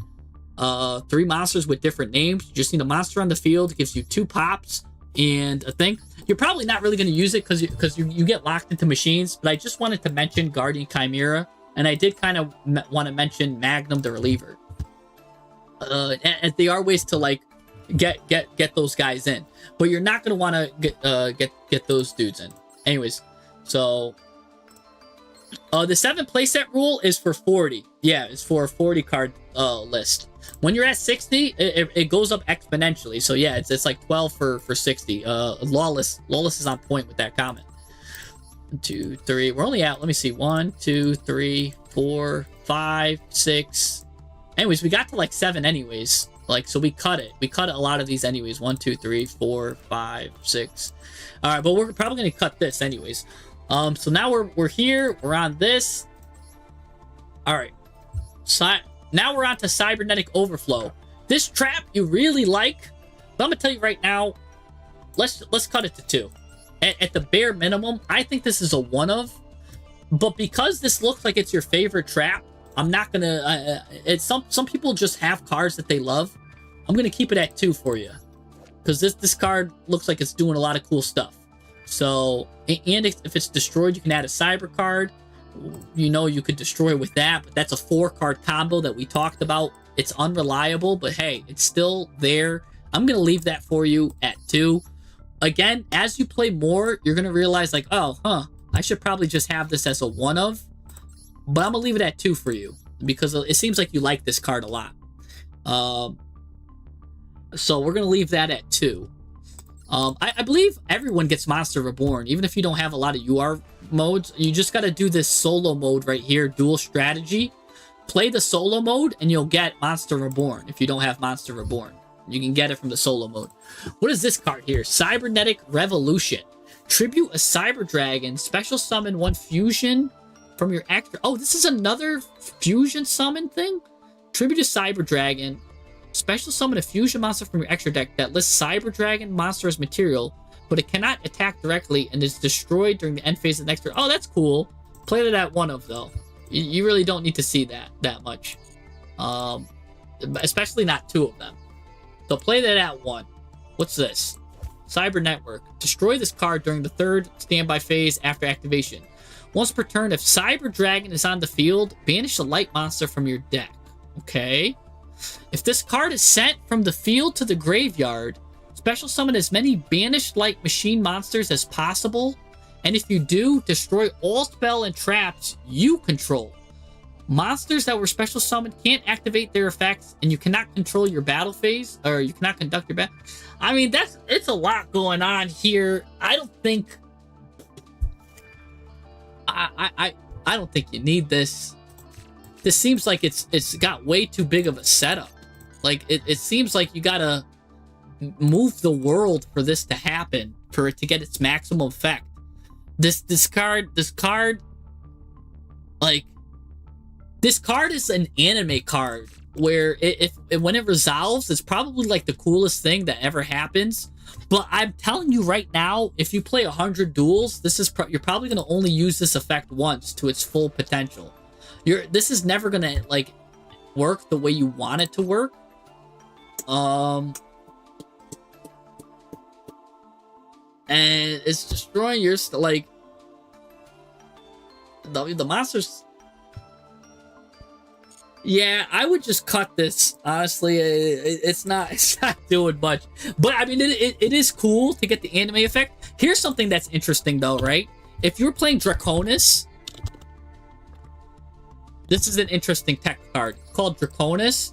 This is banish all light machine monsters from your graveyard. So if you're playing something like, what is it? Drytron, where they're playing a bunch of light machine monsters, you get to special summon a level 6 or higher monster from your hand, ignoring its summoning conditions. And if you do, its attack defense becomes equal to the number of banished cards to activate this. Like if you're playing a Draconis deck, maybe I could see it like working.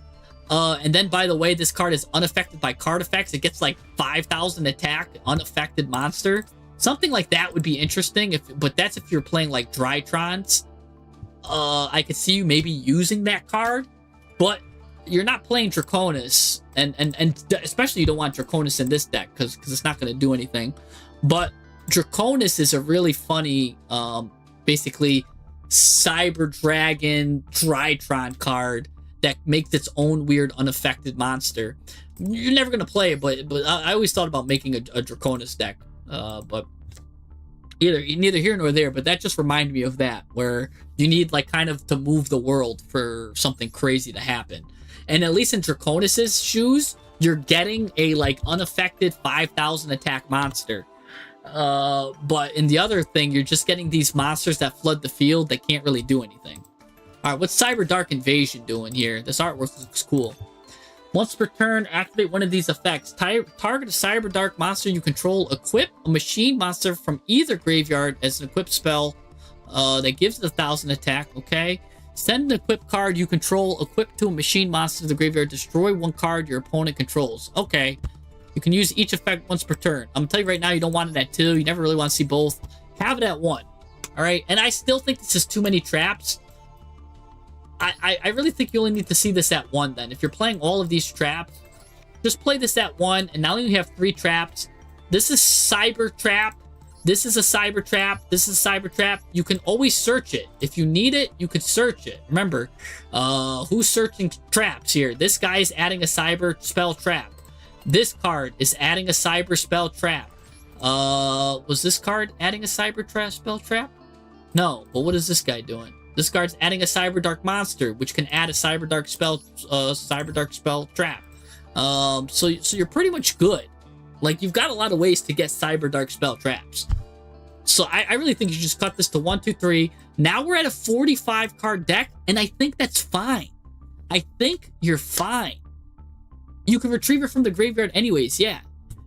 Call all the trap, keep the, yeah. I mean, Lawless is right. Really, you should just keep one of them. But you know what? I'm gonna leave you with 3. And your homework, Harry, is to find out which one you like the best and to cut it to 1. But just play around with them like this. Because now you're at a 45 card deck. Your deck already is looking, well, we got it from 60 to 45. This deck is looking so much more consistent.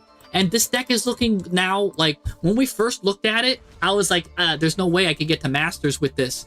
This deck right now, I think I could play it straight, and we can probably get to Masters 5 with it if we just hammer it away. And especially with a lot of the stuff going on, this is a competent deck. Maybe even Masters 1 if you put in enough time with it. You know what I'm saying? Enough time with any deck. And again, if you cut the right cards and you start cutting some cards to 1 as you realize that, oh, you know, I don't need this, or it kind of works better. Here's the thing. What is it? Jetly says, I fear not the man that practices 1,000 punches one time. Or maybe it was Bruce Lee. I fear not the man that practices 1,000 punches one time, but I fear the guy that practices one punch 1,000 times. If you use this deck over and over and over, you'll start seeing which cards are good, bad, and then you'll start getting it better yourself. You're going to become a master with this deck. I promise you, this deck can be really good. And then there's a lot of, I would go back and read what Twitch is saying. read what the chat is saying too. They're saying some very valuable valuable tips that you can play too. So really good stuff here. So Harry, this is a great deck, and I'm sure now this is what I would use right here. Again, you've got some wiggle room to get your traps down to 1. You've got some wiggle room with a lot of this stuff to get even some of these cards that you might want to cut to 1. Again, maybe cut this to 2. So I would probably play this like this, right? So I would save this in your memory now, right? Now, if I was to play it, right? So now this is what I'm doing here. I'd probably cut this to 1, cut this to 1, cut this to 2. Take a look at this. I'd probably cut this guy, cut that guy. Those guys look like they're not doing anything for me. I'd probably bring this to maybe 1 or 2. I'm not too sure about that yet. I don't know if I need cyber repair plan. I'd have to test that. Keep that. I'd probably cut this. Probably cut this. And I'd probably just cut these. And now I give myself 3 more spots. I'm putting in Maxi and 2 Droll just to end their turns. So I can crack back and instantly win the game. I'm probably looking at something like that. That's already kind of like what I would do. And if I was just to do that. So, and then probably this extra deck can stay as it is. I like this. I'd probably just leave that. Someone said that there is probably a better Cyber Dragon card. Again, I'm not too familiar with the Cyber Dragon guys, which I need to get. Oh, Cyber End Dragon, this dude. Oh no, he's got one of those. But I don't know. Maybe there's one more Cyber Dragon. Oh, Cyber Darkness Dragon. But he's 5 Cyber Dark effect monsters. 1, 2, like 1, 2, 3, 4, 5, 6, 7, 8. We're playing 8 Cyber Darks. Probably really hard to get this going. But maybe, I don't know. You can cut the OG Cydra to 1. I'm going to leave it just at 2, just in case, because Cyber Jormungandr wants to search 1 or special summon 1. I'm going to leave it at 2, but I guess you can get to 1. I'm also going to leave it at 2 because I do like the Clockwork Knight working with it. And that's just maybe my inexperience with the deck. Maybe when I get more experience with it, I would play it at 1. But this is kind of how I would do it. But we'll just leave it at that for there. We'll leave it at that for there. Not a level. It's a level 4. I'm missing a level 4 Cyber. Which one? Not Valley. Valley's cool. Nasher.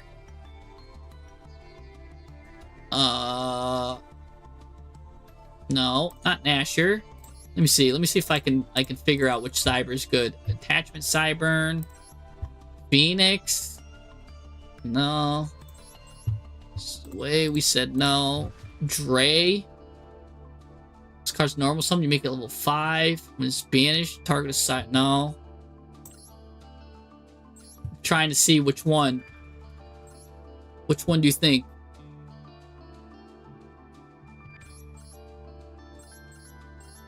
I don't know. I don't know which one it would be. There's so many Cyber cards. Look, they even got a Cyber Dog. Like, like what are we doing here? Cyber Ouroboros. This is gonna be like searching a needle in the haystack.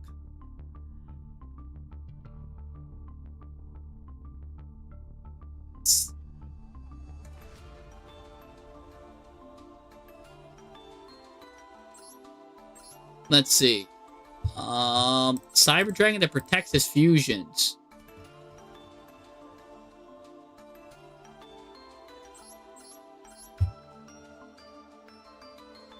Oh, is it Eternity? Machine monster. Your opponent cannot target this card with card effects. Cannot target this fusion. Right, if you banish this card from your graveyard, this one, you could banish this card. This turn, your opponent cannot target fusion monsters you control with card effects. They also can't be destroyed. Oh, look at this. If you could banish this card, and there's ways that you send this guy to the graveyard, right? So you get this guy to the graveyard, you send it. How are we sending it? With this, right? Cyber Horizon. Send a machine Cyber Fusion from your extra deck to the graveyard. So you could send Cyber Eternity to the graveyard, and now it protects you. I see. Yeah. Oh, that's good. Yeah, that's good.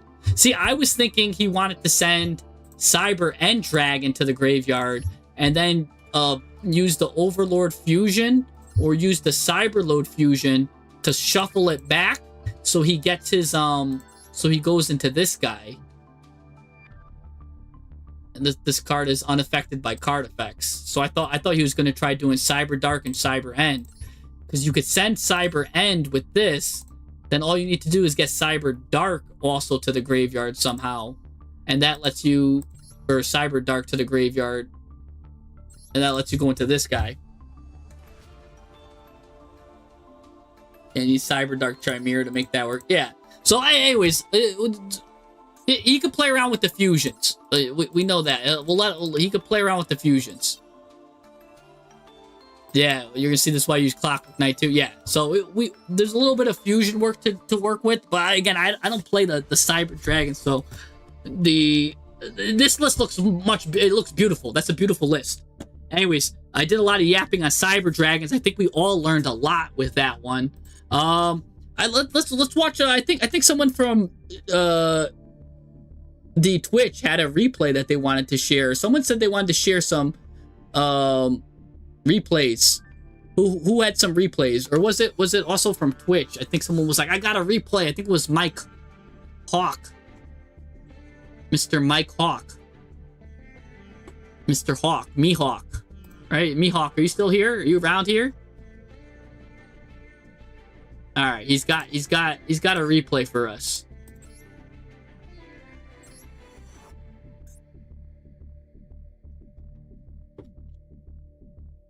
Let's see. I like that when someone's got some replays. All right, he's got the third replay. He says he's got my third replay. Okay. Yeah.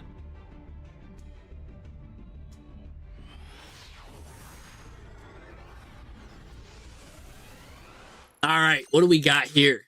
Going first. Gonna draw Dark World deck here. Gonna send Foolish Burial Goods. Oh, I wonder what you're gonna send there. Interesting. There's probably a number of good cards you could send, especially in a Dark World deck. Anyways, you still got Into the Void. He's gonna stop that too. Oh my gosh, that's painful. Now all you have is Dark World Dealings, which is not good. What?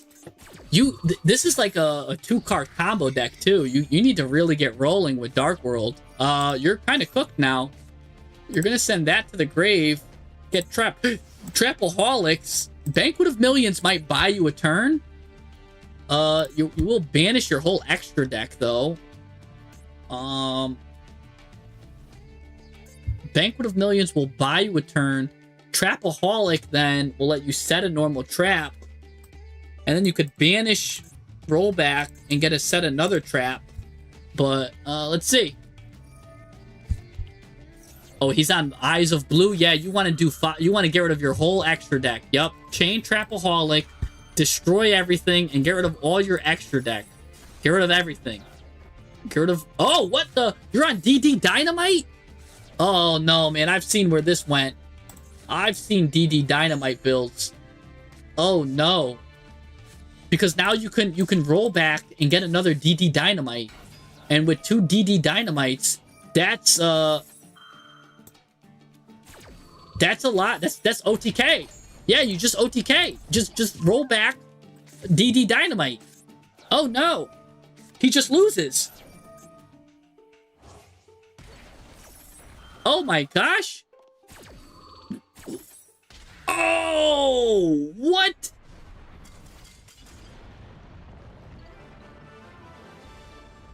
That's interesting. So Mr. Hawk reducing Monkey D Garps life points to 0. I want to look at your deck. So you're on DD Dynamite build. I thought this whole time I was like, yeah, you're on a Dark World deck, huh? Ooh, no, you're on just the stunniest stun deck that I've ever seen. Not really stun either. You're just on. You're just wanting to cause trouble. You're causing massive havoc here. Yeah, you just want to reasoning yourself into just roll backing your opponent into the DD Dynamite. Interesting. You've got Trap Trick to do it. Yeah, wow. Contract with 10,000. Wannabe. I'm just gonna copy this. I just wanna throw out some cards. I'm gonna make your stuff even more crazier real quick. I know this has nothing to do with anything, and yeah, it's like when you have a bad day. But can we make this deck even viable? I mean, the first thing I'm thinking is, where's Backpack Jack? Right? Because Backpack Jack, what he'll let you do is, if you play him, right, as your normal summon, because it looks like you got like only 2 cards for 1, 2, 3, 4, 5 cards as your normal summon. You want to get 8 cards for a normal summon, but look at this. You could banish this card from your graveyard, excavate the top card of your deck. It's a normal trap. You get to set it. That means, look, that's a normal trap. That's a normal trap. You get to set it. And if this card's sent to the graveyard, look at the top 3 cards from the top of your deck. Place them in any order. So that means now you get to look at the top of your deck, place them however you want, then you get to set the card. And by the way, that set card can be activated this turn. So it will really get you that Banquet of Millions if you need to. So Backpack Jack is a really good searcher. And this just happened, look, that's if this card is sent to the graveyard. So even if you use reasoning and you know, it got sent to the graveyard because your opponent said 1, and if it got sent to the graveyard, oh, well, now you get to look at the top 3, manipulate your deck, and then on your opponent's turn, get whatever one you needed. So Backpack Jack there is really, really good. Okay? So, yeah, we've got stuff there. So maybe it's better maybe it's even better than Wannabe and Lady. I think just Backpack might be better. Because what? This card is, you got to reveal 3 traps. If your opponent randomly gets one for you, why randomly? Why not just, you know, have Backpack Jack get you? Right? Because then you got to... Oh, but I guess they're the same name, huh? So maybe you do want to play that at 3, because then you could... The thing is, if you're going second, that's not going to do anything. This is going to get eliminated quickly. I guess going first. I don't know. Maybe just play both at 2. And just let me know. Because you can still play her and then use reasoning. And this gets milled anyways. You can still use both of them in a turn in some weird scenarios. Especially if you've got Dark World Dealings. You draw a card and you could discard Backpack Jack too. So that works in weird ways. I don't know if you ever want to use Avarice. Because that just shuffles random cards back to the deck that you don't need. You really just want to keep milling and keep them milled. Because your combo is this into this. So once they're gone, you kind of want them out of the deck. Is that Perform Repel Popper up? Yeah. Draws you cards. Into the Void, draws some cards. So here's the thing about 45 plus 45 equals 9,000. You're allowed to technically play, if you really wanted to get this to a 39 card, you're allowed to play 1 and only 1 Upstart Goblin. You're allowed to play 1 Upstart Goblin. You can also play 2 Chicken Games. No, actually, no, you can't play Chicken Game, huh? Because Chicken Game says... Yeah, the person with the lowest... Alright, no, you can't play Chicken Game, sorry. You can play 1 Upstart Goblin, though. You're allowed to, because that's 9,000. Because 45 plus 45 is 9,000, so that still will OTK if you put in 1 Chicken Game. So 1 Chicken Game is good there. I wonder if 1 Day of Peace won't work, because yeah, neither player takes damage.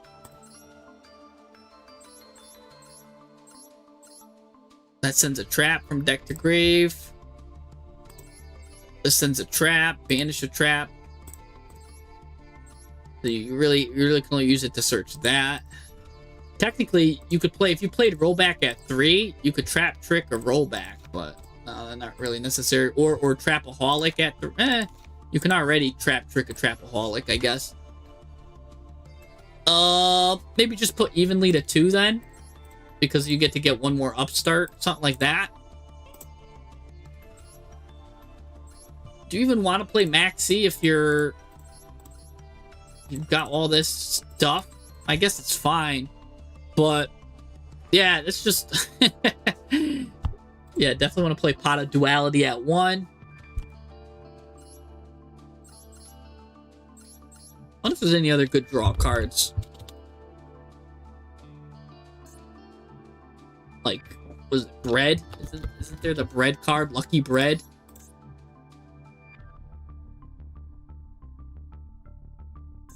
Draw Bread or something? Draw Bread? If you want to...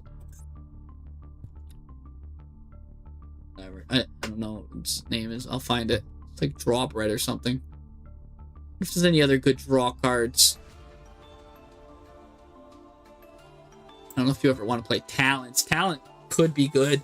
Maybe not.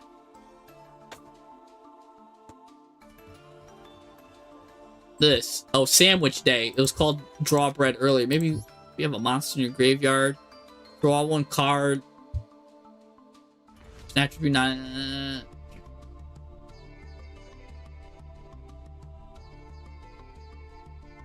You're gonna... It's not... It just really just draws... It's only going to be a 1 draw. It's like an upstart goblin at home. Not that good, I guess. Huh.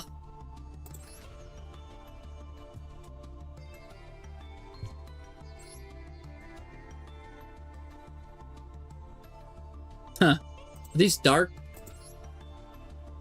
I was thinking of a lure. Like, you just set everything anyways, then you do a lure. Kind of draws you 1 and banishes 1, but nah, it's not, the math doesn't look good there for that. Metalfoes Fusion is interesting. You could play maybe 1 copy. That also works with burial goods if you really need to. But if you find a way to send this to the graveyard, right? You could pop it. Draws you a card also.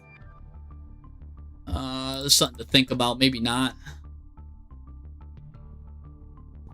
I guess that's fine. I guess that's how it looks. I don't know. We're not going to look too deep into it because it's not too serious. But that's kind of funny. Your extra deck can also be much better, right? Like if you're playing any kind of... I guess it doesn't matter because you're always just going to banish them anyways. So this card's banish you. Yeah. Yeah, hand destruction.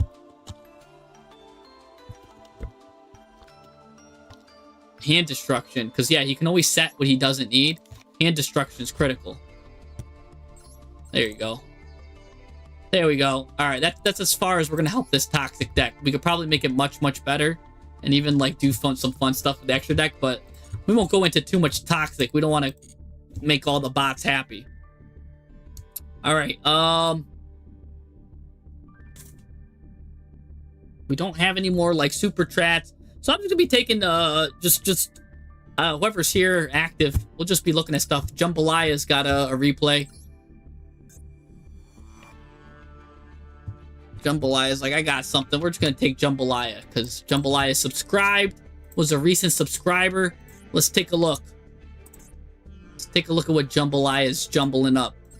It's not, I know it's not Jambalaya, guys. It's Janeba. True King of Games? I don't know when you are. I just, like, the list, I kind of went through what I took, like, early.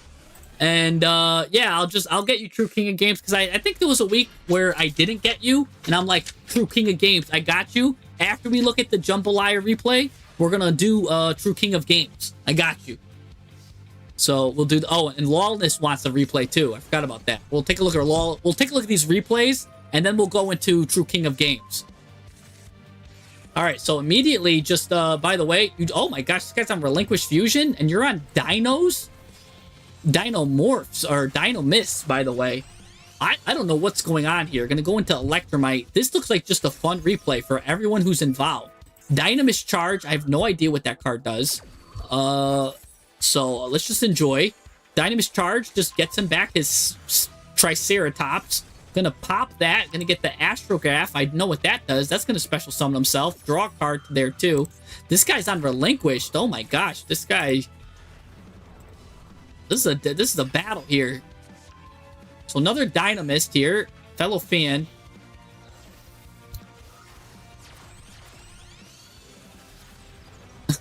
Yeah, Dynamist. Ankylos. You pick Ankylos. Now you can't use these effects until you Pendulum Summon. So here you go. You're gonna Pendulum Summon. Now normally if there's a board, you want to put them right here and right here. That's a double pop because that activates. But oh my gosh, all the dinos coming out. I've never seen that animation in my life. Oh, we're gonna. Oh, he's got Spirit of Yubel. Now you must attack her. Or no, well, Nightmare Pain says you must attack her. You don't have to attack her yet. You're gonna end your turn, and yeah, you've got to get rid of Nightmare Pain. Cyber Dragon Nova, that's a great card because now you can go into Infinity. I never knew the Dynamist can go into this. You're showing me something new that I never knew you could do. Now you get to suck up. My favorite thing, target attack position monster, suck it up, baby. Suck it up like a lifesaver. All right, now we're gonna go into Auroradon. What is going on here? Such a simple deck is turning into something complex that I never thought it could evolve into. Who knew? I thought dinosaurs went extinct. Destroy a card on the field. That's perfect. And you still got cards that you could have gone to. But now you know your opponent's on something deadly here. He's gonna super poly you, and look at that. Gonna take your two machines. That's a Garura. And if he was gonna go into Dynamist Howling, what the heck is this? They're literally howling. And this card's activate. You could place 1 or 2 Pendulum monsters from your deck in your Pendulum zone. But you can't Pendulum summon monsters. Except Dynamist. Once per turn, if this card is already face up, you contribute a Dynamist monster, target a card your opponent controls, return to the hand. Oh, okay. Interesting. I wonder if you have ways to get rid of these cards too and put 2 more. That sounds like a really cool thing. But anyways, all right. So now Charge is going to activate again. We're going to suck up your own card. What? Why are we doing that? Why are we sucking up our own card? Oh, we're getting rid of that. Bringing that back to the deck. Both Dynamist Charges activate. These are not once per turn. Add one of these cards to your hand. Oh, okay. So you're just gonna. Oh, that's once per turn. What? Oh, what? Dynamist Rex comes back. I have no idea what's going on. Oh, and he gave up. Oh, come on. You know you can't give up when a Dynamist player is cooking. Oh, that was actually some really cool stuff. Man, is this second deck the Dynamist? I almost want to see more. No, you've actually got the Cyber Dark. You're using Cyber Dark yourself. That's actually quite kind of funny. So you're using Overload FU3. You're using Machine Duplication there. You're using Overlord. We just went through all of this. You're using Cybernetic. You're using a lot of the cards that the other guy was using too. That we're like, yeah, let's get rid of this stuff. You're using a Cyber Eternal. We didn't analyze this card at all. Target a machine in your graveyard, return it, or special summon it, ignoring its fusion and special summoning conditions. We didn't talk about this card at all. This card might be worth playing. And then you could banish this card if a Cyber Fusion is returned. So that's an interesting card to talk about.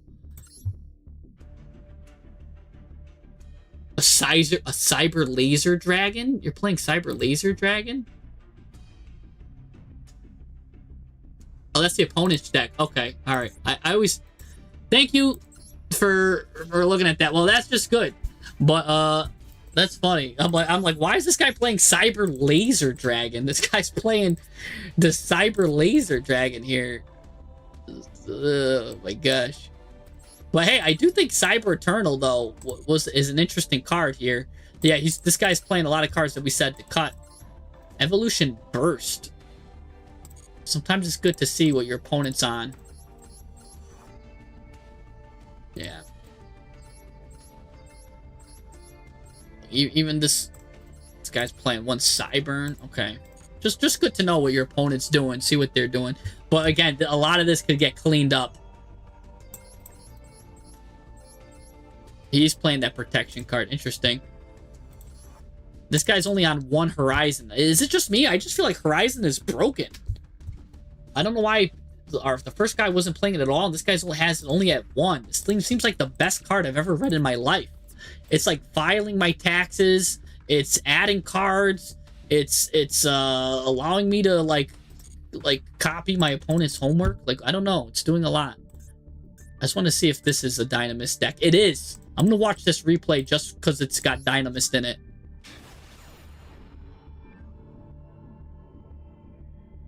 I want to see more dinos. We want to see more Dynamists.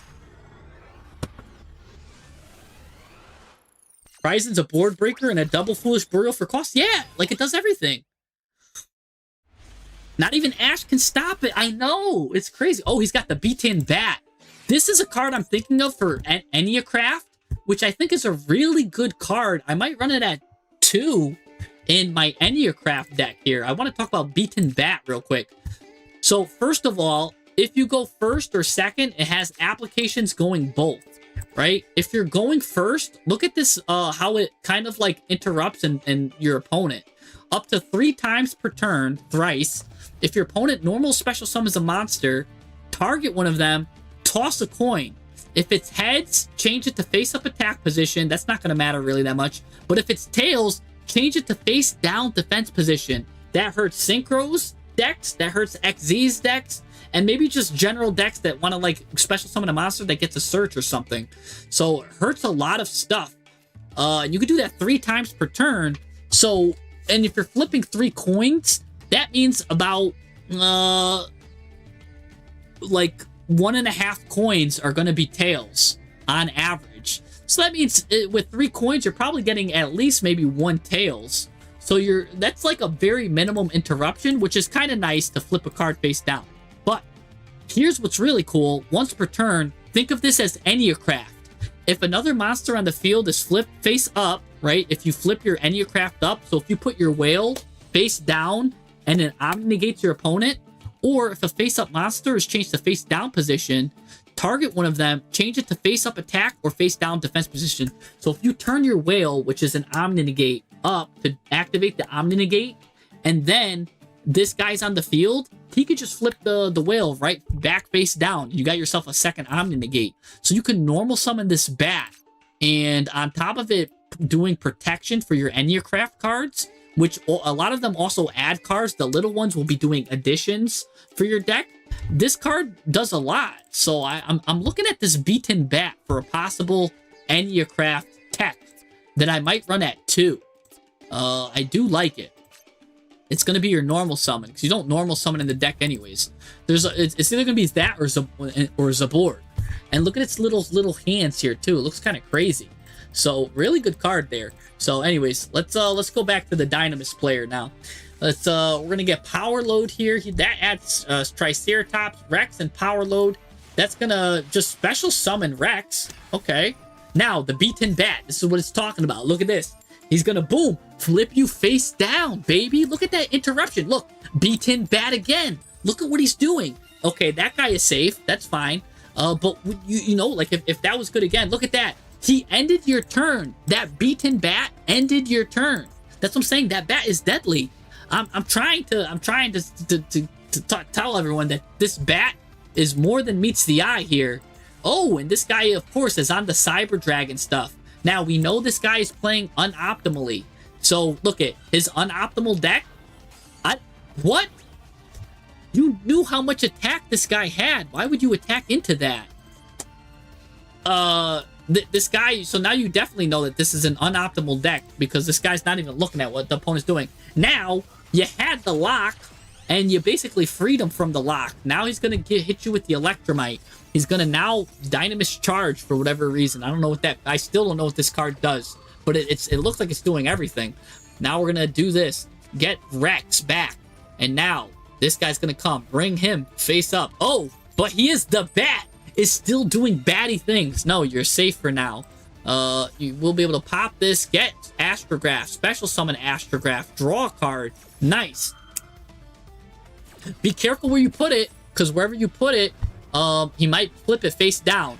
So here he goes. This guy's gonna get this power load. Electromite, draw a card. Here comes the beaten bat again. This bat is just slapping you up. Oh my gosh, you're the luckiest guy. Everything heads. I wonder if this would have went a different way if we had more tails. But you don't really rely on the beaten bat's heads or tails effect. Really, you're gonna use it for the flipping face down for any craft. Anyways, now what are we going into here? We're gonna go into Exceed the Pendulum, which is nice. I believe that gives you another bonus pendulum, like summon or something like that. But anyways, these guys are negated. Now you get a third pendulum summon or whatever.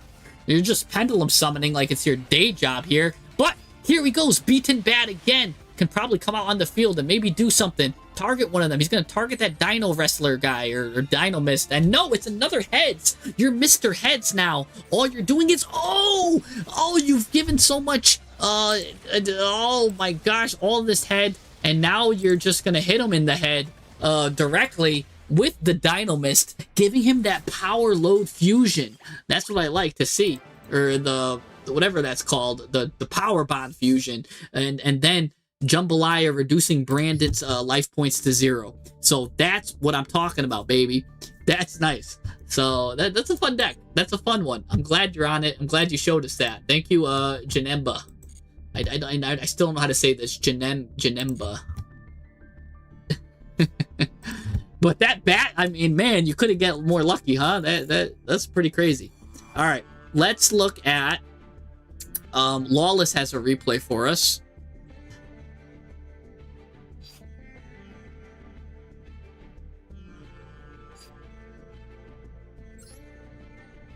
I think Lawless, do I?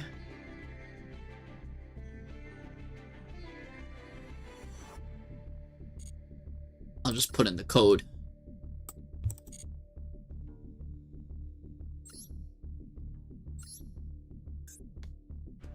$398-353-702. Dr. Saka, that's what it was. All right.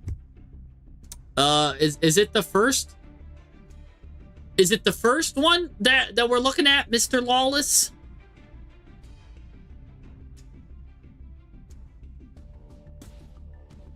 The full GG Mon saying the full combo uses Cyber Eternal to have Cyber End and Cyber Darkness on the board at the same time. Oh, I didn't know that. I'm just gonna guess it's the first combo, and I want to see this first one anyways because it's against Regenesis, and I love Regenesis.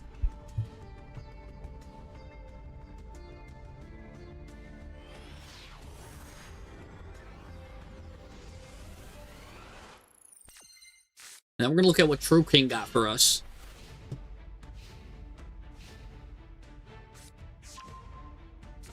Alright, he's gonna show you Lava Golem. I hate showing Lava Golem, so I'm pretty sure he's got no other Regenesis cards in his hand if he's showing you Lava Golem. Because that's usually the last card I want to show people. So Regenesis is gonna add Sage. That's a mistake. You usually want to add the like, you don't want to do that because you want to get Regenesis Lord here, tribute this guy, put that in the graveyard. Regenesis Lord will set Regenesis Code.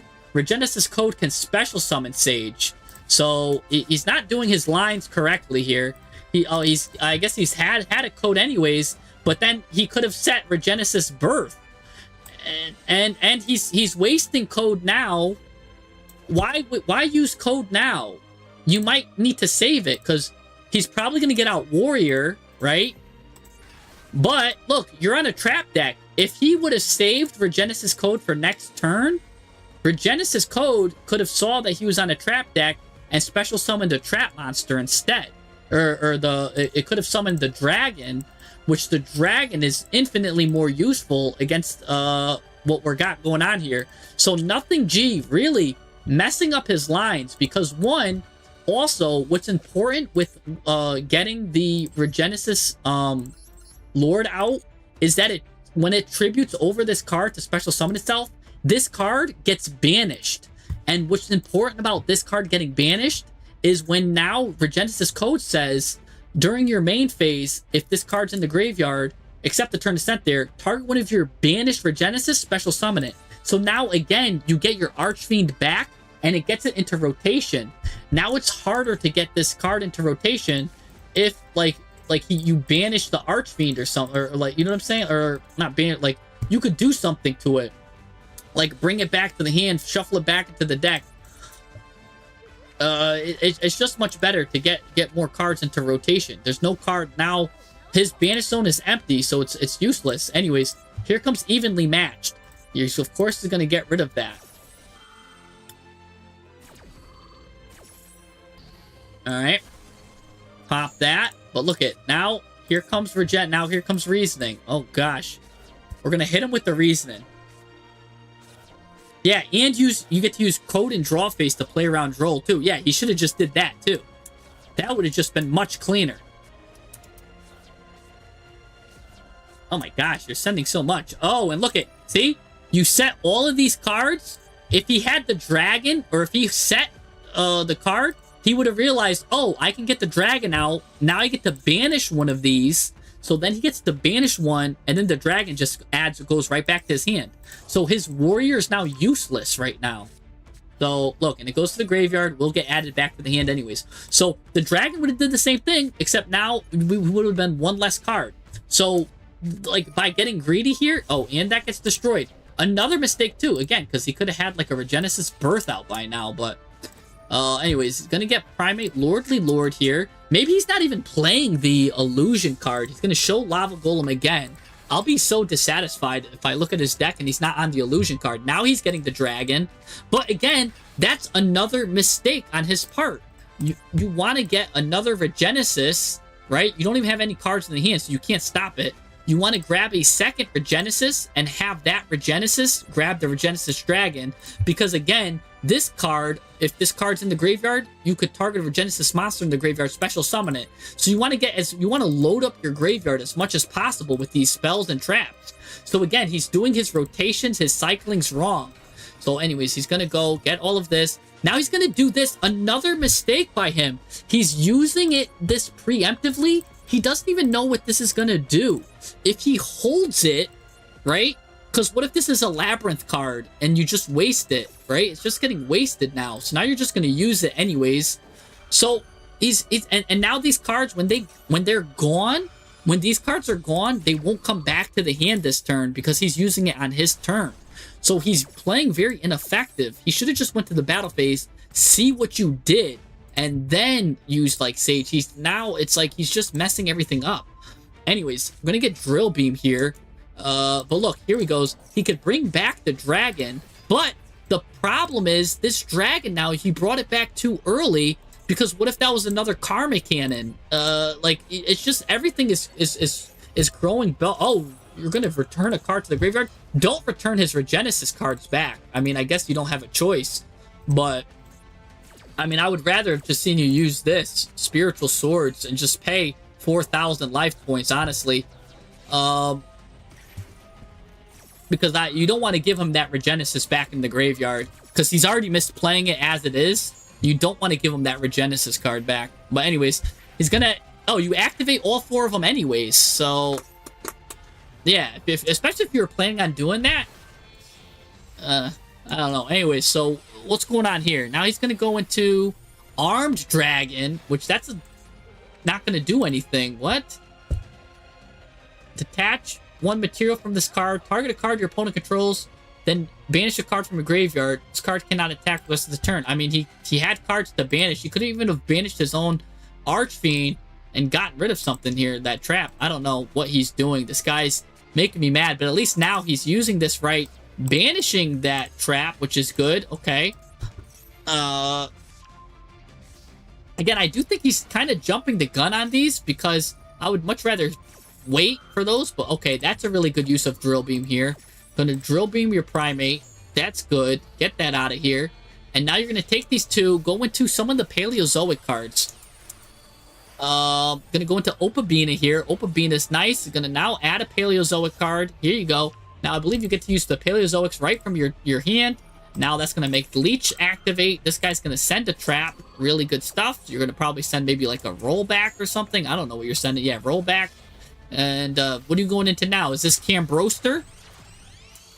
Oh, yeah, look at that. I'm learning. I'm learning, man. I'm learning how you play the deck. You're going to go into Cambroster, send your own card, which is great. Now you can actually, funny enough, you can roll back your own card, or you could, yeah, keep it going. So I'm learning, man. Wow. When you watch enough a deck enough times, I'm learning. But I don't know what you're going into here. This could be anything. Oh, it's Anemone. Okay. So now you're going to go Anemone, roll back. What do you roll back in? Oh, the Balance of Judgment to give yourself 3 cards. Nice. Special summon this. Now you're going to go into Zelantis. I'm pretty confident on this one. Yes, you are, because he's waterlocked. So we're going to Zelantis your opponent. We're going to bring everything off and bring everything back on, baby. Now Zelantis comes and none of his cards come back. You get a nice free attack for 2,500. Set 3, and you've got some more cards. But here's what's cool. His Regenesis Warrior comes back. His Sage comes back, and his Dragon comes back. Ooh. And your monster has 2,500 attack, so he could just special summon all of them right now. Like, boom, bop, boom, bop. And he's going to use the Regenesis card that you gave him to bring back his Archfiend. That's why that's a little deadly. So now he can add the Regenesis. That's what he should have been doing from the get-go, is making Regenesis add Regenesis.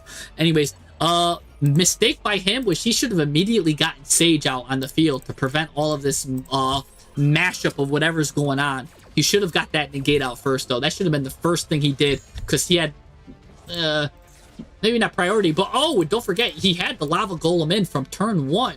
He was showing it to us right from the get-go. So that's a little deadly that we got out more than one monster, but we kind of had to, I guess. But here comes everyone. Now what's pretty cute is he could use Regenesis Warrior to bring back Lava Golem to the hand. And he had Lord the whole time and was holding on to it. I can't believe it. I'm so upset about that. Anyways, look at, see, that card gets banished now, which is really good because you can get banished cards back anyways, and he has Birth anyways. Now, what he's going to do is he's going to be able to, ooh, he really wants to just get that. He should have saved that. That's an effect you want to save, especially in a grind matchup like this. You want to save this because you have more than enough attack.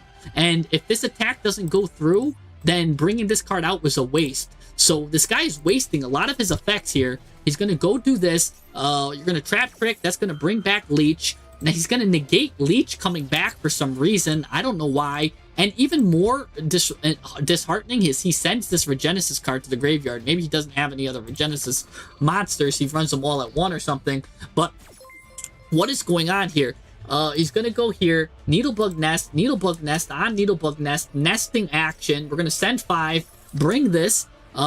This card's going to go here. Needlebug Nest, we got a $5 donation from Cry has arrived. Thank you very much. I'm going to read it after this match because there's a lot of action going on. And this is what's, mistake by him. Huge mistake by him. He should have chained his warrior to bring back his own Lava Golem to the hand. And that's his Lava Golem. He should have just brought it back from the hand to the get-go. I don't know why he was so saving that, but whatever. No, he's Lava Goleming a Lava Golem? Such a waste, man. You don't need to do this. Oh, he's upsetting me so much because you really need to save your Lava Golems. You gotta treat these like gold, man. No, you don't want your Lava Golem to go away versus this grindy matchup. You want that warrior to bring back Lava Golem back to the hand so you could reuse Lava Golem. And now look at you, just your own Lava Golem. You let both of your Lava Golems go away. That's your way to win. That's your win condition, nothing. You know nothing. Oh my gosh, now he just drew 5 cards on you, Dr. Saka. Now finish him off, Dr. Saka. This guy is making me mad. This guy is really making me mad. As a Regenesis, connoisseur, I am getting... my blood pressure is rising. I need to drink this water. Oh my gosh.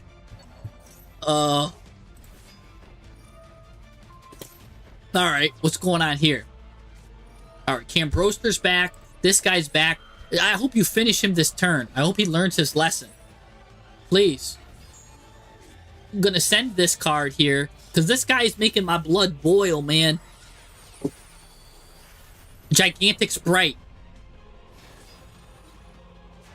Because he only had 1k HP? I don't care. Lava Golem only has 1k HP. That's not, like, you're in a grind game, and your opponent right here knows how to get rid of it. You have to know that he's got this card right here, Diomicius. He's gonna use it to banish Lava Golem. You know he's also got Daruma Karma Cannon. He could flip Lava Golem face down. He could banish Lava Golem. There's, like, Lava Golem right now is very important for your strategy. Anyways, now you're going to get Zeused. But I'm glad you did not Zeus him on your turn. You're going to want to Zeus him on his turn so he doesn't get back anything. He will be able to kind of... no, he won't even be able to chain that. Yeah, here you go. Zeus him up. Now, he made a mistake here. He should have comboed Regenesis Birth here to at least flip your Zeus face down. But everything's going to go to the graveyard now. Everything, even your stuff, except this Leech, because he's cool. But anyways, that Regenesis Guard is coming in handy. Ew, he's bringing back Sage? Sage wasn't the card I thought he was going to bring back. But anyways, he will negate that, sending the Archfiend. Okay. Maybe he's just out of Regenesis cards. Gonna go to the battle phase, of course, because he's just trying to finish you off. That's why now, with forcing him to attack this. Gonna go into Typhon here. Typhon will be able to bring a card back to the hand, put this in defense mode, bring back Zeus, I guess. You might as well just do that. But, oh no, you're gonna steal his own Typhon, but bring it back. Do the little hokey pokey and turn yourself about. That's nice. So, hokey pokey. Now what's gonna happen here? This card activates. He's gonna give away half his life points to get this card out of here. And now it's time for rollback to go into action. Spring this, banish this card, hit him up. Boom. Finally, Zeus delivering the final blow, because I couldn't take it anymore. I've seen this guy throw so much. His lines were so bad. I've seen kindergartners make better lines when the teacher's like, okay, class, line up. And kindergartners make better lines than this. Let me look at what he was playing. I have to look at his deck. I'm sorry, guys. He's playing 3 Metamorphosis. So, like, look, Archfiend is supposed to get Lord. Lord banish this. Then you can either get this, or he's on 2 births, too. Oh, my gosh. Oh. And he's not even playing the new Regenesis card, either. He's not even playing Overlord, which is upsetting, too, because Overlord can banish Regenesis Lord, which means when you summon Archfiend, Archfiend can get back this Lord from the banish zone, especially when you get into really grindy matchups. Oh, this guy has just found a way to frustrate me beyond all belief. He's on 3 Lava Golem and a Vanity's Ruler? Like, your deck is whack, man. Oh. This is making me upset. And he misplayed it completely. Yeah, okay. Anyways. At least his Super Poly lineup's pretty good. He's got a good Super Poly lineup. And he's got Last Warrior, funny enough, for Metamorphosis. He's got Red Eyes Dragoon for Metamorphosis. But here's the thing, these cards are good enough as they are. He's playing only 1 Warrior, 1 Dragon. His card... Hey, he's even got Star Scourge for Super Poly. Yeah, his Super Poly lineup is nice, at least.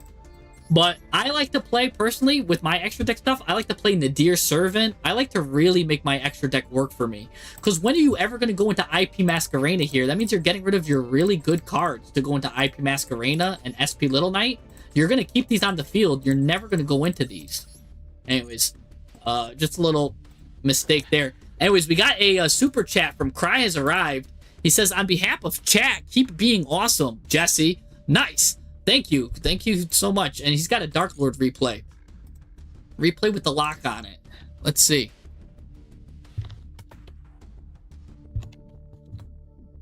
So we got Cry here.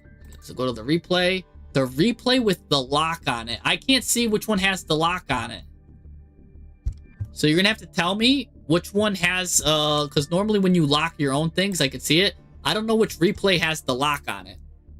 So you're gonna have to tell me, Cry, like what the opponent's cards are. Just tell me the one with the opponent's cards. Oh gosh, you're playing Final Destination or Destiny board. Oh, you've got Clear World too. We've got some gems here, and then you've got, of course, all these nice Dark Lord replays.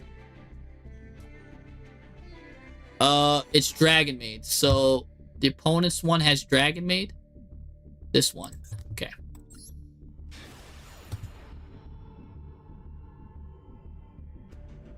I have not covered Starry Night Dragon. One of my friends in real life plays a Starry Dragon. Funny enough.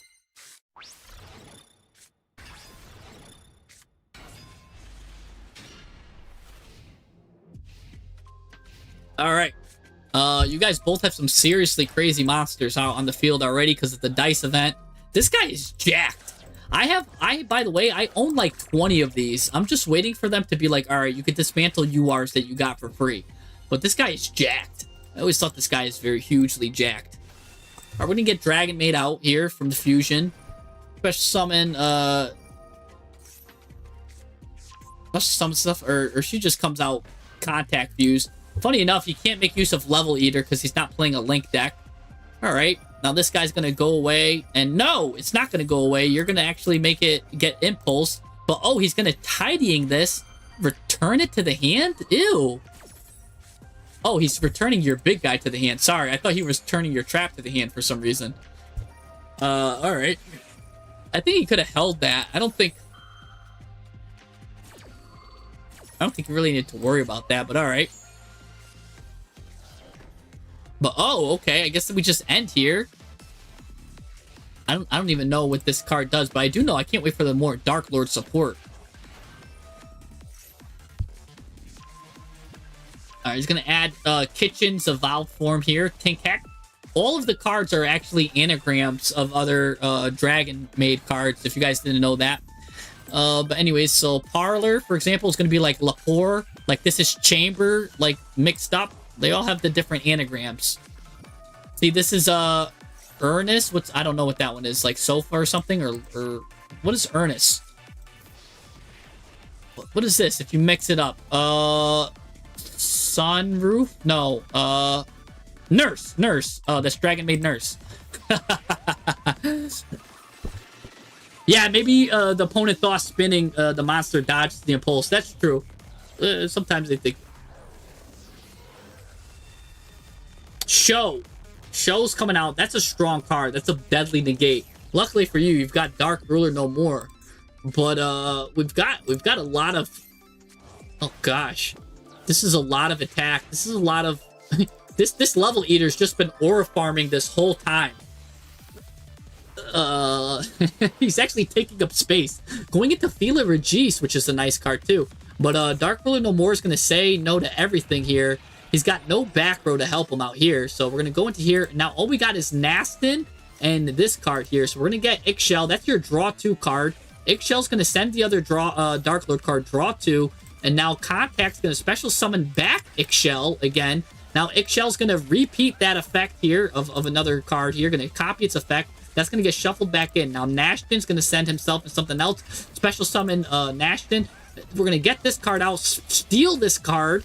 Oh my gosh, he wanted to join a real man's team, I guess, or something like that. I don't know. I'm going to go into Condemned Dark Lord. Now that has a special effect. Condemned lets you... Oh, and you're getting rid of... Thanks for bringing this back to the hand, you say, because I'm going to use it.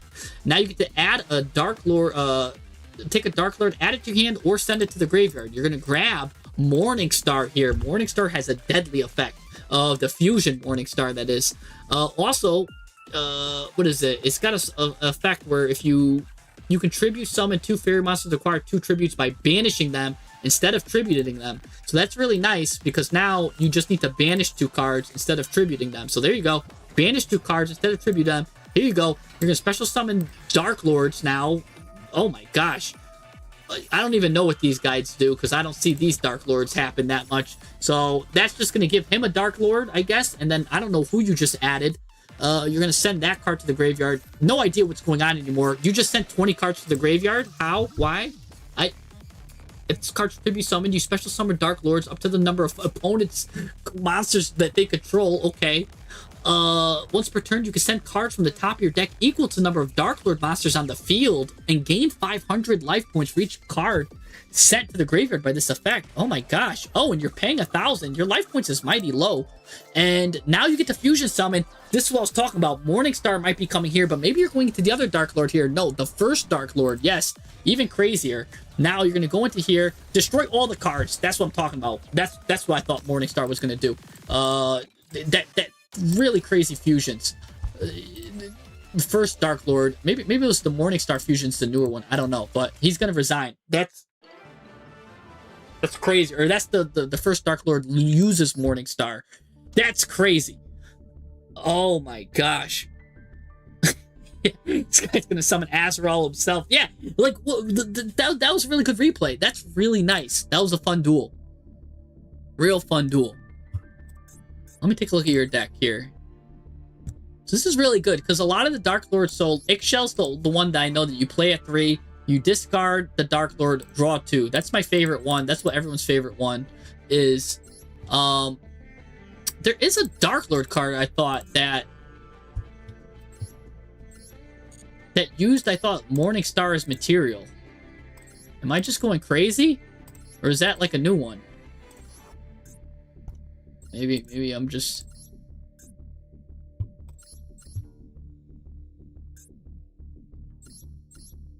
Or is it a new? Is it not out yet? Now I'm going crazy.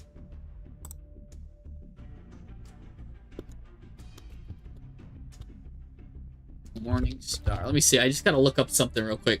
Oh, maybe not. Maybe this was a card.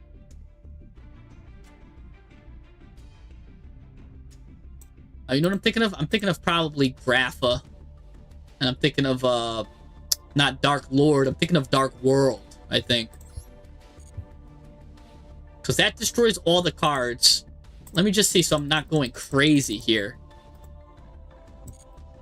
There is a new fusion coming out? Maybe that's what it is.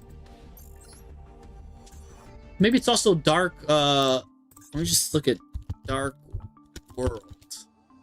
Maybe it's this guy, because he takes Grapha. Dark World and Dark Lord, like all the dark cards kind of blend in together for me.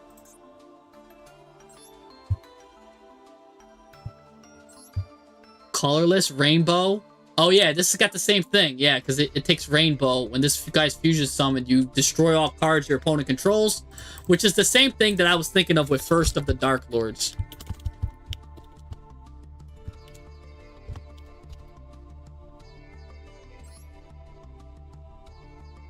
This guy's fusion summon, using Dark Lord Morningstar as material, you could destroy all cards your opponent controls. Yeah, so even though it doesn't say Morningstar as material, that's what I was thinking of. You need to use Morningstar as material for it to destroy everything. All right. I'm not going crazy. Okay, so I was like, I thought there was a card that needs Morningstar to destroy everything. It got it. But when you use Morningstar out, and then there is, yeah, the Evening Star coming out card is going to be deadly too. So, can't wait for those. All right, I do want to find is True King here? True King, my friend. Sometimes I feel like I miss you a lot. Can you re-put in your friend code too, True King? Unless I have you somewhere on here. I don't see any True Kings. So True King, you got to put in your friend code too. If you're, yeah, I got you. You put in your friend code again, buddy. You've got a crazy fusion in your Sky Striker deck, Blitzzilla. What from Twitch? What do you got? True King, what's your friend code? Put it in.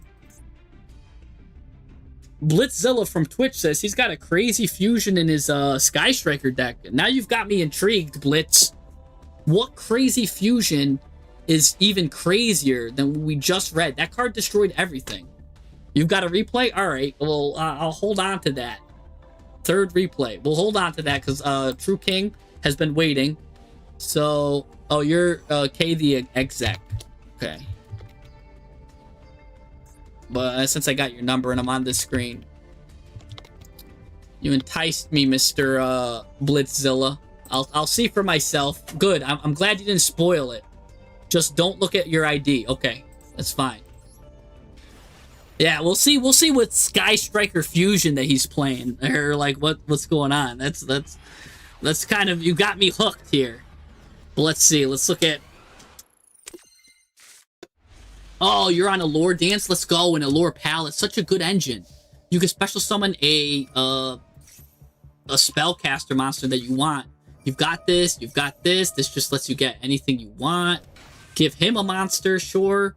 Gonna send. Ooh, you're gonna send that to the grave. Gonna send Gaze. Gonna do Chaos. Send Chaos. Bring this out. Chaos can equip Chaos. His name becomes Chaos. Now you can special summon any spellcaster you want with 1,500 defense or less. And oh my gosh, we've got another subscriber. EL. The Eel is here. Thank you, L, for the subscribe. All right. Yeah, you don't want me looking at your extra deck. All right, I won't. I'll be surprised. I'll hold it on. But, all right, so we're going to go explode our own stuff. Oh, okay. Going to go into that. I guess you don't need some of the stuff going on here. You're going to use it for this package right here. Going to go here. Also, funny enough, you do turn off his imperms when you give him a card. We're going to Pendulum Summon here. Oh, there goes my phone. Just dropped.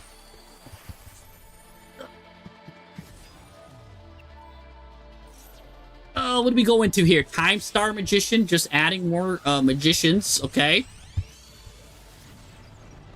Heavy Metal Foes, okay. Here we go, Heavy Metal Foes. Gonna go ahead and do the Astrograph line here. Astrograph line is not even limited to one anymore, so here he goes. Majesty Pegasus is nice. This adds you a field spell card when he comes out. I believe when he's summoned, right? When he's Pendulum summoned, yeah, you get to add a field spell. So you're really comboing off here. A second Electromite. What the? Oh my gosh. Okay. I have no idea what's going on.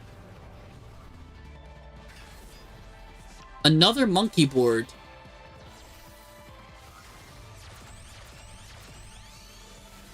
Promethean Princess. That's always a great card. Get a fire back from your graveyard. Perfect. And it's, of course, going to be Electromite. Now what are you going to go into here? Amphibious, Amblo Whale. Great card. Okay. Pop that. Get Astrograph back. He's going to special summon himself. Okay. You're getting a lot of bodies and a lot of links. Getting another monkey board. Monkey board. And Odd Eyes Butler now. Going to special summon himself.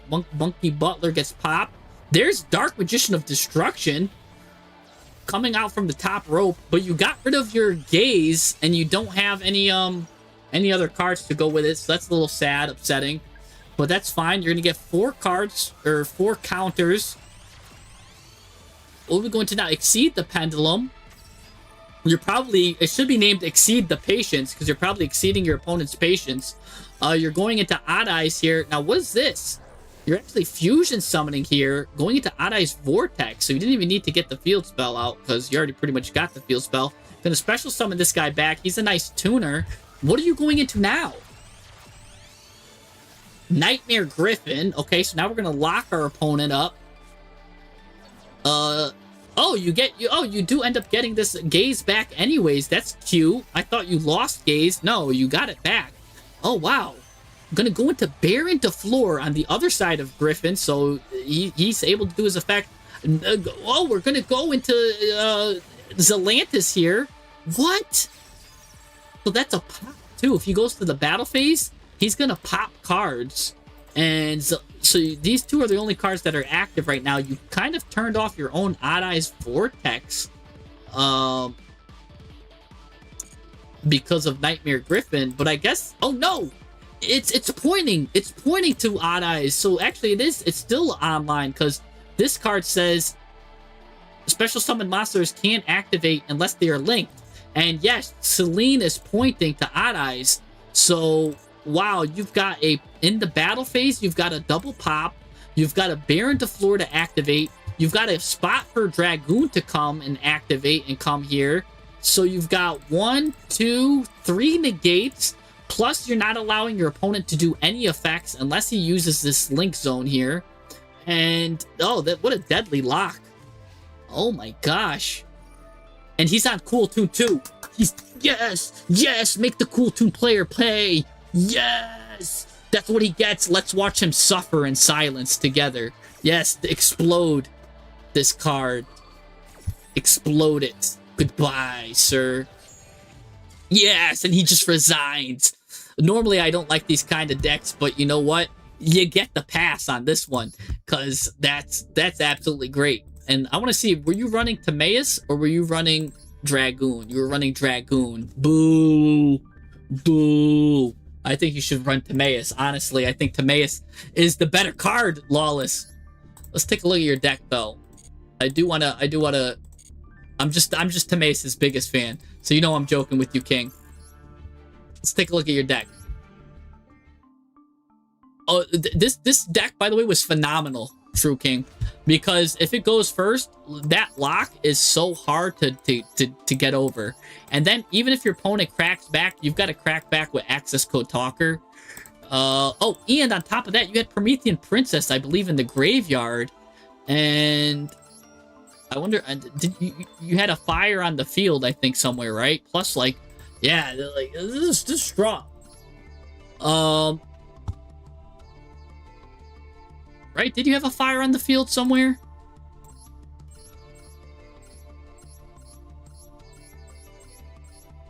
I can't remember what your field was. It was Nightmare Griffin with Barone, with Zelantis. Yeah, oh no, you didn't have a fire on the field. Oh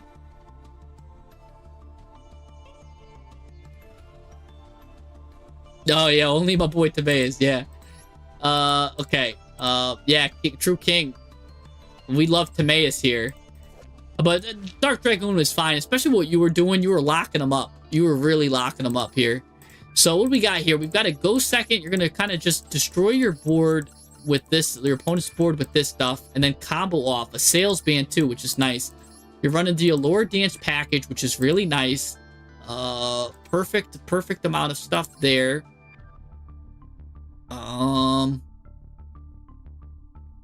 Again, what I really like about this card too is it allows you to special summon a spellcaster with 1500 or less attack from your deck. And you've got some spellcasters here too that fit the bill, so that's really cool.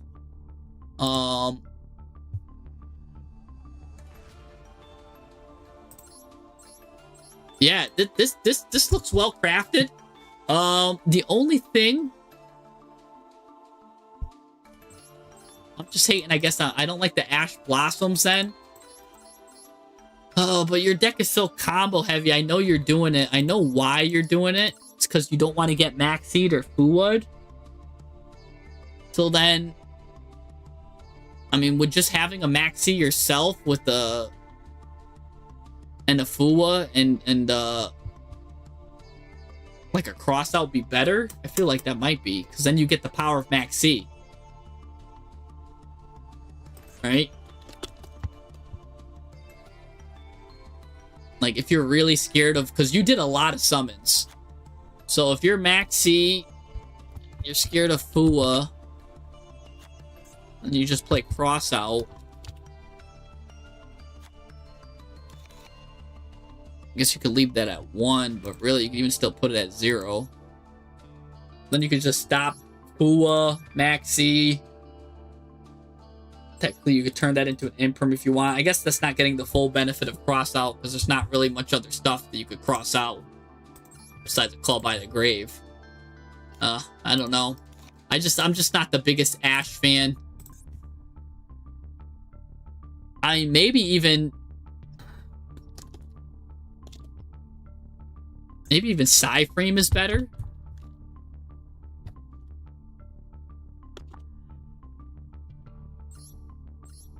Or Retaliating Sea. So Retaliating Sea does the lingering effect. If you're gonna hit an opponent with a hand trap, I feel like Retaliating Sea is better. But I think I know why you're doing it, because again, you don't like the Fua stuff. But what's your opponent gonna do when you get that board anyways? It's really tough to crack. But this just makes it so, like, really, because if you're going second, you're pretty much, your Ash Blossom's not doing anything. So you've got a 4-card hand going second. That's the only problem. That's the only problem.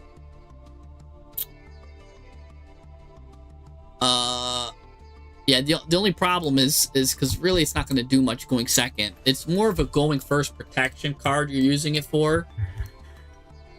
Which I guess is okay. Your going first is really strong. Especially if you use Allure stuff.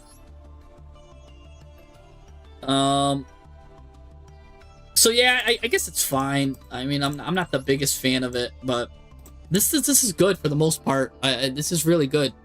And then again, when you set up this board, it's tough to beat. Yeah, it's just there to stop Maxi. That's what I figured. I mean, that's why I guessed it's there. But if it's there just to stop Maxi, it's kind of like, I don't know. It's like when people put in Nib, like, to stop heroes. Like, yeah, it can help, but it's not really that great. Like, it's a good card. But I just feel like it doesn't help you going second. I feel like this deck is already strong enough as it is going first. But going second, we need help. We've got 1, 2, 3, 4, 5, 6, 7 board breakers. And 3 Ash, which... Because this engine is very strong engine, but it's a weak going second engine, because if they stop it, it hurts. So you've got a really strong going first engine, which is why I really like the Dark Ruler No More stuff. Yeah, exactly. No one should be playing Nib in 2026. So that's why, like, Ash Blossoms, I think, literally, because you're using 3 cards to stop 1 card. Like, Maxi's at 1. It means it's your opponent's got a 12.5% chance to hit it. And you're using 1, 2, 3, 4 cards for that 12.5% chance. So it's like, the fact that we're using 4 cards for a 12.5% chance is really showing the power that Maxi has over us. Like, I could see if Maxi was still at 3, where it's got a 33% chance for your opponent to have it in hand, but as a 12.5% chance for your opponent to have it in hand, I feel like you just gotta, like, just let it fly, right? Like, let it fly, and get more of the extra deck stuff set up, or even like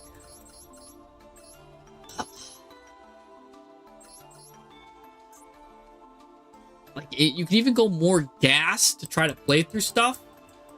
So like you can even go like get a soul, because there was a point in time where you summoned Dark Magician and there wasn't anything that you could summon off of him. So Magician's Souls could have been good, because you can always send Astrograph to the graveyard for Magician's Souls if it's in your hand, and it's just a free link fodder. So it kind of lets you go up that way, but...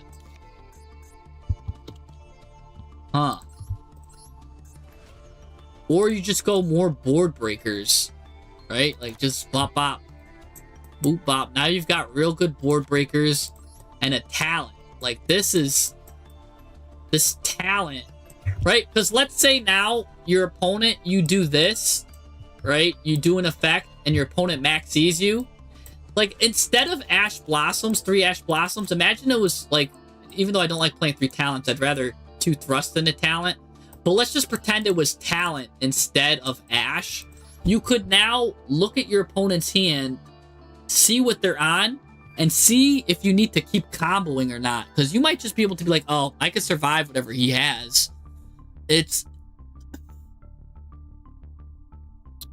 And then talent. So then, and that's only for the 12.5% chance. And then the rest of the time, talents is just adding you cards, letting you draw 2, which is letting you get more into this. So in that sense, I feel like you're getting way more value from a talent than you would in Ash. Even if he hits you with Fualos or like a Molcharmy, like I feel like that's just a lot more value. Or if you just wanted to, you could do a talent, you could do a thrust, right? And then if you're like, oh, my opponent's gonna end my turn, you can end his turn then and get a dimension.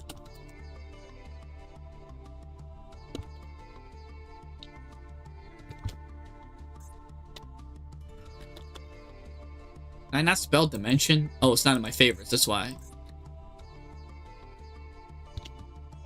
Right, and then you can just look at your opponent's hand and just grab dimension barrier.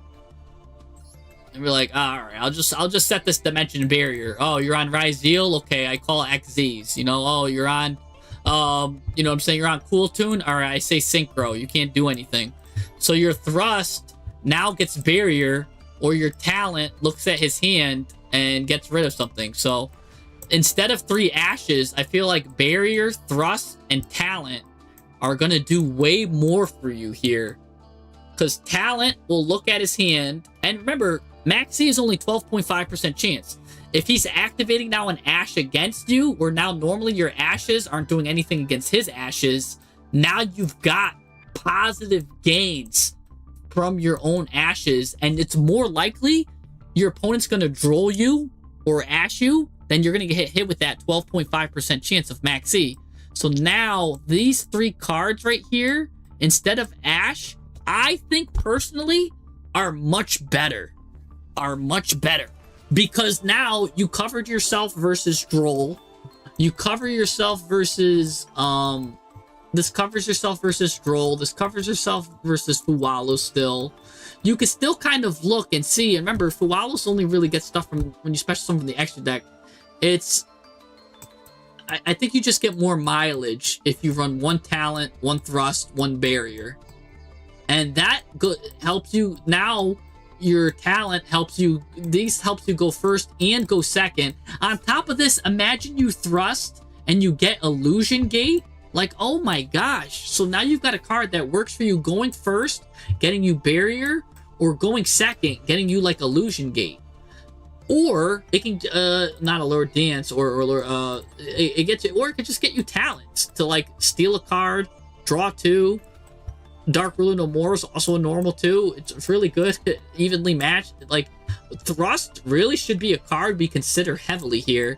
And then you have Dimension Barrier as a backup in case, again, there's nothing really good to add. Your opponent's got no monsters.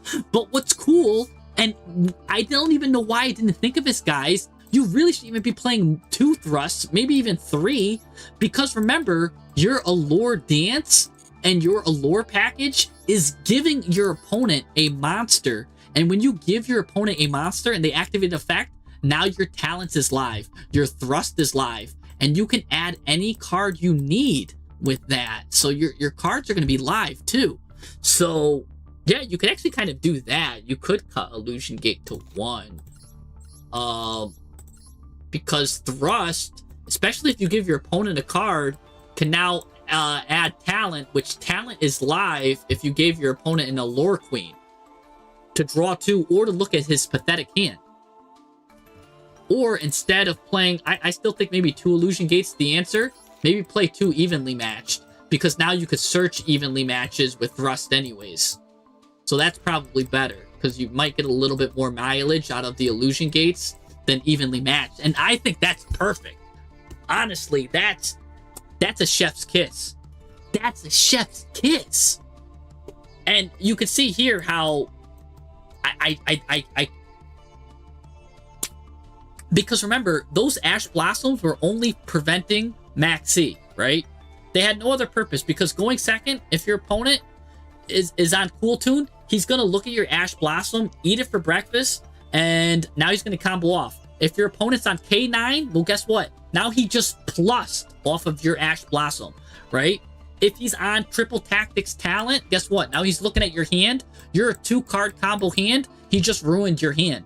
So your Ash Blossom is probably hurting you more than it's helping you, in my opinion. So I don't know. I don't know. Maybe that's just me. Maybe this calls for another poll, right? Let's see. Is it keep the Ash or ditch it? Right? Is it, and then let's do talent, rust, barrier, or 3 ashes. Let's see. Let's start the poll on that. What do you guys think? Because maybe that's again, I'm seeing that it's they're there to stop Fualos and Maxi, but again, you could stop Maxi and Fualos by just adding Dimension Barrier with Thrust. Because you got to think now, pretend the talent, Thrust, and Barrier are in place of your 3 ashes. If you get hit with Fualos and Maxi, Maxi and Fualos have a very low chance of hitting you than Droll, Ash, and all of them combined. All the other hand traps, right? It's technically, you can also put in Effect Veiler, the Canines. That turns these cards on. And when these cards are turned on, you are set up to win, my friend. Yeah,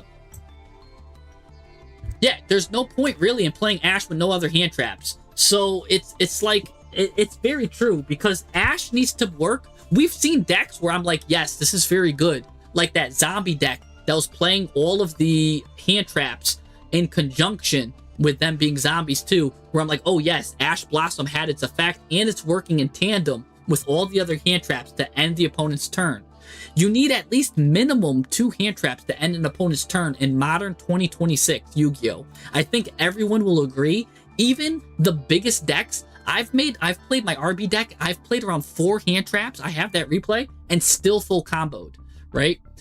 Agreed. Sometimes he's gonna have some hands and be like, man, it's rock, paper, scissors no matter what, but this rock, paper, scissors is gonna win you more games. The Thrust, Talent, Barrier package will win you, in my opinion, more than Ash. Now, don't get me wrong, the 3 ashes are still good, but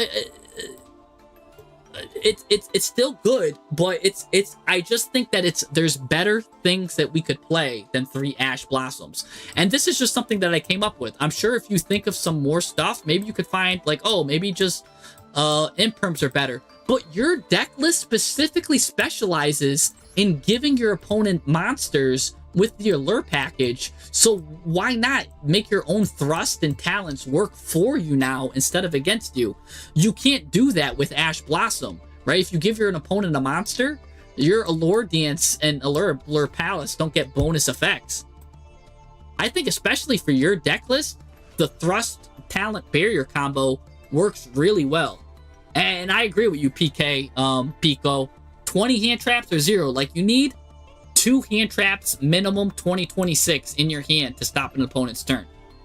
But he is saying that he just wants it for Fualos and Maxi protection, which again I get, but you're more protected from like Droll and everything with like that. With this will protect you more, because Droll's gonna end your turn and you've got double the chance of seeing Droll, right? Because look, Droll's gonna end you right here. Alert Dance is gonna you add a card, guess what? Droll, your turn is done. So why not get some Droll protection as well, right? Because you're only protecting yourself from Maxi and Fualos. What do you have if your opponent Drolls you? Do you just concede the game? This will give you Droll protection as well. And you have a double chance of seeing Droll than you do Maxi, because you can play Droll at 2.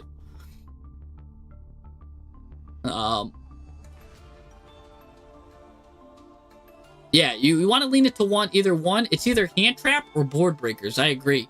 And that's another thing too, because why do you want to just end, like, you want your opponent to have a half board and then these hand traps don't do any well? Because now your Dark Ruler no more.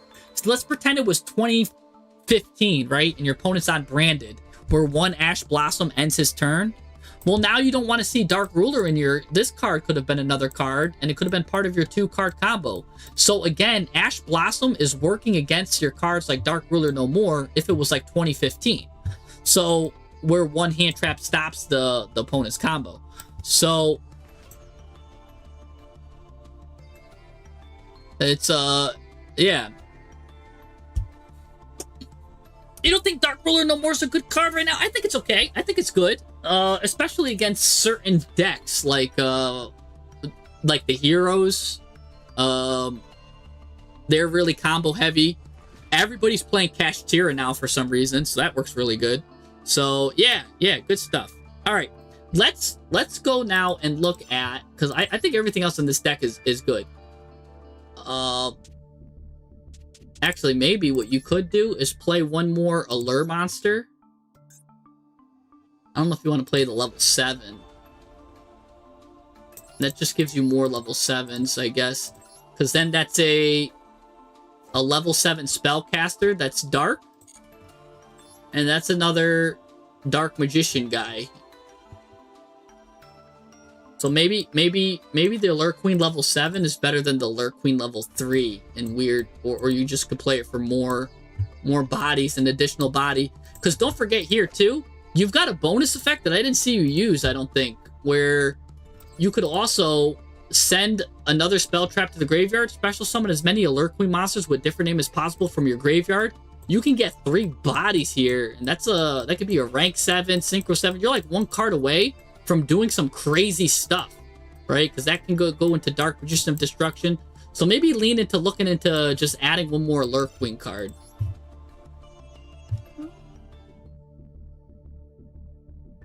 All right, I've got to see what Mr. Blitz was up to here.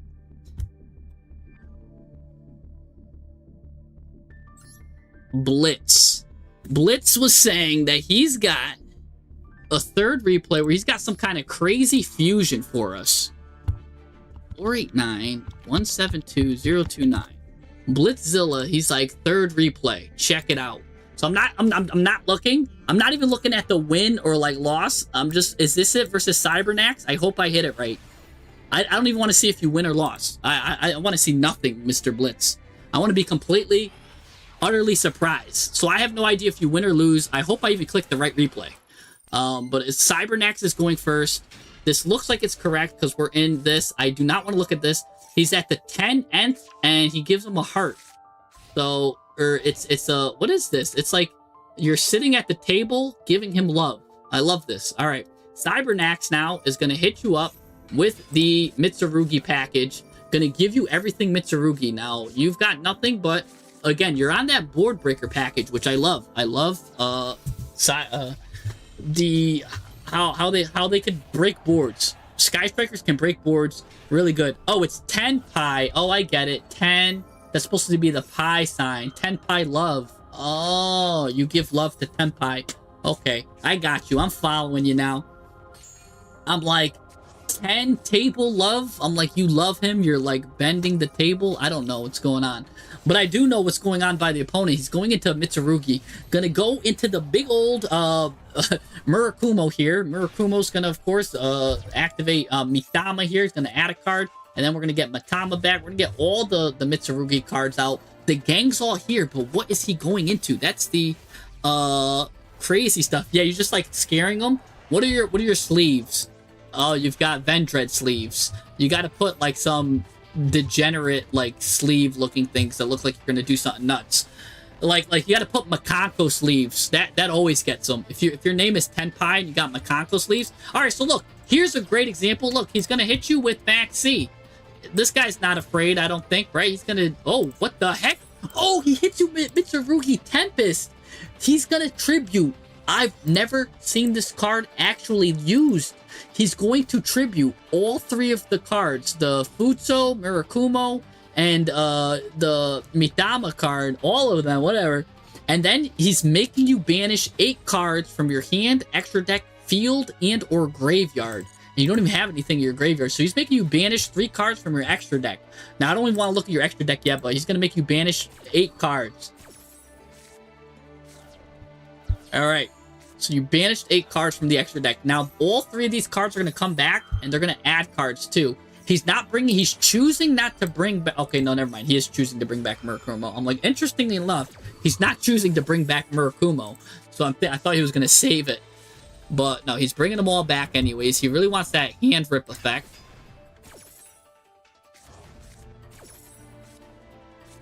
Yeah, he's just adding... he just shuffled mirror in only to add mirror. That's pretty cool. Now he gets purification. I mean, here's the thing about this, right? Now, if he wanted to, he could have done all of this with a much better card. There's a guy, his name is Zaborg. Literally, you take these 2 level 8s, and you go into the dragon that searches 7th Tachyon. 7th Tachyon searches Zaborg. Zaborg tributes over like a light monster that you can also, like, that's the level 8 rank monster's a light. He tributes over that, right? And then he destroys himself, and instead of you getting to choose what 8, the opponent gets to choose what 8 they want to banish. And that's much more effective, in my opinion, than what he went into. So there's a Zaborg line that he could have done, I think, that's way better. So I think he could have done what he did even better. Anyways, he's going to get rid of that. You're going to get rid of the 1 trap, which is funny. Like, what? You didn't want to get rid of the monsters? Because... well, I'm guessing you thought the trap was probably prayers, but isn't prayers at 1? Prayers is at 1. So, if it's not prayers, I'm thinking of getting rid of these 3 monsters, because this guy is going to cause havoc. He's going to bring everything back. But I don't know. What do I know? Anyways, Illusion of Chaos is here. You're going to now flip this dude, and you'd be able to... well, all of this, look, see? He's going to cause havoc. That's going to get him his prayers back. That's going to get him his Tempest back? Why is he adding prayers back? I feel like he needs to get prayers. That should have been the heavy priority, not that little wonky doopy trap. Anyways, so we're going to get Toy Tank. Tank's going to get 2 more cards. They're both going to special summon themselves, which is nice. And then Toy Box is going to get bonus effects here. So that special summons there. Remember, he is under Max C as well. He's going to fill his board up. All right, filling up the board, baby. Fill me up. Why do you fill me up, Buttercup, just to bring me... okay. Oh, yes, we're going to go into the Cyber Chimera Tech Fortress. Oh, bringing this card out. That's the fusion that he wanted to. That explains it, ladies and gentlemen. That's why he didn't care about the monsters, because he was just going to tribute them all anyways. Makes perfect sense now that I know what your extra deck is, and that you had a Chimera Tech Fortress Dragon. I should have been aware once I saw the Cyber Dragon, once Cyber Dragon reared his head. We're going to go into the battle phase, hit him for 1, and then go into Sky Striker Mobilize, send that out. Going to go into Kagari. Kagari's going to get back. We'll be able to bring back the linkage here. Linkage going to hit. We're going to go here. Now what are we going to go into? Going to get rid of that. Going to go into Zero. Zero's going to be able to punch him in the face. Zero also could technically add a card, right? If this card... oh, no, he drolled. I was going to say, because if you would have been able to add the final linkage and put seal the deal here. But, oh, no, yeah, you can get both little mini Sky Strikers, and that's enough. Oh, my gosh, that is enough to seal the deal anyway, so it doesn't matter that Droll has been activated. You still finished him off with that package. Oh, my gosh. Ladies and gentlemen, take a look at that. How about that? Mr. Tenpai finishing him to 0. The Zaborg line? You want me to show the Zaborg line? I can show you guys the Zaborg line. Let's just look at the opponent's deck. Ew, he was only on 5 extra deck monsters? Ugh. Alright, I'll show you guys the extra deck line. Let's see our deck here. You didn't even have to... yeah, that was real funny.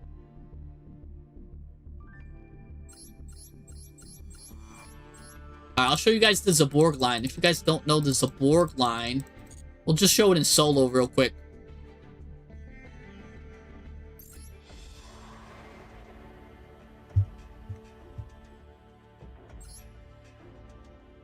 Let me see. Didn't they just add a new one? Everyone was talking about the worm one. I wanted to do it versus the worm. Okay, I guess it doesn't matter. We'll just do it. We'll just do it against this. Do I have the Zaborg line still? Or am I going to have to just make it real quick?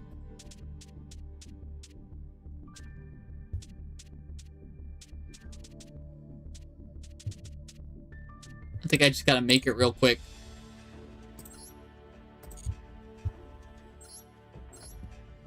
Let's just take one of these decks that we deck doctored. Let's edit it up.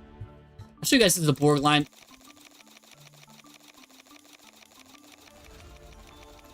So it's really easy to make too. So it's with Mitsu. You can also do it with like Horus as well. But yeah, I'm just gonna turbo some of these Mitsu cards. Just to kind of show you the line. I'm gonna play 3 Zaborg. Well, actually, no, because I gotta show you that I'm adding Zaborg. So I'll just play Zaborg at 1. Play 7th Tachyon. We're also gonna play...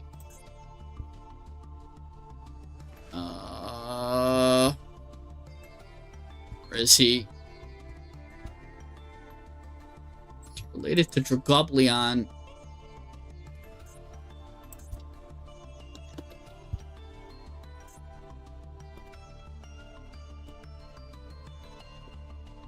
Oh gosh. Oh, I got it. I just gotta put in Tachyon. There we go. You want Divine? That's the card right there. This is a card that really seals the deal. You also want to play this guy. Cause you gotta show a card with 7th Tachyon. It's also 2 level 8s. So 7th Tachyon gets you that. And then now, just to show you, it's also you could do it with Horus as well. Basically, you just need 2 level 8s. So I'll just do Horus.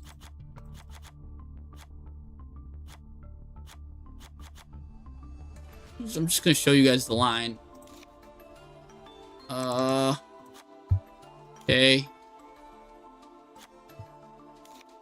Alright. And then yeah, like these could all be like hand trapped, whatever, board breakers. And I'm even like making it like extra long, extra whack. But now you want to set your extra deck to be like anything that's really good. So like Garura. You want to give yourself the Jirak package here. I love giving me 3 of these, 1 of these, a Jirak package. Give me the little Ignister, right? Give me what's another good card in the graveyard? I don't know. Antis could be good, or like the fossil cards are good.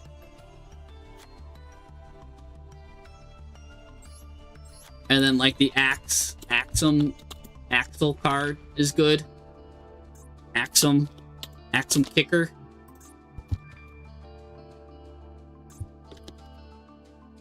Play Axum Kicker, Axum Oracle. Alright. So we'll just run this for now. Let me just make sure. Dragoblion. Gonna search Galaxy. Galaxy gets this. Okay. So and then yeah. So literally everything else could just be like draw cards. I don't know. This is like upstart. Just so I can show you guys. I guess it doesn't matter for the rest. Really doesn't matter. They could be anything. Give yourself Magician's Souls if you want. Give yourself...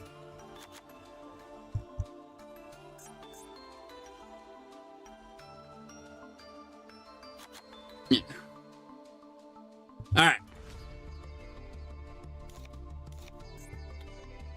Let me get prepped just to make it a little bit better. Oh. Pre-prep too. Oh, thanks for the sub, Mr. Subalopolis here.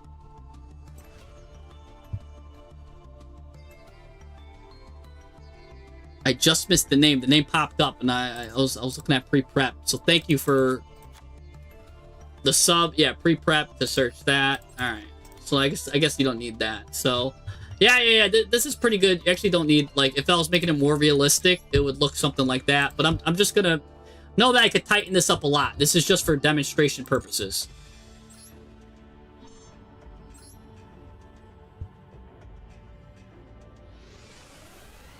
Also, the poll got a 78%. People said that Ash wasn't good. All right.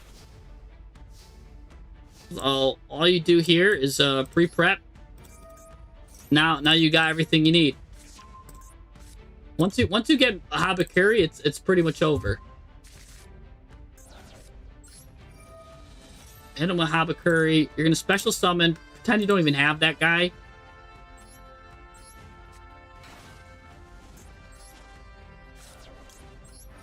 He's gonna get you, of course. We'll get you Mitsurugi Ritual. Mitsurugi Ritual activates. Special summon a reptile from your hand. And you're gonna send, I don't know, like these two guys. Okay. Mitsurugi comes out. We all know the drill, guys. Mitsurugi comes out. Make sure this guy really got to activate. Get your ritual spell back. This guy activates. Gets the next Mitsurugi guy. It'll get Mirakumo, I guess. Get this back. Now we special summon from the deck. Tribute him. Get this guy out. Oh, whoops. That was supposed to be the fire guy. That's a mistake. That's the other one. That's what I get for putting both Mitsurugis out. It's alright. I still get to add this. Just slight deviation there.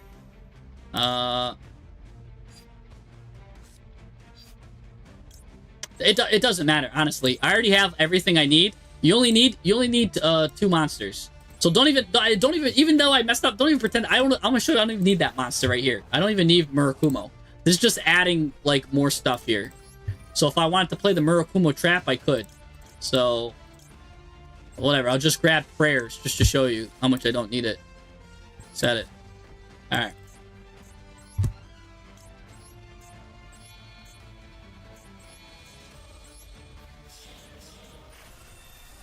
We get Gluxion here.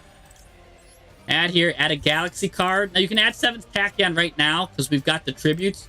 But yeah, we'll just grab him. Primal just special summons himself too. So activate his effect. Gonna special summon on our side of the field. He also grabs you 7th Tachyon. But the point is that I like it that they're both light. And sometimes what I do, if I even have extra stuff, what you could do is you could rank this up into a Hope Harbinger. But I'm not even going to go that far. We're going to do 7th Tachyon here. Show him this. We're going to get Zaborg. Return. I don't know. I don't need this. I already used it. So return that. Now Zaborg's going to come out here. Now, this could have been a Hope Harbinger, too. So I could have tributed some other stuff. And if I didn't mess up, I could tribute the Murakumo. And remember, it would come back. So if I had this card out and I didn't use that part where it comes out, I would actually want to tribute that. And I would have a Hope Harbinger as well. So, but whatever. I have a Murakumo here instead of a Hope Harbinger. Destroy my own card. Now, I get to send from my graveyard. First of all, I get to send my extra deck cards to the graveyard, which is nuts. All of these cards have an extreme and deadly purpose in the graveyard.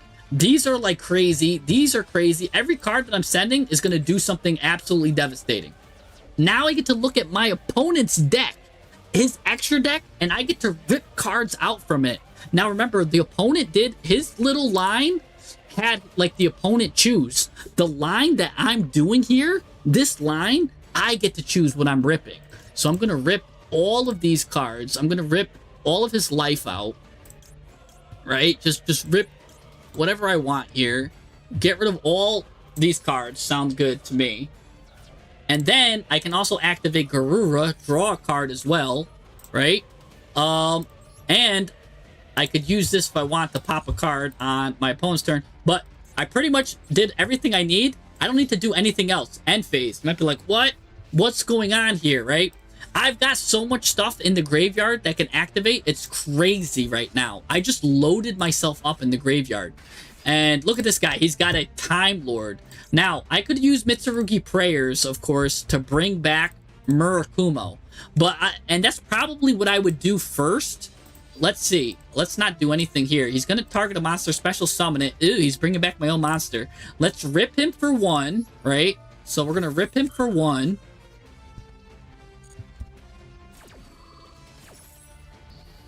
All right, boop.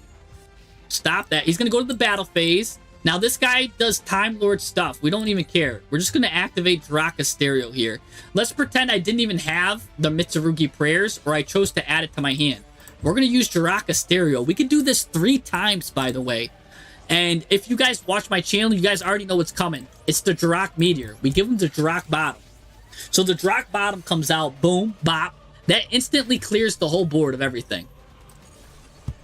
I could have chained, too, my stuff if I really wanted to. He's going to end his turn, and I'm fine with that.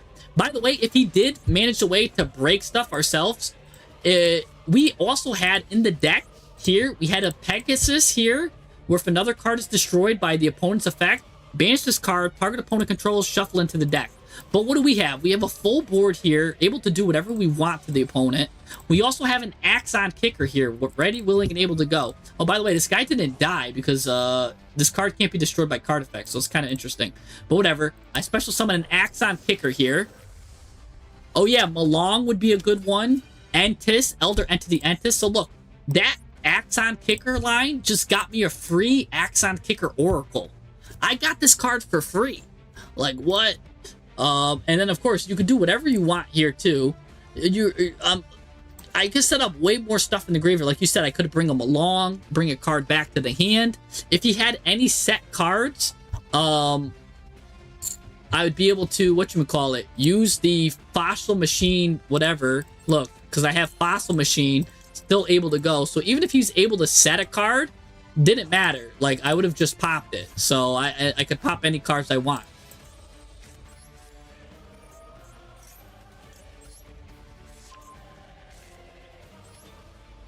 So yeah, you just basically pop off.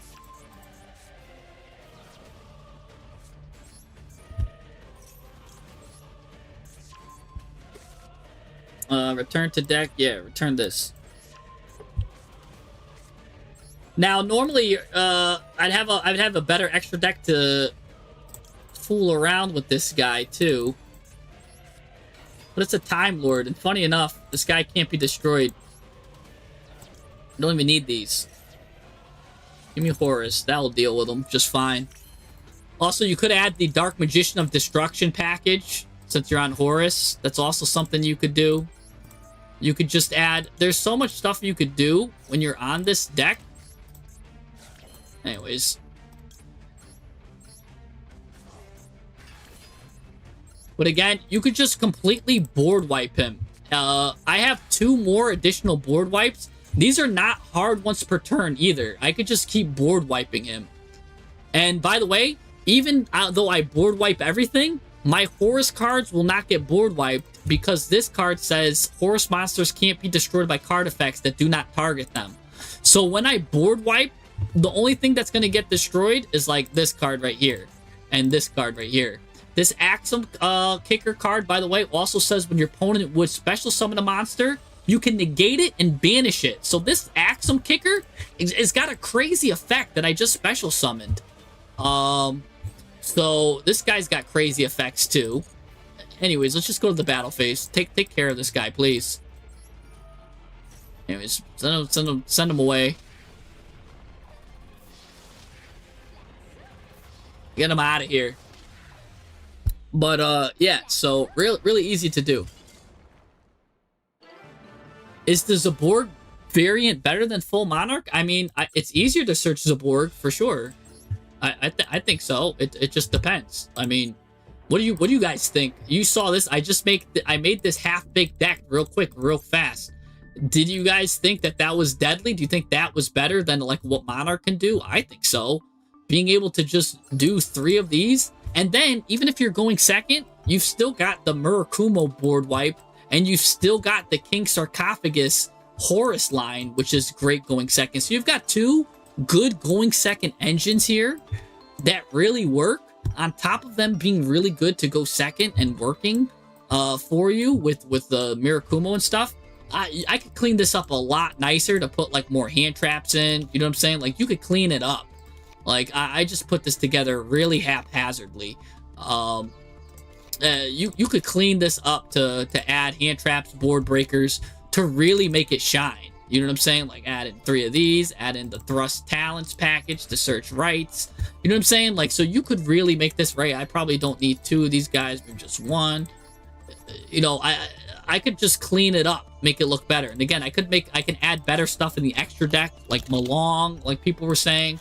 Malong's a good card in the extra deck. You could put in Entis, right? You could put in Entis. You could put in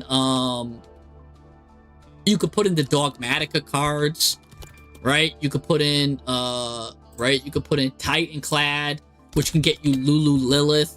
Or you could just put in you could put in Lulu Lilith, right?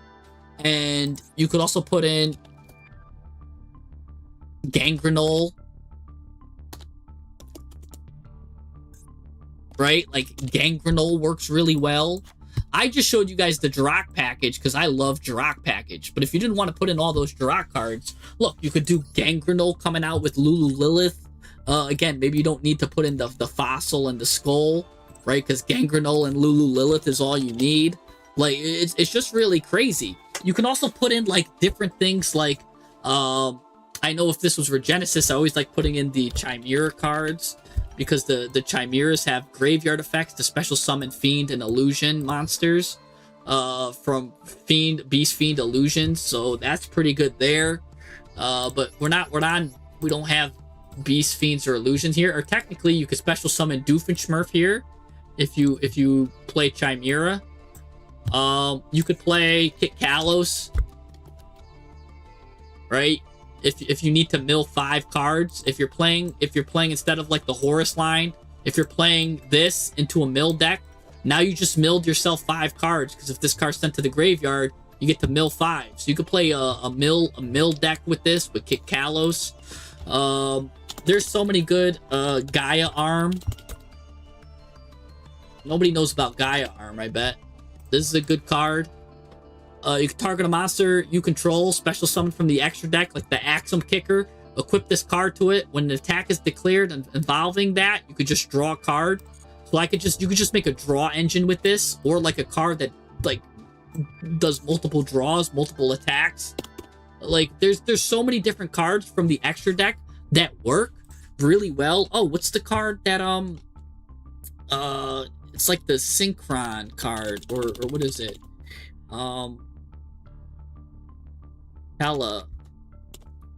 Telephon. Isn't it Telethon? No. I'm trying to think of all the extra deck cards. Maybe it's got the word morph in it. Oh, is it this guy, Morphtronic? Well, this card's an equip card, makes 2 attacks. No, it's not this guy. I know what it is. I'll just look at Synchros. I'll find them, and I own them. There's a lot of good cards that you could just send to the graveyard. Oh, Pack Bit.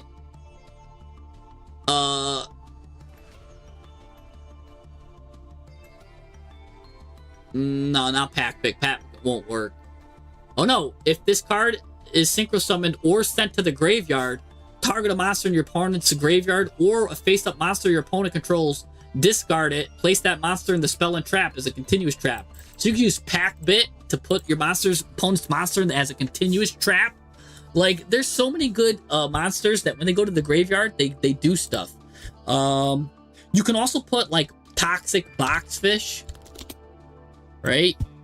Where if it gets banished, target a card your opponent controls, negate its effects. So there's a way you just put in the graveyard and you could banish it next turn with some other cards you use. There's a lot of good extra deck cards that you can utilize. I made so many videos on all the good extra deck cards that you could play in your graveyard. And of course, you could set yourself up with protection, like the Ignister Pegasus that I played. Ignister Pegasus, what does that do? Well, if another card is destroyed by a battle or card effect while this card's in the graveyard, banish it, target a card your opponent controls, shuffled into the deck. Right? You can play Camp Roaster. Right? We saw Camp Roaster I don't own, though. Roaster. That's the only one. Right? What does that do is, if a set card you control would be destroyed by card effect, banish this instead. So nice little protection. If you want to set yourself up for protection, you got it. You've got whatever you guys need. Yeah, whatever you guys need. And then, of course, I'd even touch upon the main ones, like Entis. Right? Entis pops it when this card goes to the graveyard, pop a card. Okay. What about Aggregator?